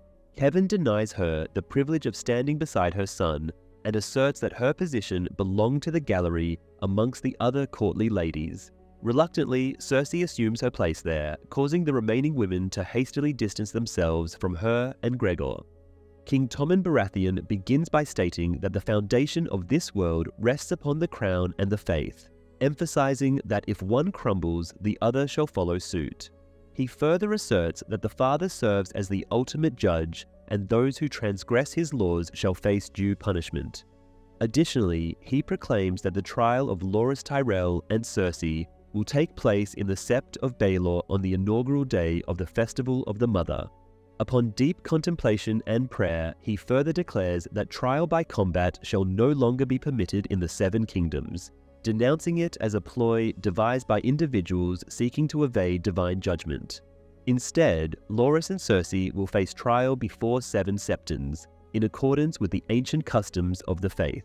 Upon the king's departure, Qyburn informs a surprised Cersei that her plan of calling for a trial by combat with Gregor as her champion may need to be reconsidered. He reveals that his little birds have been delving into an old rumor she had mentioned to him, and the truth behind it is far more significant than initially believed. In the history of both the books and the show, the faith had the authority to conduct its own religious trials, a privilege that was respected by the first Targaryen king, Aegon, and enforced by the faith militant. However, this right was eventually revoked, and the faith militant was disbanded due to conflicts with Aegon's successor, Maegor the Cruel. Cersei has now reinstated both the faith militant and the religious courts. Nevertheless, in the novels, Loras is not imprisoned or subjected to trial by them. Instead, Cersei sends him to resolve the siege of Dragonstone, where he sustains fatal injuries. Tyrion encounters his advisors Grey Worm and Missandei at the majestic Great Pyramid of Meereen. In order to commemorate the city's revival, he proposes a toast and invites them to join him for a drink. Initially hesitant, Tyrion persuades them to partake in honor of their queen. While Grey Worm complains about the taste, Tyrion proudly mentions his plans to establish a vineyard once Daenerys conquers the Seven Kingdoms. Attempting to lighten the mood, Tyrion suggests that Grey Worm and Missandei share some jokes, but they confess their unfamiliarity with the art. Tyrion proceeds to crack a jest about Westeros lords, but Grey Worm's confusion reveals his lack of understanding. Missandei steps in to explain the concept of a joke, and upon realizing her own enjoyment of the wine, she shares a humorous anecdote about two translators. Tyrion pretends to find it amusing, but Grey Worm bluntly declares it the worst joke he has ever heard. As the others respond with bewilderment, Grey Worm reveals that he was actually making his own joke. This revelation elicits laughter from Missandei and even prompts a smile from Grey Worm himself. In his second attempt to recount the tale of bringing a jackass and a honeycomb into a brothel, Tyrion is once again interrupted before he can finish. The joke likely revolves around a dwarf seeking companionship after his wife leaves him. Jaime later pays a visit to the imprisoned Edmure Tully and expresses regret for the actions of the Freys. Despite Edmure's defiance and insistence that his uncle will not yield Riverrun, Jaime reveals that he has fathered a child with Rosalind Tully. In exchange for persuading the Blackfish and the garrison to surrender, Jaime offers Edmure and his family a comfortable life in exile at Casterly Rock. He promises to provide a good education and lands for Edmure's son in the future. When Edmure condemns Jaime as wicked, Jaime suggests leaving the decision to the gods. Edmure questions Jaime on how he manages to sleep at night given his past deeds. Jaime praises Edmure for his newborn son, conceived on his wedding night while his sister and king were being slaughtered, and then warns that unless Edmure assists in freeing Riverrun, he will have the child executed. In the novels, Edmure also impregnates his wife Rosalind immediately after their bedding ceremony, but he is captured during the Red Wedding shortly after.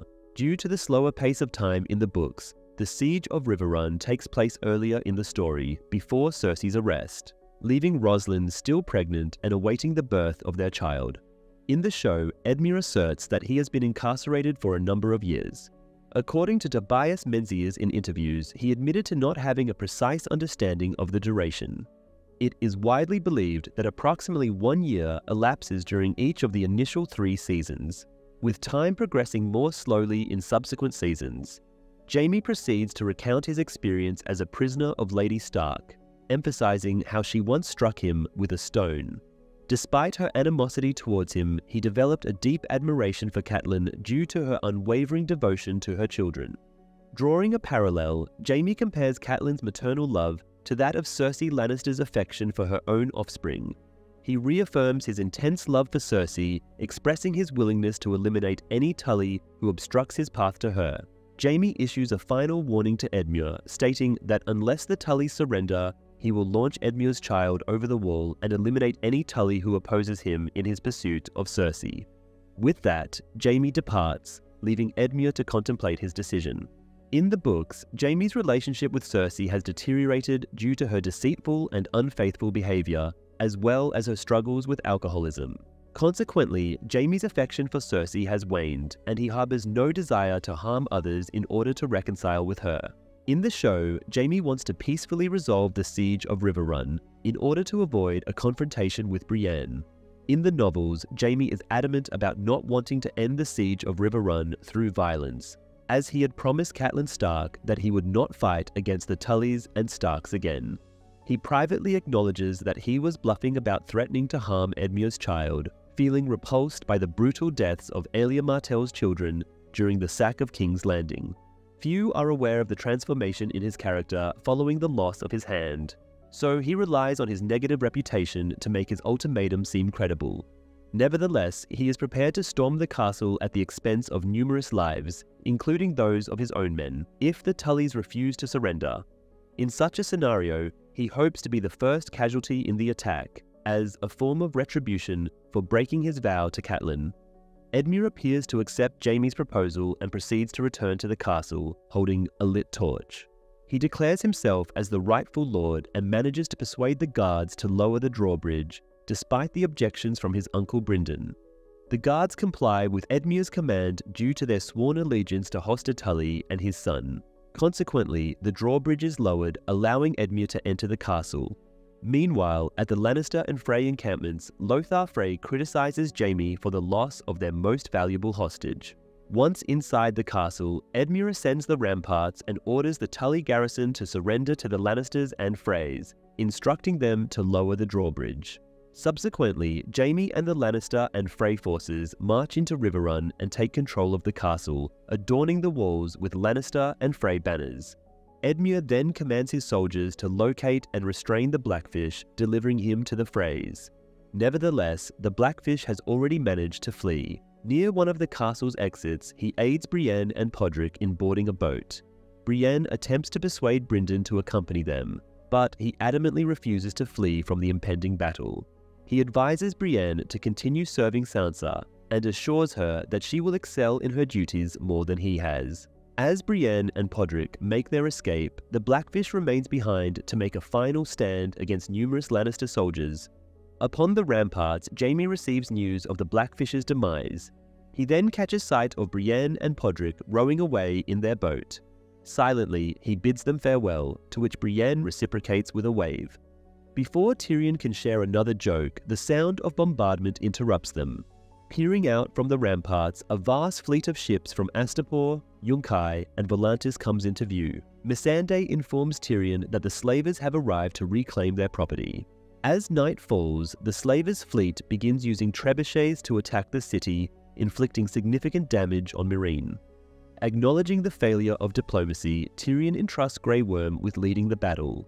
Grey Worm suggests defending the pyramid instead of engaging in a beach fight. Suddenly, they hear movement on the rooftops. Upon stepping out onto the balcony, they are surprised to find that Dany has returned with Drogon. Later, Sandor comes across a clearing in the forest where he discovers that 7 members of the Brotherhood, including their leaders, Beric Dondarrion and Thoros of Myr, are in the midst of executing Lem and 2 other renegades for their involvement in the unauthorized attack on the Riverlands village. With the 3 condemned men standing on blocks with nooses around their necks, Sandor reveals that they had killed his friend and expresses his desire to personally kill them in return. Sandor wishes to inflict a more brutal death upon them than hanging, but Beric intervenes. Out of consideration for Sandor's loss, Beric agrees to allow him to kill 2 of the men. However, Thoros refuses to let Sandor butcher them. Sandor voices his frustration, mentioning that in the past he would have killed all 7 of them to have his way, but ultimately concedes to letting them hang. Grumbling that hanging is too swift, Sandor kicks the blocks from beneath the feet of 2 of the men, including Lem, and claims Lem's boots for himself while the body still twitches. Beric kicks away the block of the 3rd man. Beric Dondarrion's existence ceases to exist within the pages of the books. Despite Thoris's objections, Beric revives the deceased body of Catelyn Stark, sacrificing his own life in return. Consequently, Lady Stoneheart takes his place as the leader of the Brotherhood without banners. Under her guidance, the Brotherhood pursue and execute any individuals who possess loose connections to the Freys or Lannisters, regardless of whether these individuals have actually committed any crimes. Furthermore, they disregard the sacred rules of hospitality, rendering them scarcely distinguishable from typical outlaw groups. Following the executions, Sandor accompanies the Brotherhood to a creek for a meal. Beric proposes that Sandor should align himself with the Brotherhood, emphasizing that they are fighting for a significant purpose and warning of the impending threat from the north. Sandor, however, remains doubtful about their prospects and harbors mistrust towards them based on their previous hostile encounter. Recognizing Sandor's warrior nature, Beric acknowledges their shared fight against forces that aim to annihilate all life. He reassures Sandor that there is still an opportunity for him to contribute. During his meal, the Hound expresses a preference for chicken, reminiscent of a previous encounter with Arya at an inn where he made a memorable threat regarding the poultry. It is evident that the archer who is being threatened by the Hound is not Angui from the 3rd season, portrayed by Philip McGinley. This suggests that either Angui has passed away or departed since then, or it could be due to the unavailability of the actor. In the novels, Angui has chosen to leave the Brotherhood as he no longer supports their oppressive actions targeting Freys and Lannisters indiscriminately. Lem Lemoncloak meets his demise at the hands of the Hound, who proceeds to claim his boots. This particular scene draws inspiration from Arya's act of taking Darion's boots after she eliminates him in Braavos, as depicted in the novels. In the original story, it is Merryt Frey who suffers the Brotherhood's hanging, futilely pleading for mercy. In the books, Lem Lemoncloak is still alive. Lem's only connection to Sandor is through the hound-shaped helmet he acquires from a bandit named Rorge, who Brienne had killed. Despite Thoris's objections, Lem starts to wear the Hound's helmet to inspire fear. The next day, Lady Crane is seen standing on a chair, reaching for some medicine on a high shelf, when she notices a man in her room. Arya is awakened by a loud noise. She discovers Lady Crane brutally murdered, seemingly impaled on the chair's legs she was standing on. The man is revealed to be the Waif, who scolds Arya for failing to complete her mission, resulting in Lady Crane's violent death, and now she has come to kill Arya. Arya jumps out of the window and escapes into the streets. She hides under a wagon and seeks refuge in a bathhouse, but she is unable to shake off the Waif, who is getting closer. Arya barely stays ahead and tumbles down a wide staircase, knocking over several baskets of vegetables in the process. During the course of this episode, Arya's condition improves significantly, allowing her to regain her ability to walk and run properly. It is evident that several days pass while she recuperates at Lady Crane's residence. Arya's wound reopens as she lands harshly, prompting her to escape into an alleyway. She cleverly uses her bloody hand to mark a path leading to a doorway, drawing the Waif into a dimly lit room, illuminated only by a single candle. The Waif eventually catches up to her. Upon reaching the room, the Waif gives Arya an ultimatum: to die either kneeling or standing. Arya defiantly stands up, uncovering her sword needle hidden beneath a blanket. In a swift motion, she slices off the top of the candle with needle, enveloping the room in complete darkness. Jaqen H'ghar then makes his way into the Hall of Faces, only to discover a trail of blood. Eventually, he stumbles upon the shocking sight of Arya having brutally murdered the Waif and placing her face on one of the shelves. Additionally, Arya has mercilessly gouged out the Waif's eyes using her sword. In a tense encounter, Arya confronts Jaqen, who confesses to sending the Waif to assassinate her. Jaqen then declares that Arya has successfully embraced the identity of no one and has passed the rigorous test to join the esteemed ranks of the Faceless Men. However, Arya firmly corrects him, asserting her true identity as Arya Stark of Winterfell and her intention to return home. In response, Jaqen simply nods and offers a barely noticeable smile, while Arya confidently walks away. Arya affirms that the waif, Fae Marsai, is nameless. Indeed, Marsai's character is never mentioned by any name in the show, and it is only in the HBO viewer's guide that she is recognized as the waif. Daenerys and Tyrion engage in a discussion regarding a strategy to confront the Slaver fleet while the pyramid is under attack by flaming cannonballs. Dany expresses her desire to annihilate their army, but Tyrion proposes the idea of negotiating with the Masters to discuss terms of surrender. He reminds Daenerys of the disastrous consequences that occurred when her father, the Mad King, planned to destroy King's Landing using wildfire, and how his brother Jaime Lannister had to intervene. In the novels, Jaime disclosing Aerys' scheme to annihilate King's Landing to Brienne was explicitly mentioned as the sole instance he divulged this secret to anyone. Not even Cersei and Tyrion are aware. Hence, Daenerys remains entirely unaware of her father's plot to obliterate King's Landing with wildfire. Daenerys, Tyrion, Missandei, and Grey Worm convene a meeting with the Masters, Razdal Mo'Aratz of Yunkai, Bellico Paenimion of Volantis, and Yazan Zokagaz of Astapor. The Masters present a proposition to Dany, stating that they will allow her and Tyrion to leave the city if they surrender the Unsullied and Missandei to be sold into slavery, and if they permit the slaughter of her dragons. In response, Daenerys informs them that she agreed to meet with them in order to offer them a chance to surrender. Just as she speaks, Drogon arrives to join her, while Rhaegal and Viserion break free from captivity beneath the Great Pyramid of Meereen. Together, they commence burning a few ships from the attacking fleet. The novels depict numerous naval conflicts that quickly ended once dragons entered the fray. Ships are highly susceptible to dragon fire and lack the ability to effectively retaliate against airborne threats, resulting in heavily lopsided engagements. For instance, Visenya Targaryen single-handedly decimated the entire Vale fleet during the Targaryen conquest.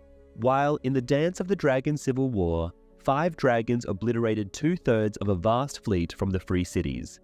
Meanwhile, Daario arrives in Meereen with Daenerys' Dothraki horde and successfully routs the Sons of the Harpy at the city gates. The soldiers abandon their masters upon Grey Worm's invitation, and Tyrion issues an ultimatum that one of the 3 masters must face death as punishment for their disobedience. Yazan, the least esteemed among the trio, is promptly blamed by the remaining 2 for his lack of noble birth. While Yazan pleads on his knees for Grey Worm to spare his life, Grey Worm swiftly dispatches Razdal and Bellico with a single stroke of his dagger. Tyrion urges Yazan to recount his observations in Meereen and to elucidate Daenerys' capabilities. The Sons of the Harpy refrained from launching their attacks during daylight hours in the books. Additionally, their assaults were halted for a period of 90 days due to the intervention of Hizdahr zo Loraq, who agreed to marry Daenerys in exchange for this ceasefire. The manner in which Hizdahr achieved this remains unknown. However, once Daenerys disappears, the killings resume and Hizdahr finds himself imprisoned.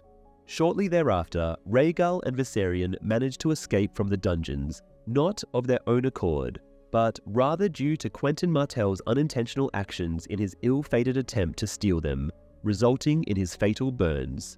Following the commencement of Yunkai's catapult attacks on Meereen in the books, any further attempts at parley were abandoned. After Drogon's assault on the fighting pits and departure with Daenerys, the Slavers' Alliance insisted on the dragons being put to death. In the north, Jon, Sansa, Tormund, Davos, Lyanna, and the other northern lords who pledged allegiance to House Stark engage in negotiations with Ramsay, Harold Karstark, and Small Jon Umber before the impending battle. Ramsay proposes surrender terms, offering to pardon Jon for leaving the Night's Watch and the Northerners in Jon's army for rebelling against him if Jon hands over Sansa. Jon declines the offer and proposes a one-on-one combat to settle their differences. However, Ramsay refuses, expressing confidence in his larger army's ability to win the battle. Jon points out that Ramsay's soldiers may not be willing to fight for a leader who won't fight alongside them. In response, Ramsay threatens Rickon. Jon and Sansa are skeptical about Ramsay's claim regarding their brother, prompting Umber to present Shaggy Dog's head as evidence. Sansa rejects the surrender terms and warns Ramsay that he will meet his end the next day before departing. In the novels, Sansa, Littlefinger, and Davos are not currently in the north. Sansa is residing safely in the Vale with Littlefinger, and Davos is traveling to Skargos to retrieve Rickon Stark. Following a meeting in which Jon confers with Tormund and Davos about the battle strategy, Sansa reprimands Jon for launching the attack prematurely, emphasizing the need for a larger force. Jon counters by asserting that they have assembled the maximum number of soldiers possible. Aware of Ramsay's deceitful and sadistic character, Sansa cautions Jon, drawing from her intimate knowledge of him. However, Jon reassures her that he has confronted more formidable adversaries in the past. Ultimately, he pledges to safeguard Sansa from Ramsay, to which she skeptically responds that no one possesses the ability to ensure another's safety. In the encampment, Davos and Tormund engage in a conversation about their past loyalties to Stannis and Mance, respectively, admitting that they might have been serving the wrong ruler. After bidding farewell, Tormund heads off to drink while Davos takes a stroll. At daybreak, he stumbles upon the funeral pyre where Shireen Baratheon was sacrificed, discovering the wooden stag he had crafted and given to her during their last encounter. It dawns on him how she met her tragic end. Meanwhile, Jon has a meeting with Melisandre, instructing her not to resurrect him if he falls in battle. Melisandre insists that she will attempt to do so regardless, emphasizing that it was not her power that brought Jon back, but that of the Lord of Light. She asserts that only the Lord of Light can determine Jon's destiny. Melisandre reflects on the possibility that Jon was revived solely to meet his demise in the impending battle. Daenerys and Tyrion convene with Theon and Yara, who have arrived in the city. In the books released up to this point, Euron Greyjoy dispatches his brother Victarion with the Iron Fleet to Meereen to retrieve Daenerys and her dragons. Victarion arrives midway through the battle for Meereen and aids Daenerys' forces, all the while harboring a hidden agenda to claim her for himself due to his animosity towards Euron. He plans to overthrow Euron upon his return. The show altered this storyline by having Yara and Theon openly switch allegiance to Daenerys, although it remains unclear why their fleet did not participate in the battle as Victarion's did in the novel. In the episode, Theon and Yara propose offering their fleet of 100-man ships to Dany in exchange for her assistance in dealing with Euron and supporting their claim to the Iron Islands. Tyrion, however, remains cautious of Theon due to his past actions against the Starks, which he witnessed firsthand at Winterfell. Theon, on the other hand, asserts that he has already atoned for his crimes. Tyrion acknowledges that Theon mocked him with dwarf jokes during their time together at Winterfell in Season 1. However, in Season 1, it was actually Tyrion mocking Theon and not the other way around. Daenerys, after careful consideration, agrees to support the establishment of an independent kingdom for the Iron Islands. However, she sets a condition that the Ironborn must put an end to their raiding, pillaging, and... Yara initially hesitates at this proposition, but Daenerys reminds her that their fathers, Aerys, Tywin, and Balon, all left the world in a worse state than they found it. By forming an alliance with Daenerys Targaryen, they have the opportunity to leave a positive impact.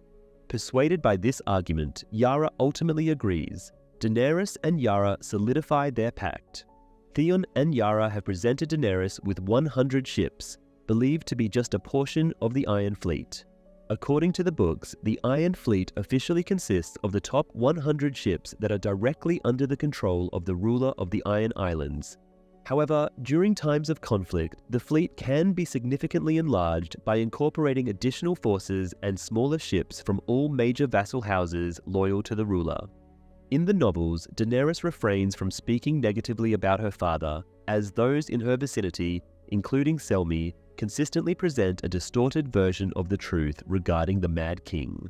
The most severe revelation Selmy ever disclosed to her was that he had harbored inappropriate desires for Joanna Lannister, Tywin's spouse, and behaved inappropriately during her wedding night celebration. The armies assemble the next day while Ramsay presents Rickon. After dramatically brandishing a knife, he releases Rickon from his restraints and informs him that they are going to play a game. The sole rule is to run towards his half-brother. As Rickon begins to do so, Ramsay readies his bow and aims an arrow, causing Jon to hastily gallop out on horseback in an attempt to rescue Rickon from the arrows Ramsay is shooting.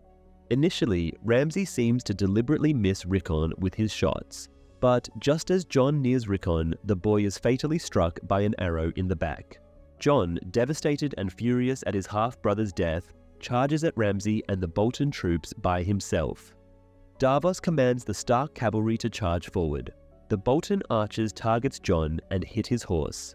Now vulnerable in the midst of the battlefield, Ramsay orders the Bolton cavalry to charge at Jon. In the books, it is rumoured that Rickon is concealing himself in Scargoes alongside Osha and Shaggy Dog. Their current status remains uncertain. However, efforts are being made to bring Rickon back so that the North can unite under his leadership against the Boltons.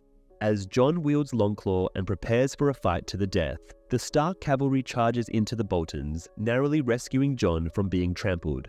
At the rear, Davos countermands his order to the archers, instructing them not to release arrows into the chaotic clash of infantry. He fears that his own men, who are engaged in close-quarter combat, would be casualties as well. Eventually, he decides to send the archers forward to provide more effective support in the heart of the battlefield. In contrast, Ramsay shows no hesitation. He has twice the number of men to spare and little regard for sacrificing his own forces.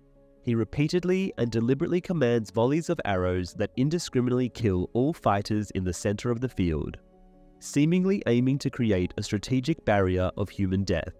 The battle featured in the show was a logistical challenge that had never been seen before in television history. Most hour-long television episodes are typically shot over a period of 8 to 12 days.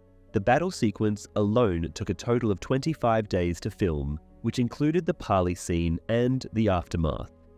Initially, director Miguel Sapochnik estimated that he would need at least 28 days based on the showrunner's description of the battle. 80 live horses were utilized during the filming of the cavalry charges, with no reliance on digital duplicates. The sequence featuring Jon standing in the field as the Bolton cavalry charges towards him was executed practically, devoid of any visual effects.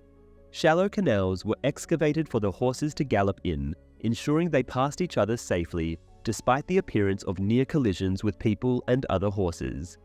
The Stark forces appear to be unaware of the unfolding strategy and impending trap. Bolton soldiers have been commanded to advance, forming an impenetrable horseshoe shape with tall shields and spears in a phalanx formation that encircle three sides of the Stark forces, pushing them towards the death mound and gradually squeezing them into a vulnerable and disorganized mass. At the same time, Small Jon Umber leads a unit of soldiers over the mound of bodies to strike the besieged Stark infantry from the rear, completing the deadly encirclement. Despite Wun Wun managing to eliminate a few Bolton soldiers, it is insufficient to break through their phalanx. Panic ensues, prompting Tormund to realize the hopelessness of the situation and urging his wildlings to retreat towards the pile in search of a potential escape route. More than 600 crew members, 500 extras, 65 stuntmen, and 4 distinct camera crews participated in the filming of the Battle of Winterfell. Amidst all of this, Jon finds himself overwhelmed by his own forces, struggling to breathe as men pile on top of him. However, he manages to rise to his feet. In the final scene, a grand total of 257 bodies were meticulously crafted to form the pile of fallen soldiers.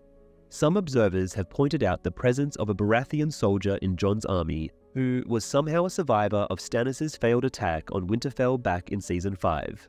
Just as the Stark forces are on the brink of defeat, a horn is heard in the distance signaling the arrival of Sansa and Littlefinger with the Knights of the Vale, carrying banners displaying the Arryn sigil.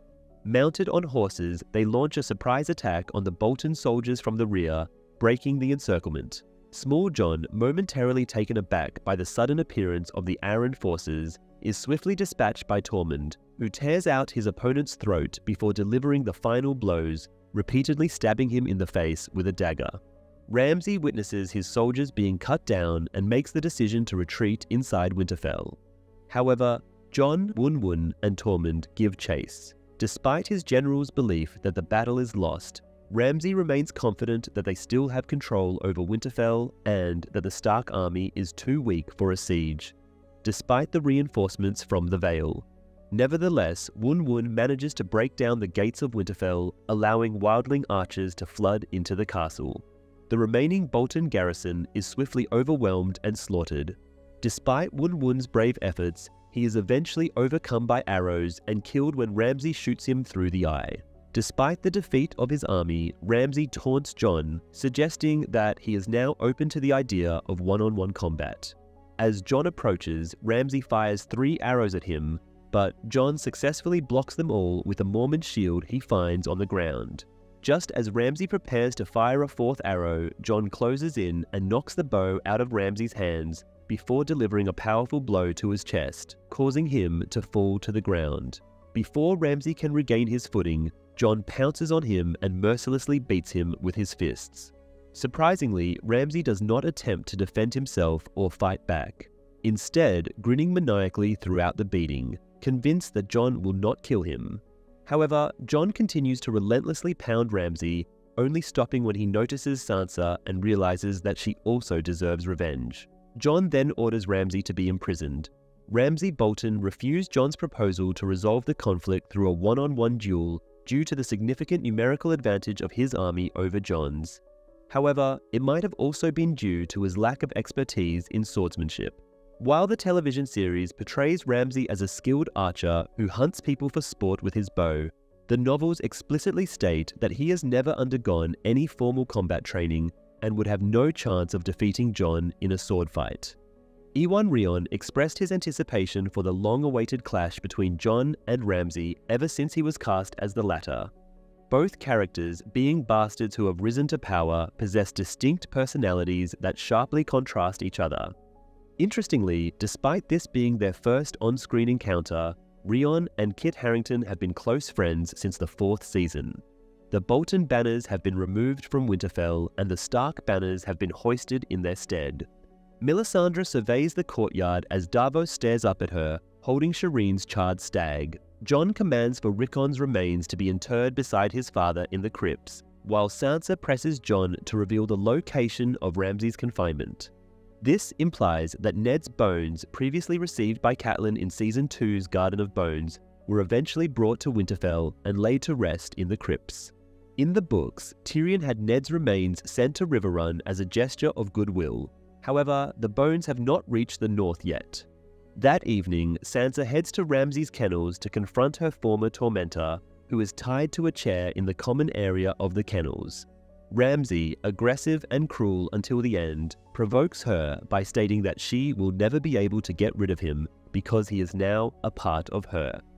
Sansa replies that Ramsay's actions and name will fade from memory in the future. He then realizes that his hounds are slowly approaching him, as Jon purposely left the kennel doors open where Ramsay is restrained, still covered in his own blood.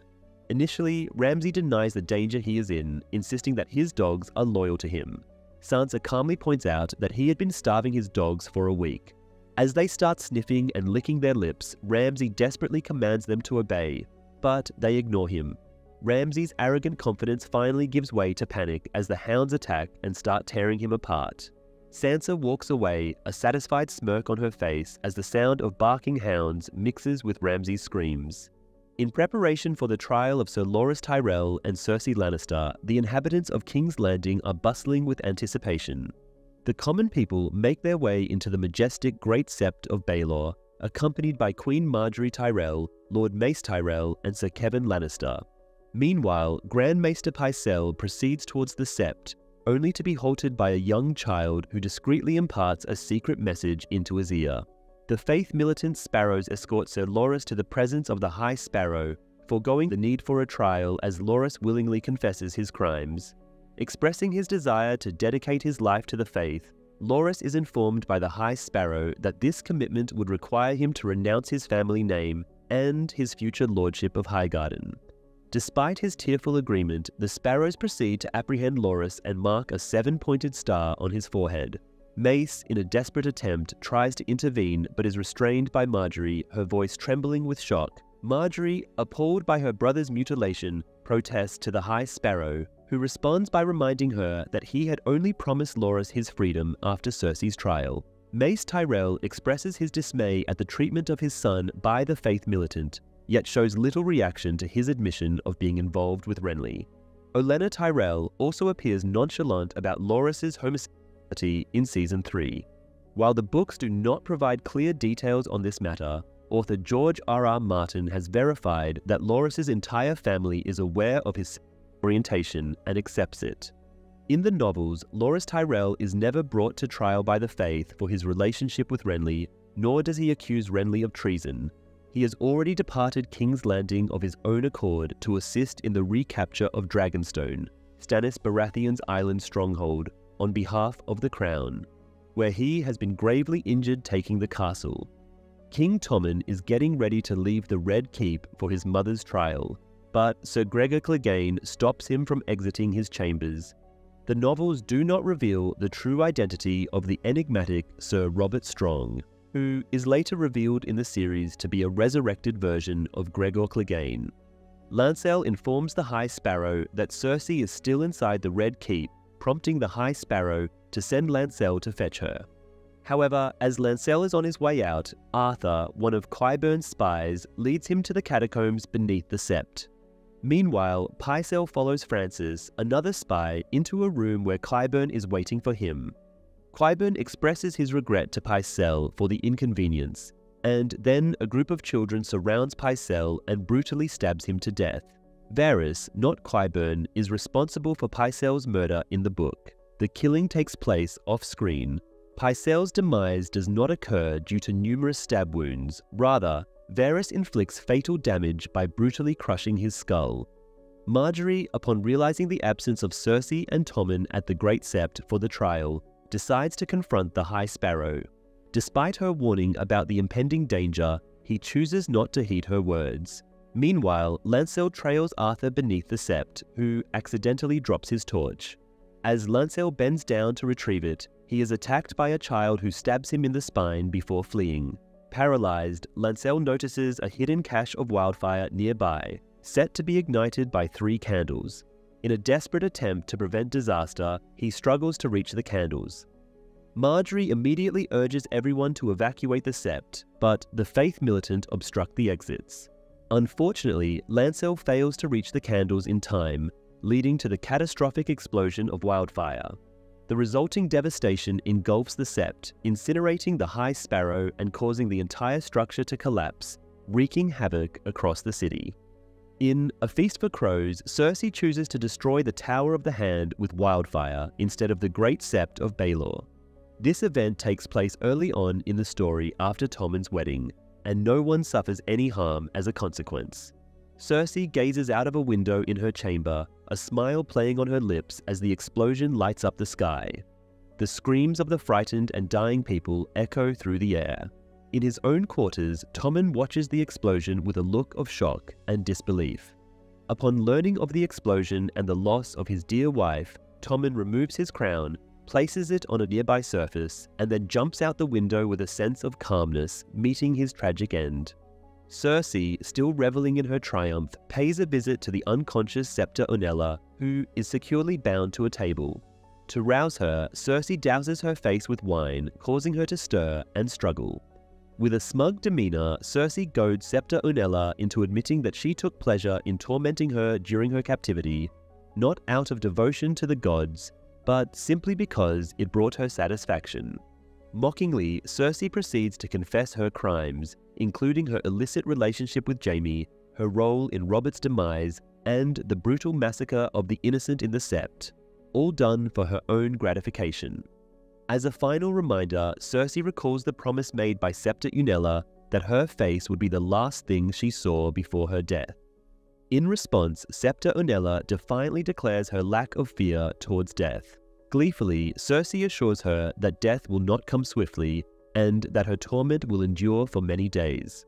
She then summons Sir Gregor Clegane, who removes his helmet and begins his gruesome task. Leaving the room and closing the door behind her, Cersei repeats the word shame 3 times, echoing the very word Septa Unella had used during Cersei's Walk of Atonement. Meanwhile, the Septa's screams of horror fill the air as she faces her dreadful fate at the hands of Sir Gregor. Jaime Lannister and Bronn make their way to the Twins to commemorate their triumph at Riverrun and solidify the alliance between the Freys and the Lannisters. However, Jaime had to journey north from King's Landing to recapture Riverrun from the Blackfish, with the persuasion of Edmure Tully. Despite this, Walder Frey takes pride in his victory and attempts to establish a connection with Jaime by referring to them both as Kingslayers. Offended by the comparison, Jaime angrily questions the necessity of having House Frey support the Lannisters if they are unable to maintain control over the Riverlands. Subsequently, he departs from the festivities, leaving Walder dumbfounded. Brynden Blackfish Tully is still alive in the novels, having been aided in his escape by Edmure. As of now, his location remains a mystery.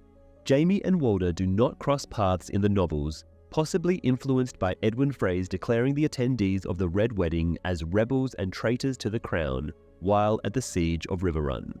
Jaime highlights that the Freys themselves rebelled against the crown before betraying Robb Stark, effectively making them double-crosses. He takes pleasure in witnessing Edwin's smile swiftly disappear thereafter. After the resolution of the siege of Riverrun in the books, Edmure Tully is dispatched to Casterly Rock. However, in the show, Lord Frey states that Edmure is once again imprisoned at the Twins, despite Jaime's earlier pledge in Season 6's No One to escort him to Casterly Rock for his son's knightly training.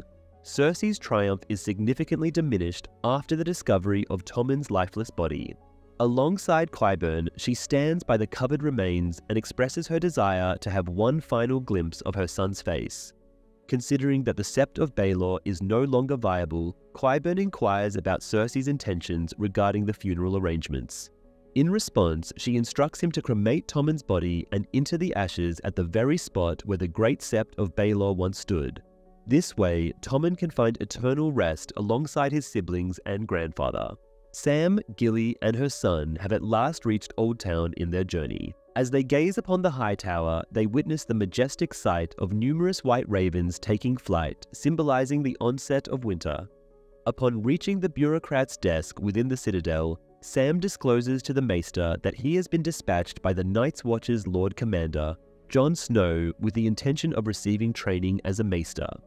The bureaucrat, maintaining an impassive demeanor, exhibits hesitancy due to the recorded positions of Jorah Mormont and Aemon as the Lord Commander and Maester of Castle Black. Sam, feeling uneasy, proceeds to inform him that both individuals had passed away before any ravens could be dispatched. While making arrangements for Sam to meet with one of the Archmaesters, the bureaucrat grants him access to the Citadel's library, but firmly denies entry to Gilly and her son.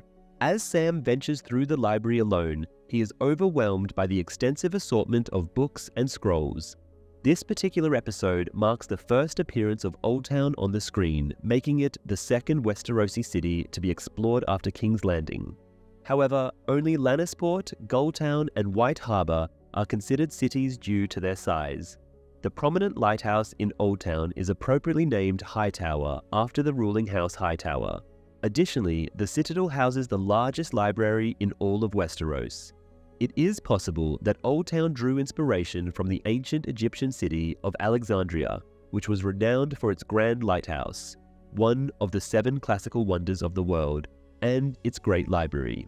Sam does not bring and her baby to the Citadel in the books. Instead, they reach Oldtown via a ship, while Sam proceeds to the Citadel alone. His intention is to send Gilly to Horn Hill by herself. After a lengthy wait and a conversation with a novice named Alleras, Sam is finally escorted to meet the Archmaester. Without anyone inquiring, he updates the Archmaester on the events that unfolded at Castle Black, and relays Maester Aemon's final wish for the Citadel to urgently dispatch a Maester to Daenerys. However, Sam is warned not to speak of these things unless he wants to get himself poisoned. Melisandre and Jon Snow find themselves in Winterfell's main hall, where Jon is lost in memories. Suddenly, Sir Davos Seaworth storms in, throwing Princess Shireen's burned wooden stag at Melisandre, demanding an explanation. Initially silent, Melisandre eventually confesses that she persuaded King Stannis Baratheon to sacrifice his own daughter to the Lord of Light.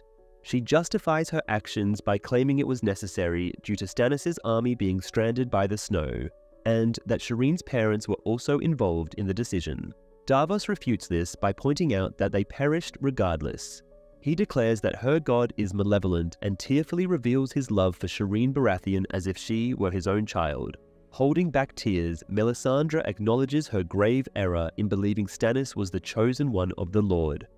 Davos argues that because of her mistake, not only did an innocent child die in vain, but also many honorable soldiers. Davos requests Jon's permission to carry out the execution of Melisandre due to her actions. Upon being informed of this, Jon inquires if Melisandre has any defense to present. In response, she claims that she merely followed the Lord of Light's guidance and hints that he played a role in Jon's resurrection. Furthermore, she insists that she can still contribute in the upcoming battles against the Night King. Despite his deep dissatisfaction, Jon instructs Melisandre to travel south, warning that he will hang her as a murderer if she refuses. Additionally, Davos emphasizes that he will personally carry out her execution if she ever dares to return to the north. In the most recent book release, Melisandre and Davos have not yet visited Winterfell. It is worth noting that Davos never explicitly expresses his love for Shireen as a father would, as their interactions in the novels are quite limited. As Melisandre departs from Winterfell, Jon and Sansa observe her departure. Jon informs Sansa that he has prepared Eddard and Catelyn's master bedroom for her, but she insists that he should have it instead. Jon acknowledges Sansa as the Lady of Winterfell and credits her for their survival and the reclamation of Winterfell. Sansa apologizes for not informing him about Littlefinger's Knights of the Vale. Jon questions Sansa's trust in Littlefinger, to which she firmly denies having any trust in him. Understanding the importance of trust between them, Jon emphasizes that the Starks have numerous enemies and they must rely on each other. He affectionately kisses her forehead, symbolizing their unity. In the Water Gardens, Ellaria and the Sand Snakes convene with Olenna Tyrell, who is currently grieving the loss of her son and grandchildren. Following the Queen of Thorns' dismissal of the Sand Snake's attempts to communicate, Ellaria proposes that they collaborate for survival, given Cersei's declaration of war against both of their groups. Despite voicing her suspicions of Ellaria for being behind the deaths of Doran Martell and Trystane Martell, Olenna explains that her house's future has been ripped away from her. Ellaria then assures that forming an alliance with them will grant Olenna her newfound desire. When Olenna sarcastically questions what that may be, Ellaria responds with justice and vengeance. Just then, Varys makes his presence known and revises fire and blood. Olenna mentions the Tyrell Lord in conversation with Ellaria and the Sand Snakes, who is Lord Lionel Tyrell. He commanded King Daeron Targaryen's army during the conquest of Dorne 150 years before the events of the series. Following the victory, Daeron appointed Lord Tyrell as the governor of Dorne. Lord Tyrell had a fondness for Dornish women, and one night he accidentally triggered a mechanism near his bed that released 100 scorpions from the canopy, resulting in his death. This event led to new revolts, ultimately undoing the conquest within a fortnight. Olenna appears to be uneasy with the recent actions of the Sand Snakes, particularly their acts of kinslaying and betrayal. However, her mention of red scorpions suggests that there is a deeper and long-standing animosity between the Reach and Dorne, which is explored in more detail in the books. Both regions have a history of conflicts related to culture and territory, and the Tyrells do not share the Martells' relaxed attitude towards illegitimate children, especially those in positions of power. Additionally, the Tyrells hold a grudge against Oberyn Martell because he accidentally injured Olenna's grandson Willas during a joust, although Willas himself never harbored any resentment towards Oberyn for it. In Meereen, Queen Daenerys Targaryen is met by Daario Naharis, who informs her that the fleet is almost prepared. He expresses his curiosity about how the Dothraki will fare on the open sea. However, Daenerys informs Daario that he will not be accompanying them. Daario interprets this as an opportunity to seize Casterly Rock and prevent the Lannisters from retreating. Daenerys clarifies that Daario is to remain in Meereen with the Second Sons, ensuring peace until the city can choose its own leader. Additionally, she explains that she cannot bring her lover to Westeros, as her marriage is a valuable asset for forming new alliances. Daario pleads with her, arguing that kings often have extramarital affairs, and queens should be no exception. However, Daenerys remains steadfast in her decision. Daario realizes that Tyrion Lannister influenced her choice, but acknowledges its political wisdom. Feeling sorry for himself, he reflects that no woman could ever compare to the Mother of Dragons, although he believes he will have many more lovers. Daenerys assures him that she will provide him with specific instructions for governing the newly named Bay of Dragons. With that, Daario takes his leave. The Bay of Dragons is the new name for what was once known as Slaver's Bay. This name holds historical significance as well, as the Valyrian Freehold used their dragons to cross the bay multiple times in order to conquer the Giscari Empire, a civilization that heavily relied on slavery. In the books, Sir Barristan Selmy remains alive, serving as the Queen's trusted advisor. When he leaves, she seeks out Tyrion, who attempts to offer her comfort without success. Dany expresses her gratitude towards him, but confesses that her distress does not stem from. Rather, she was troubled by how easily she could dismiss someone who cared for her deeply. Tyrion reassures her by mentioning that Daario was not the first man to love Daenerys, and certainly will not be the last. The conversation then shifts to Tyrion's governance of Meereen during her absence. After justifying his decisions, Tyrion reveals that he has lost faith in himself and others, except for his belief in her. Touched by his words, Daenerys presents Tyrion with a pin she had specially crafted for him, the brooch of the hand of the Queen. Overwhelmed with emotion, Tyrion kneels before her. Later, Walder Frey is having his evening meal in his grand hall. As a servant presents him with a pie, he fails to recognize her and promptly questions her identity, playfully slapping her behind while sarcastically pondering if she is one of his offspring. He proceeds to express his annoyance regarding the tardiness of his sons, Black Walder and Lothar Frey. However, the servant earnestly assures him that they are already present, guiding his bewildered gaze towards the pie. Walder cautiously opens the pie, only to be filled with horror as he discovers that he has been served the flesh of his own sons. A chilling sight of a fingertip, complete with a nail, peeks out from the stuffing. In a shocking twist, the servant removes her disguise, revealing herself to be Arya Stark of Winterfell. She has arrived to remind Walder of his heinous crimes and seek vengeance. With a cheerful demeanor, Arya informs him that the last image he will ever witness is that of a triumphant Stark looking down upon him as he meets his demise. Lord Walder, taken aback and desperate to escape, attempts to flee. However, Arya swiftly seizes and restrains him, proceeding to slit his throat. With a contented smile, she watches as the man responsible for the murders of her mother, brother, and pregnant sister-in-law, as well as the orchestrator of the infamous Red Wedding, succumbs to his own blood loss. The Freys who met their demise and were cooked within a pastry are not Black Walder and Lothar. Jared, Rhaegar, and Simon Frey mysteriously vanished during their journey from White Harbor to Winterfell. There is a strong possibility that they were baked into pies under the command of Lord Wyman Manderly, although this has yet to be verified. The pies are delivered to Ramsay's wedding, not to the twins. Lord Frey abstains from attending the wedding, thus refraining from consuming the pies. However, his third and sixth sons, Aenys and Hostine, partake in eating the pies as well as Roose Bolton. Later in the Godswood, Sansa encounters Littlefinger. Curious about his intentions, she asks him what he desires from her. Littlefinger confesses his ambition for the Iron Throne, with Sansa by his side. He attempts to kiss her, but she stops him and walks away. Littlefinger claims that he has openly pledged his loyalty to House Stark. Sansa reminds him of his past allegiances to other houses, highlighting his self-serving nature. Littlefinger argues that he is focused on the future and considers Sansa as the future of House Stark. He questions Sansa on whom the North should support, a legitimate daughter of Ned and Catelyn Stark, or a motherless bastard born in the South. Sansa contemplates his words but continues walking without looking back at him. In the books, Littlefinger never expressed his desire for the Iron Throne. Benjen leaves Meera and Bran at a grove near the wall where a weirwood heart tree stands.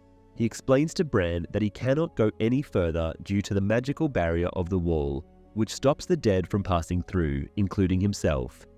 Benjen expresses his commitment to continue fighting for the living and prepares for the impending war. In the books, Cold Hands, who most likely not Benjen Stark, encounters Sam and Gilly initially. telling them he cannot cross the wall due to the ancient spells etched into its very foundations. Then he guides Bran's group deeper into the northern territories beyond the wall, disclosing that he is similarly barred from entering the Three-Eyed Raven's cave for the same reason. After expressing his gratitude to his uncle, who departs on his horse, Bran directs his attention towards the weirwood tree. Mira voices her concerns about his preparedness, but Bran firmly asserts that he must embrace his role as the Three-Eyed Raven. Placing his hand upon the intricately carved face on the tree, Bran experiences another vision of the events that unfolded at the Tower of Joy, resuming from where he had left off before the intervention of the previous Three-Eyed Raven. Having learned from his past mistakes, Bran refrains from calling out to his father, who briefly glances back before hastening into the tower. Inside, accompanied by Bran, Ned discovers his sister, Lyanna Stark, lying in bed, surrounded by handmaidens and blood-stained sheets. One of the handmaidens presents Ned with a newborn baby, which he cradles in his arms.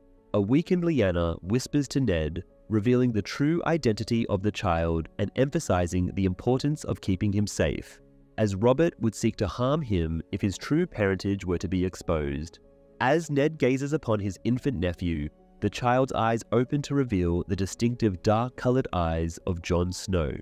It dawns upon Bran that Jon is indeed the son of Lyanna. Within the grandeur of Winterfell's Great Hall, Lord Yohn Royce expresses his opposition to forming an alliance between the Knights of the Vale and the Wildling intruders. Tormund, however, rebuts by stating that they were invited into the realm and should not be labelled as invaders. Jon interjects, reminding the gathering that the Free Folk fought alongside the Northmen and the Knights of the Vale, emerging victorious. He further adds that his father used to emphasize the significance of true friendships forged on the battlefield. Lord Clay Serwyn counters by asserting that with the defeat of the Boltons, the war has concluded. The arrival of an exceptionally frigid winter, as confirmed by the Maesters, necessitates everyone returning home to weather the impending storms. Jon counters this notion by emphasizing that the war is far from over, and that the true adversary does not wait for the storm to pass, but rather brings the storm itself. As a result, the assembled individuals begin to engage in heated arguments amongst themselves. Lyanna Mormont rises from her seat and directs her attention towards Lord Wyman Manderly, expressing her disappointment in his recent refusal to answer the Stark summons, despite the fact that his own son was brutally murdered at the Red Wedding. She then turns her gaze to Lord Robert Glover, reminding him of the oath he swore to House Stark and how he failed to come to their aid when they needed it the most. Lastly, she confronts Lord Clay Serwyn, reminding him of the horrific fate his father suffered at the hands of Ramsay Bolton. Yet he too chose not to support the Starks. With unwavering determination, she asserts that both House Mormont and the entire North remember that their true ruler is the King in the North, who bears the name Stark. She dismisses any concerns about Jon Snow's legitimacy as a bastard, for he possesses the blood of Eddard Stark, and therefore, until his demise, he is their rightful king. Wyman Manderly's character in the books is portrayed as extremely overweight, rendering him unable to engage in physical activities such as fighting or horseback riding. When Davos approaches him to seek support for Stannis' cause in the north, it is not Lyanna Mormont but Davos himself who reminds Wyman of the tragic fate of his son Wendell at the Red Wedding. Despite this, Wyman declines to openly pledge his allegiance. However, in a private conversation with Davos, he reveals that his refusal was merely a ruse to deceive the Freys, who are holding his son Wylis captive. Secretly, Manderly remains loyal to the Starks and agrees to aid Stannis on the condition that Davos locates Rickon, the missing Stark heir believed to be on Skargos. In the books, Willa, the granddaughter of Lord Manderly, is the one who voices her support for the Starks, not Lyanna Mormont. The gathered individuals begin to engage in a hushed discussion until Lord Wyman rises to his feet. He acknowledges Lady Mormont's blunt yet truthful words and confesses that he made a mistake by disregarding Jon's call to prevent further casualties among the Manderlys. Lord Wyman admits that Jon has sought vengeance for the Red Wedding and proclaims him as the White Wolf, the king in the north. With a display of loyalty, Lord Wyman unsheaths his sword and kneels before Jon. Following suit, Lord Robert expresses remorse for not fighting alongside Jon and seeks forgiveness, to which Jon humbly responds that there is no need for forgiveness. Lord Glover then addresses the other lords, declaring that there will be more battles to face and that House Glover will continue to support House Stark, just as they have done for centuries. He too unsheaths his sword and kneels, acknowledging Jon as the king in the north. Robert Glover, in the books, was apprehended by the Lannisters prior to the occurrence of the Red Wedding. However, he was subsequently set free as part of a prisoner swap. He played a crucial role in assisting Stannis in reclaiming Deepwood Motte, while steadfastly maintaining his allegiance to the Starks. Inspired by their actions, the rest of the Assembly, including the Lords of the Vale, rise and join in, proclaiming Jon as their king in the north, reminiscent of the support given to Robb in the past. Even Davos pledges his allegiance to Jon. Lady Mormont observes her male counterparts with satisfaction and cheers. Jon stands up and exchanges a glance with a smiling Sansa. However, Sansa's smile fades as Littlefinger gazes at her with a sinister expression. Robb Stark earned the title the Young Wolf, while Jon is now known as the White Wolf. Jaime, Bronn, and the Lannister army they lead return to King's Landing, only to be met with a shocking sight: smoke billowing from the ruins of the Great Sept and its surrounding areas. Later, Cersei and her Kingsguard make their way to the throne room, flanked by Lannister soldiers. Cersei climbs the steps and stands in front of the throne. Qyburn, now her hand, declares Cersei as the Queen of the Seven Kingdoms and all its titles. He places a crown on her head and she takes her seat on the throne. The gathered nobles stare at her with open animosity, fully aware of the ruthless action she took to seize power. They pledge their loyalty out of fear of Cersei's retribution, but her gaze is fixed solely on Jaime, whose face remains impassive. Cersei has finally achieved her lifelong goal of becoming the Queen of the Seven Kingdoms, or at least the portion still under Lannister control. Jaime remains absent from King's Landing in the books, as he is still situated in the Riverlands. Following the resolution of the sieges at Riverrun and Raventree Hall, he encounters Brienne at Pennytree. Brienne and Podrick had a confrontation with the Brotherhood without banners, who gave her an ultimatum to either execute Jaime or be killed herself. In order to protect Podrick, Brienne attempts to deceive Jaime into a trap by pretending she requires his assistance to rescue Sansa Stark from the Hound. Their final appearance shows them departing together, and their current location is undisclosed.